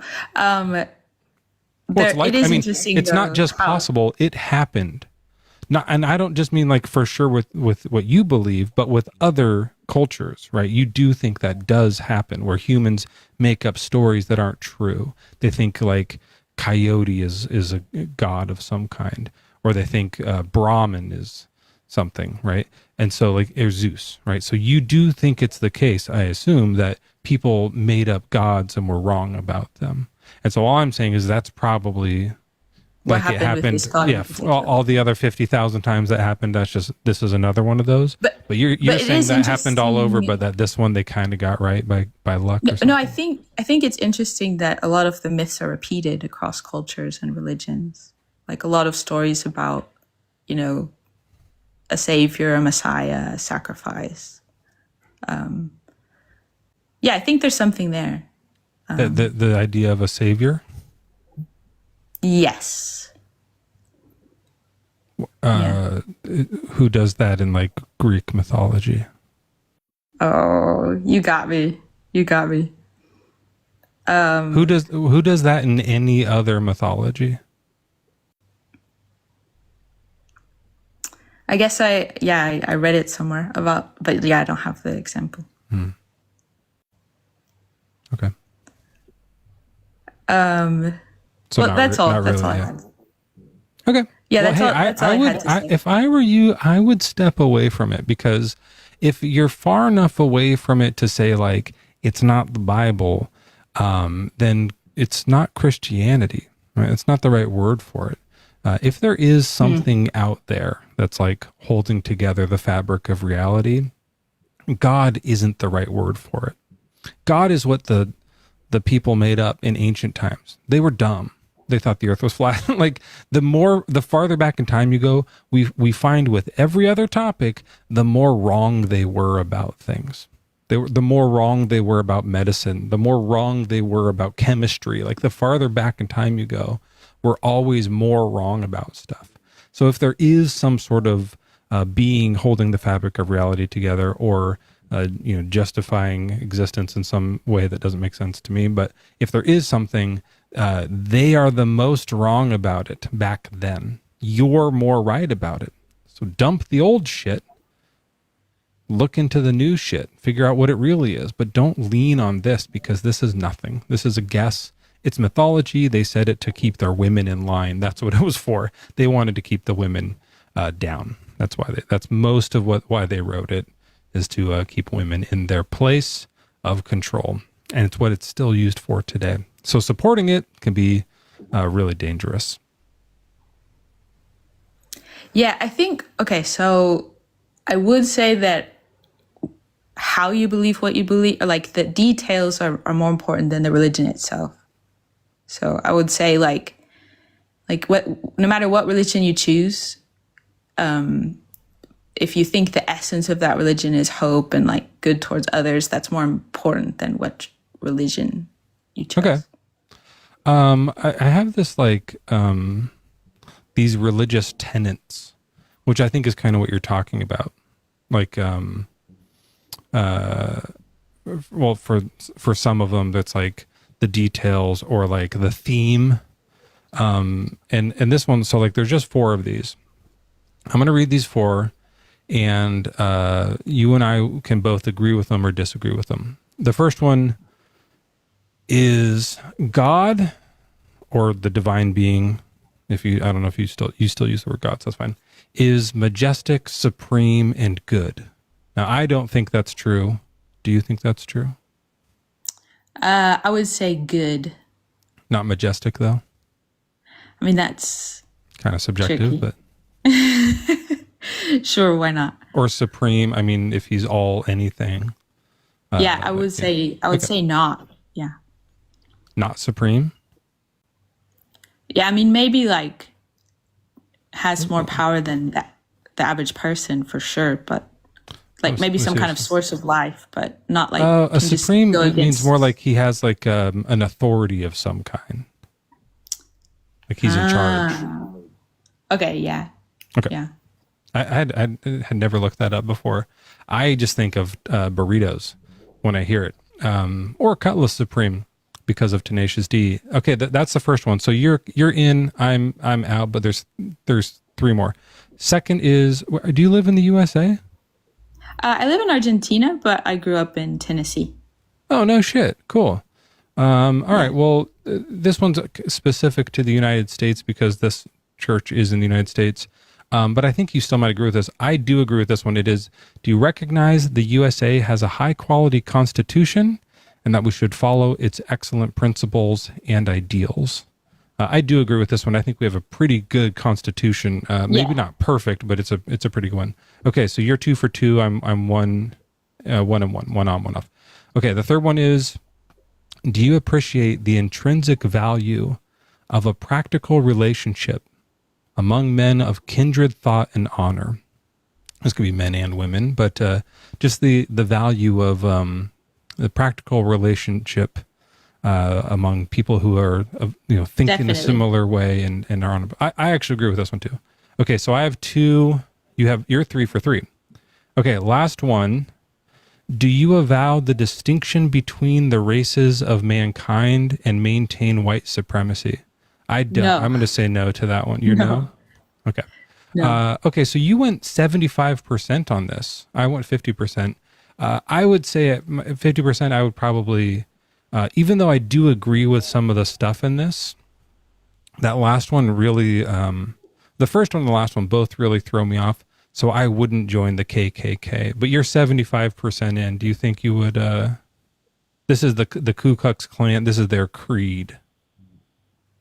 Yeah, no, I will not join the KKK. Yeah, right. So like, even if there was 99 that you were in on, that you were like totally down with and you agreed with perfectly, that last one really fucks it up, right? Kind of like even if you were like, I like the white hood fashion, they seem so comfy. I'm not saying you do, like obviously they're creepy, but like even if every other aspect of it was cool, this one just messes it up. So I have that with Christianity, where like even if there is some stuff that you're getting out of it, or if there's a few truths in it here and there, there's a few things with Christianity specifically that say women can't talk in church, right? Like it says that. It says to stone children who disobey their parents. It says to kill infants sometimes. Like there's enough stuff in here that's like, I can't associate myself with this, even if there's a few truths in here, even if, and I don't think there are, but you do. So I just think it's really dangerous to associate yourself with something that, even though it may seem like the first few things are good, when you really read into it, it has a long history of negative stuff. Yeah, it's a fair point. Just depends on how dynamic, like what would it mean to be a Christian 1,000 years from now? Like, will it just disappear or will the religion evolve? Let's hope so. Yeah, let's hope that we just like ditch it. Yeah, but you know, it'll probably be like Mormonism, right? More people will be that, because once that gets older, that'll seem more magical. Right now, that one seems like a joke religion. But when things are ancient, we tend to like think they're more real for some reason. Like I said, we shouldn't. The further back in time we find, the more wrong we are about everything. But you know, we'll get further away from Mormonism, Mormonism.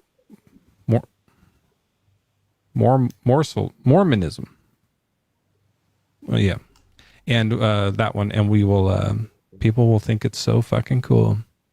It's going to suck. But hey, we're working on it. We're doing our best here to help deconstruct people. You should do it. You should deconstruct. You should try it. Have you ever been an atheist? No. So I was a missionary. I came to Argentina to be a missionary.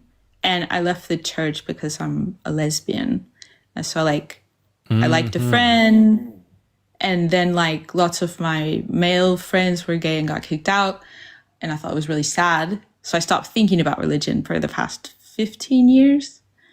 And recently, like, opened the religion box. And it still has all the same stuff in it, so.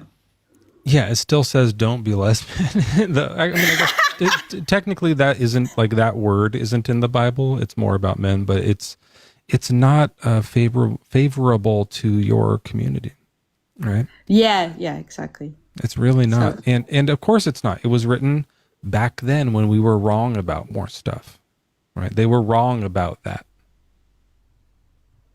Now we know it's fine. Back then they were like, this is terrible. We have to kill people for being gay. That's what they said. I shouldn't have said that on TikTok. That's going to get me in trouble. I was quoting the Bible TikTok. That wasn't my opinion. And now we know that's dumb. Ashley's awesome. Right? Like now we know that. Back then they would have hated you.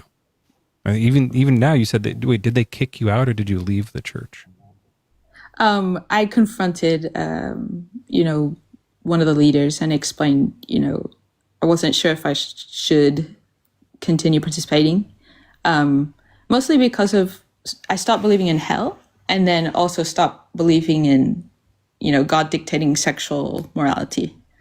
Mm-hmm. And that was the end of it. So I stopped reading the Bible, stopped thinking about anything, just started, like enjoying life, eating food, like anything that's concrete, nothing philosophical. And so that it's like, you open up your philosophy 10 years later, you're like, wait, what the hell? Well, it just might be the case that they were wrong about God existing. Like we said, like we explored, many other cultures were wrong about their gods existing. If this one got it right, that would be weird. That would actually be really weird, very unexpected. And of course, like the idea of their God is just an impossible contradiction. So like there's that. But then, this other thing that we kind of walked through, I'm just recapping here, is that like, even if there is some version of it that they got kind of close to, it's not worth associating yourself with. It's dangerous too. The church, even if there's not anything, but the church is doing stuff, the church still like harbors and like creates these like predators, because it teaches women like you and young girls too to be like unquestioning, to be submissive. It's a dangerous place. So I know I'm a bit of an anti-theist. Like I think that we should kind of ditch Christianity and Islam, of course, like altogether. But I think when we have people like you who are close, who know that the Bible's wrong and know that there's tenets of Christianity that they for sure don't agree with, but still kind of like hang out in it, it boosts their confidence, it boosts their numbers, and it helps them continue to do these terrible things that they're doing. So I hope you walk away from it. I really do. Okay. Thank you for your time. I'll let the next person Absolutely. come up. Nice to meet you. Give it Nice up to for meet you. Ashley. Yeah. And by the way, Ashley's last name, Music. Cool last name. I should have mentioned that Music is a cool last name. It sounds like what's that stuff called? Oh, music.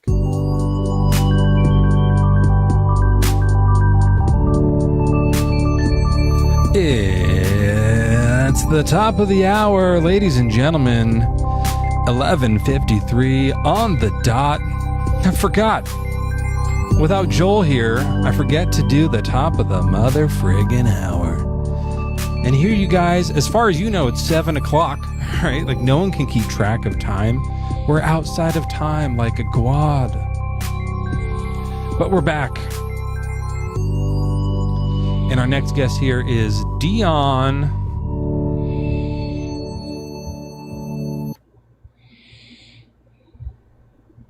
God damn it. Dion, I was doing a whole a top of the hour thing, and like when we got to it, you were going to be like, hey, yeah, Jesus is not evil, and then we're going to do a debate, but you fell asleep. Dion. Dan, are you there?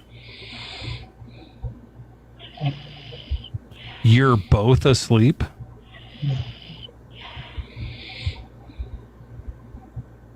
Okay, let's just refer to them as Deanne. And let's make sure everyone has very sweet dreams.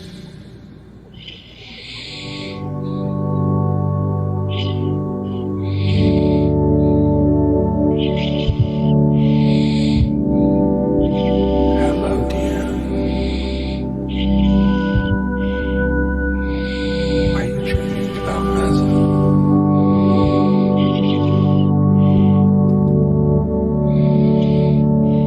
That gentle-voiced man with the glasses on the screen that you had by your pillow.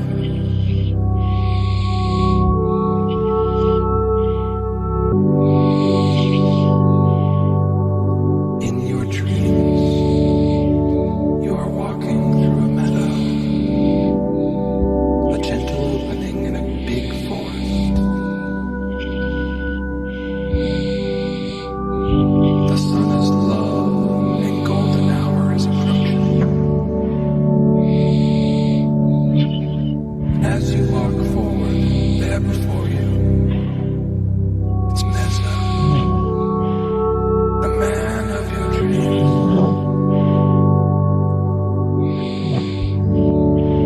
He's been waiting for you.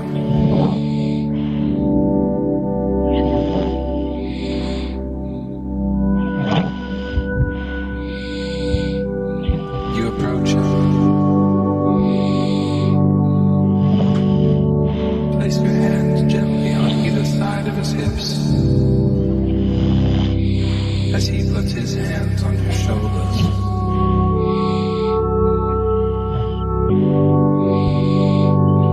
As if in slow motion, you begin to freaky dance grind on each other.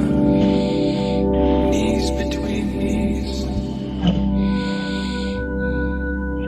Thrusting pelvic motion. Your legs are lost underneath you. You can't tell which ones are yours and which ones are his. Except, of course, that his are ripping with muscles, lathered in oils. You can feel them sliding against your thighs, getting closer and closer, up the thigh, until it touches.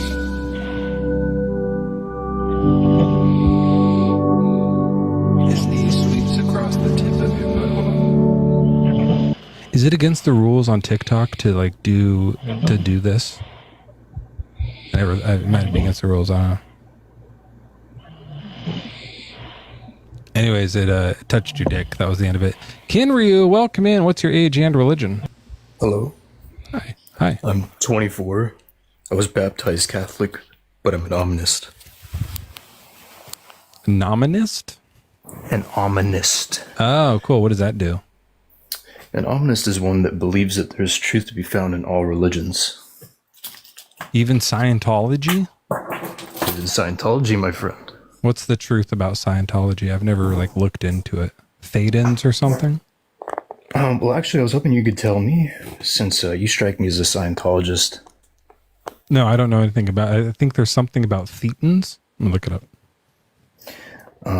Although I have done a lot of research into many religions, Scientology is actually one that I've not gotten into.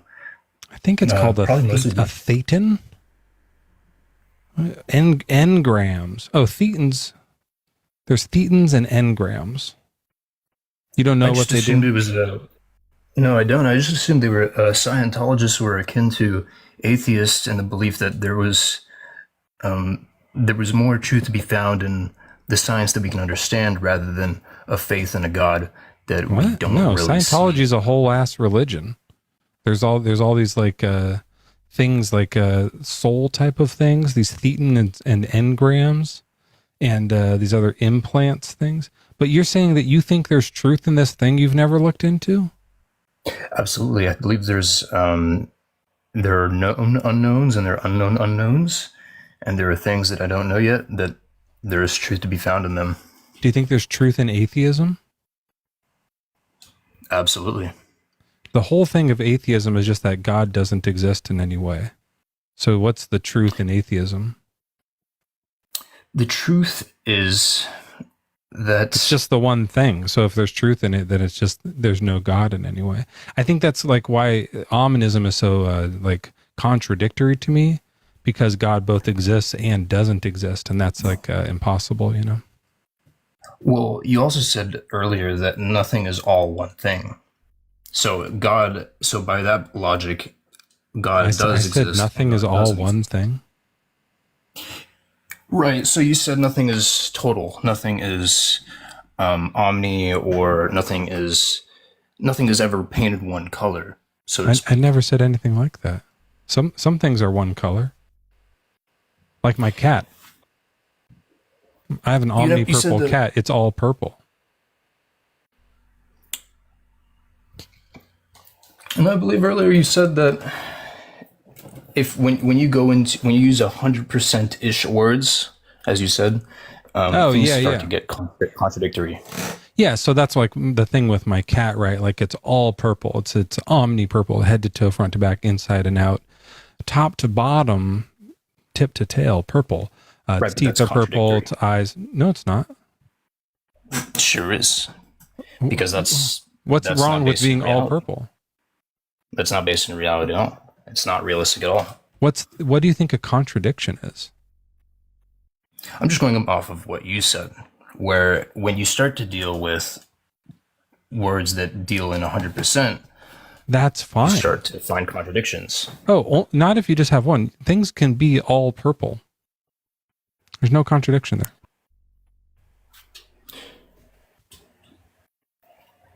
Okay. Just logically. Yeah, look, I'm telling you, front to back, head to toe, inside and out, all purple. It eats purple, it shits purple. It's all purple. That's it. It's also half yellow, by the way. Right. Well, let me tell you why. Now we got one. That's a contradiction. Until half yellow was introduced, that's fine. It's probably not true. It sounds like mythology, but there's no logical contradiction in an all purple cat. Once you add it's also half yellow at the same time, now that's impossible. That can't exist, right? So God can be all loving. That's fine, right? That alone is fine. I don't. Well, to agree with what you said earlier, I don't think God can be, or quote, this or the God in question could be all loving. Right. Because what you said earlier. If the whole description of God is that God is all loving, I have no contradictions yet. When it says God is all loving and he kills infants, now there's a contradiction. That's where it comes from. Just all loving isn't Right, until you add other parts to the story. That's just the contradiction part. But I'm not trying to tell you how God is all loving. I'm trying to answer your question about how omnism does not, or your misconception that omnism is in itself contradictory, because I also believe that there is truth to be found in atheism. So I want to touch on that because you asked a rhetorical, and then we went into an abstract about colors. Yeah. So do you think God is real?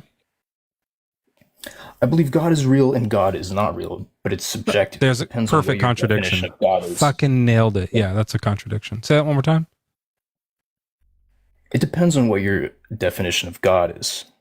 God is real and not across real. different- It does at that point. It across doesn't matter what your definition of God is. Your definition of God can be it's a bowl of spaghetti. If it's both real and not real, it's a contradiction. Yeah. Across different religions across the world, they have different interpretations of what God is. So if you take so in the Western, or actually, if you go to the Eastern religions, the God is, in some areas, the God is internal, like Buddhism. But you go to Western religions like Christianity, you go West Islam, the religions are, the God is external. And so there's a natural contradiction. And there are some people that believe there's no God at all. And for people, So do you think that the God of Islam, Allah, is real? I believe that the God of Islam is I believe Allah just means God. And Islam and Christianity not are, according to Islam. If you're saying that there's truth to be found in Islam, then you have to accept the Islamic God, Allah. If you're just saying there's truth to be found in God, that's a different conversation. But you said it's in religion. So you're picking and choosing which parts of religion are real? in a way of speaking, yes, that's what an omnist does. Yeah. So how do you know which parts are real? Things. It's not about picking the parts that are real. It's about picking the parts that are important to you. Right. Are you so a good person, Mezzo? you make up the thing, like the things that you want to be true, you make them up to be true. You make yourself believe things that aren't true because you want them to be true. This sounds like bullshit. Not exactly. Not exactly. That's a pretty shallow interpretation of what I said. I don't Let me ask think you a question. so. I think it was Mezzo, honestly pretty generous. Well, there's a difference. You said you don't think so. However, I'm more of a knowing position in this statement. Let me ask you a question. Well, yeah, Mezzo. because you're the one making it Do you up. believe you're a good person? Sometimes. Sometimes. Right. Could you point out somebody who is... Actually, I do a really what's good the job opposite at being a person. What's the opposite of evil? Like, what's the polar opposite? Fancy? Jesus? No, what in your definition? Like, if something is evil, and then what would be the polar opposite of that thing? If it was... like terrific, maybe? Okay. So something, and would that thing have evil? Would it have any element of evil within it? No, that's the opposite of it. Right. And so you believe that something can be either evil and terrific, but it could not be both, correct? Yeah, if they're opposites, yeah. Right. And then one. And then could there's all also the say- stuff, and there's all the stuff in between that has a little bit of both. Right. And so you and I, Mezzo, we could agree that something is terrific. But we might go to the other side of the world and find somebody that says it's not evil and it's not terrific. So cool. It's neither of those things. Right. Yep. That would be the atheist in this situation. Okay. Let me ask you this. That's a really good point, by the way. Thank Do you you for do you that. believe Jesus was terrific? No. Okay. What about Satan? I don't think Satan was terrific, no. You believe Satan was evil as well? No. I don't think Satan is real. I don't believe in Satan. I'm not a Well, Christian. because you don't believe he's real, you don't attribute neither terrific nor evil to him. Yeah, I mean, I could as like a like as a fiction. You mean like the character of Satan? Sure. And for the sake of argument, we'll say Jesus is fictional as well. Yeah. I think, in my opinion, the character of Jesus is both good and bad, and but more bad, and that the character of Satan is both good and bad, probably half and half, according to according to the Bible. Yeah, because in the Bible, it actually, if you read the part in the Bible about Genesis, he actually Satan makes a lot of sense toward to Eve. Satan's not in Genesis. Well, the proverbial snake, right? The serpent, which is the serpent, which is temptation and the embodiment of temptation, which could be attributed to any of those seven deadly sins. What verse is that? That the serpent is the embodiment of temptation? He's just a sneaky, crafty snake. It's not found in a verse. It's not found in a verse. This is an interpretation of theology. You make up that. Yeah, I forgot that. Okay. I think in my view, I would say that the serpent is the snake in the garden. It's not something I made up. That it is the embodiment of temptation. It is the theological interpretation. Right. So, but are you a Christian? Technically, I'm a Catholic, but I don't identify as a Catholic because, like you, Mezzo, I believe there's many contradictions in the Bible. However, that doesn't. Do you think that the snake was really Satan? Like, you think that's a true story that really happened? No, I believe that it. So actually, why yes. Why are we talking about it if you don't think this is real? What are we doing? I believe that. Can I get ones in chat? If what are we doing? When Satan had to convince Eve to eat the apple, and so in order to do this, he could have not done that, right? He could have not done it, but he chose to do it, and there was congregation of demons, and Satan stepped up to the plate, and he said he would be the one. I shall transform into a serpent, and then I will lure her over to me, because ladies love serpents. Back then they did. That was before they didn't like each other. And so she's thinking, that's a nice long serpent. I'll go eat what it has. And then she does, and God gets mad and curses the snake with what? No, they have no legs. With what? No legs. They don't get legs. Oh, right. I think we're getting a little off topic here. Let me ask you, because I loved earlier. Hold on. What do you think the topic is? The topic right now is your interpretation of God and your interpretation of what is evil. Because you said Satan is about half evil, half good, and you said Jesus is mostly evil. However, yeah, just like the character of Satan in the story, right? In fact, I'll give you that Satan is the snake somehow, even though that doesn't make sense. But there's a lot of good stuff Satan does. He tries to give Jesus the world, right? He's like, hey, you should be in charge here. You should have all the kingdoms of the world. And Jesus said, no, you keep it, Satan, which was fucking dumb. And so he was like, okay, I'll just keep on doing this stuff. Also, he gave humans free will, or at least gave them the knowledge of morality, right? Yeah. So that was a pretty good move. What else did Satan do?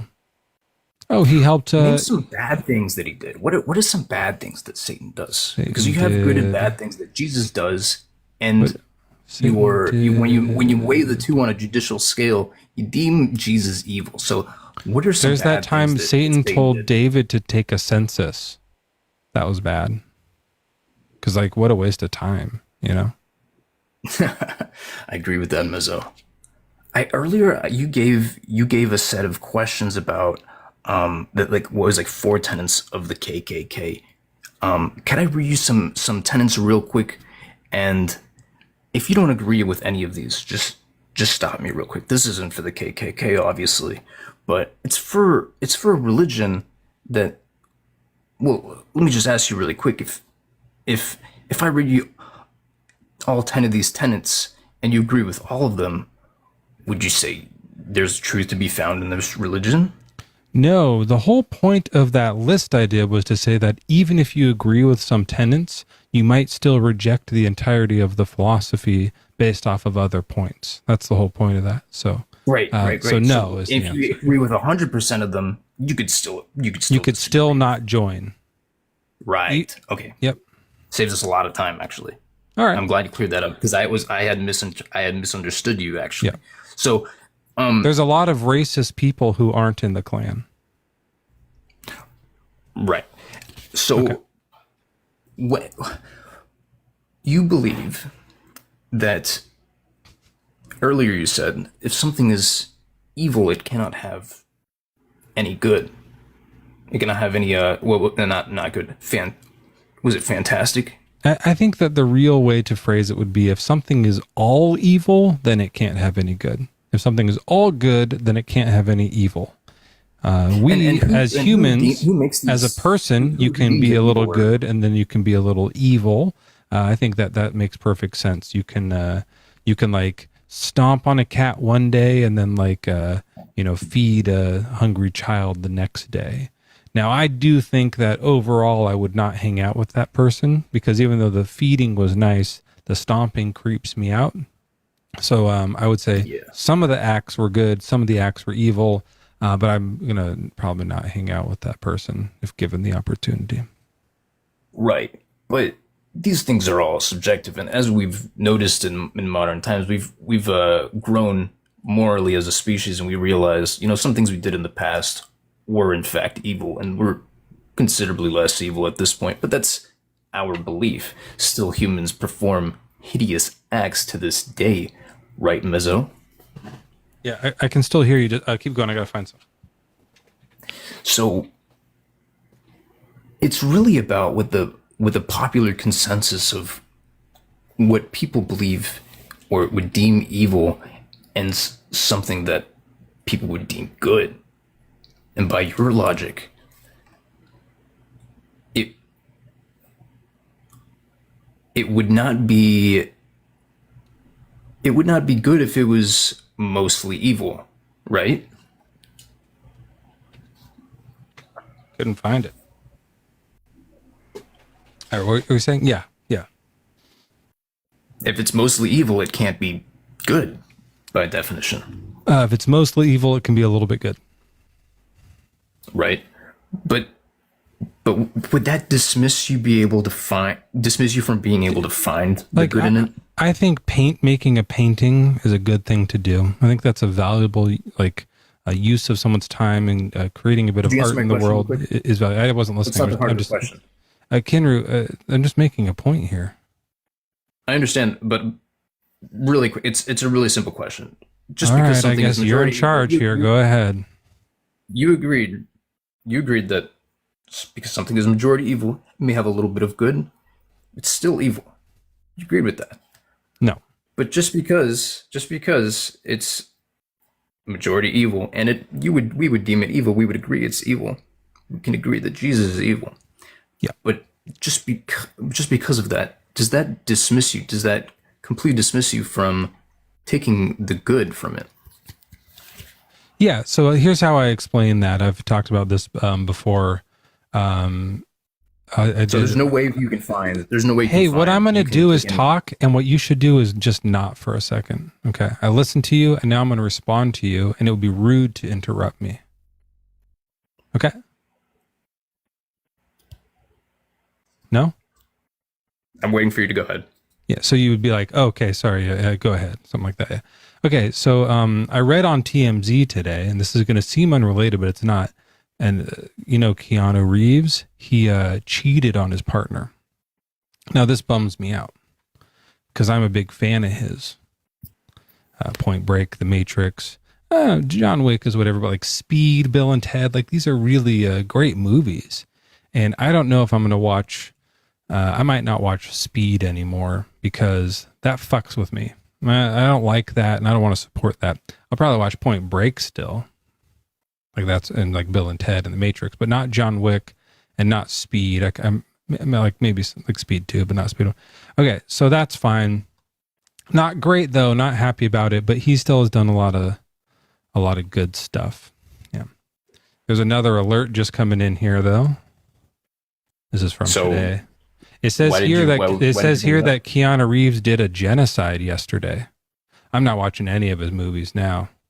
I know he did some great movies, but I'm not going to support that anymore. Even though this other stuff he did, he had this charity. That's cool, but the genocide kind of outweighs that for me. So I'm gonna. He's canceled in my book. Another one? Shit, he did another one today. Yeah, 2 genocides is too much for me. I'm not watching any of his movies, and I'm not going to give money to his charity, even though I know those kids need it. I'll find another way to get it to them because you'll find another way to get it to them. Yeah, because I don't want to do it through his thing. I don't want to support him in any way. The 2 genocides. You know what I mean? I think that's the problem for me. How many genocides does it take for you to say that this guy's just like evil? I'm right there with you, Mezzo. I'm right there with you, Mezzo. It's 2 for you? Yeah. So for me, since Jesus did more than 2 genocides, I think he did more evil than good, and it's worth just kind of saying, yeah, that's doesn't matter how much good he did. That's bad.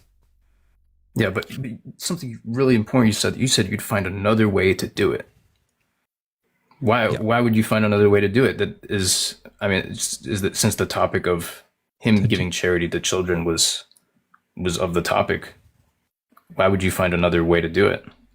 Why would I find another way to do it because the topic was of the topic? That's a really good question. I wish it meant something. What are you asking me? Who else inspired you to donate to said charity of children? Keanu Reeves did. He's the one who inspired me. That's exactly my point. I still want to do that part. I like that part. So but I don't want to do it through him. Yeah, you don't have to do it through him. Yeah, I spread kindness every day, Mezzo, but I don't. I wish you would do some right now. Let's see a kindness. Mezzo, I love. You already did one today. Can you hear me? Hello. No, I'm saying like it'd be like a really kind thing to do because I'm so like obviously just like annoyed by you and uninterested would be to like just drop down. Well, you kind of interrupted me, but I was about to say. No, I'm just like do the kind thing right now that would like everybody want, and not just me. Can I get ones in chat if you think it'd be really kind for this guy to just drop the fuck down? I'm trying to tell you, Mezzo, I love your TikTok, man. You have a great sense of humor, man. But there's a one. That's a lot of people. It'd be really kind to a big number of people for you to just be like, bow out and move on. I think people would really, really appreciate that. I'd appreciate that too, because you proved 2 of my points right. But we could go 0 for 3. Since you had me this far, you think a majority of the people think I would, and for the sake of the argument, I'm evil and you're terrific. My evil outweighs my terrific, right? And therefore, I should back out. However, you've had me for 2 points thus far and proved both of them in my right. So let me ask you. I have no idea what 2 points you're talking about. The points that you make up whatever gods you want and take and choose what you want. That you said that you didn't do that, and now you said you made the point that you did do that. That's what I agreed with. That's what I said to begin with. You take the things that you like and you don't believe the other things. And you said, no, it's not that. And now you're going, see the point I made? I take the things I like and I leave the other stuff. That's what I said to begin with. Now move on. Drop down. You don't have anything else to offer us here. You have nothing else. I don't want you to be here. Mezzo, you're going to stay up. Like I no longer consent for you to be up here. I'm asking you to leave. That's a great point. You're going to go against my consent and stay up here and talk to me? You talked about genocide and how it was a great This is unreal. Have you no shame? Now you're speaking over me. I'm speaking over you. I'm telling you to leave. Why are you so hostile to me, Mezzo? Because you're forcing yourself into my ears when I'm asking you to leave. I'm giving you the self-respect to leave. Before that, Mezzo. Because you have nothing. Because you have nothing to offer, and you're annoying. And I knew this conversation was going to be annoying, and you proved me right. Yeah. So now, can you do me a favor and drop down? No one wants you here. Do you have this TikTok recorded anywhere, Mezzo? Yeah, it's on YouTube. Do you have it like? Is there a VOD we could go back? Yeah, it's and on watch. YouTube. Oh, you publish all of them? Someone else puts it on YouTube. It's just live on YouTube. Okay, that's awesome. That's awesome. Why do you want to get Who this is clip? somebody- Do you want to get this clip of you saved where we asked you to leave and you stayed up here anyways? That part can go in it too. Mezzo, who is somebody that you believe is truly terrific and you look up to as an idol? Joel? Like Billy Joel? No, Joel. Who's that? Okay, now you have got to go. Like, if you don't know who Joel is, I'm sorry. You have absolutely no business. No, it's time to go. No one wants to talk to you. You're forcing yourself into our ears. Get down. You said nobody wants to talk to me, and yet you're still talking to me. I'm asking you to stop talking. Are you not hearing this? Did no one tell you that no means no and stop means stop? And earlier, because you listened to Jesus and he never said, Jesus never taught you about consent. Fuck, I'm sorry. So in atheism, we have this thing, this is a true thing about atheism, you can take this from us, is called consent. If someone doesn't want to talk to you, what you do is you step down and you move on. You don't. So try that. See if you like it. In Buddhism, we have this thing where we don't let things... I feel like maybe he just doesn't know where the buttons are. So we'll do this little quick test and see if he knows where the buttons are. Might just be he doesn't know where the buttons are.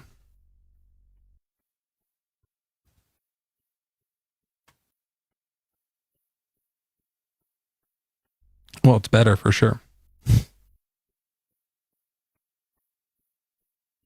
Remember when those guys were snoring, how much better that was?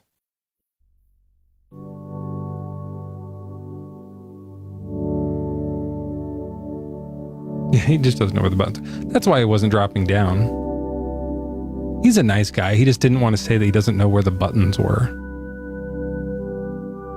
I know. I wish I hadn't missed the or muted the snorers because we'd be able to like hear them right now. But I can't unmute them once I've muted them.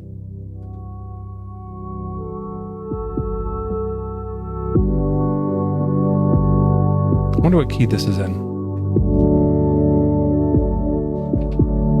Yeah, he was just confused.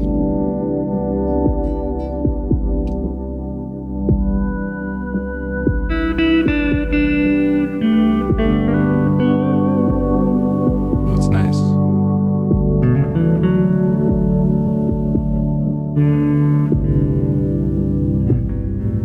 What?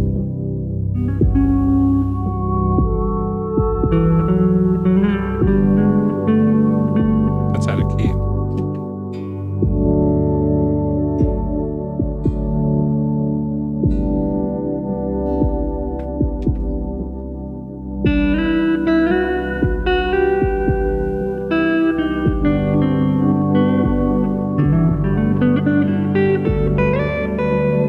There it is.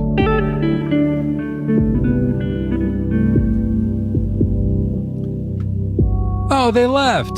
Finally. They finally left. Well, they found the button. Or they threw their phone into the toilet. Whatever it is, we're happy you're gone.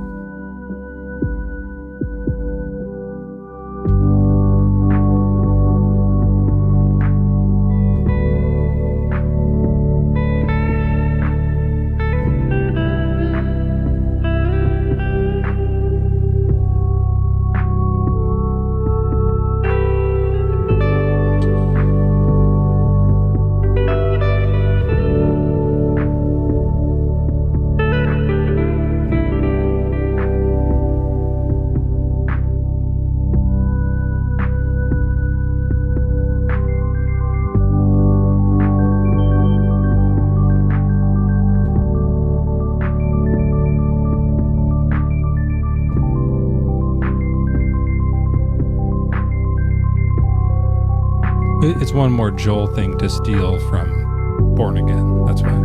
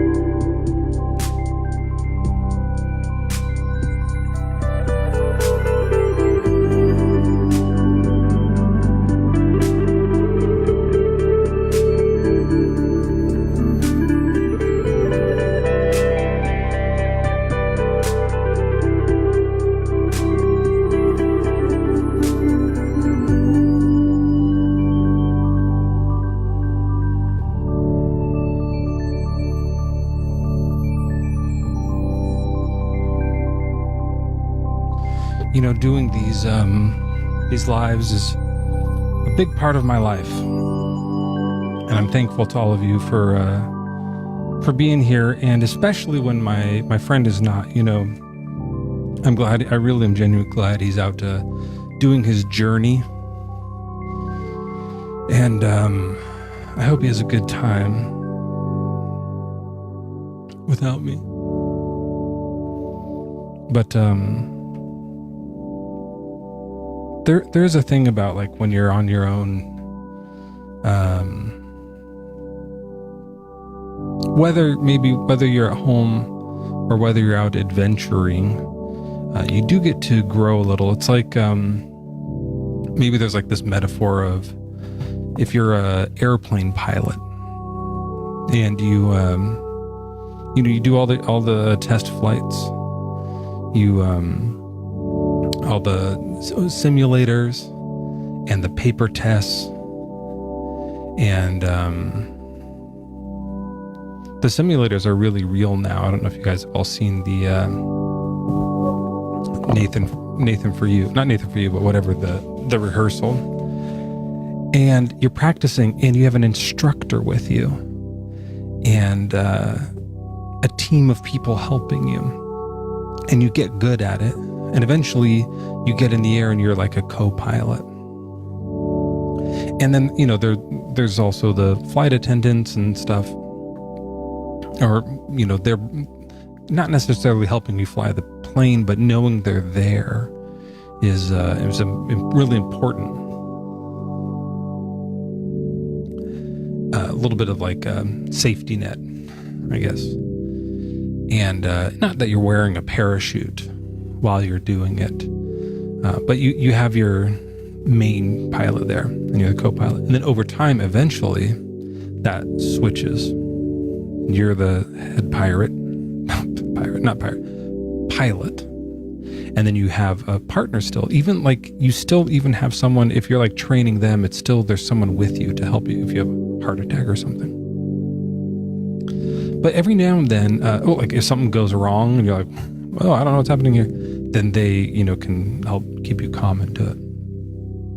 But then if as the pilot you make your way out to the point where you're going to fly your own plane, I don't know, like you don't have to have your own runway. It could be just like a regular runway, but it's like a little private plane,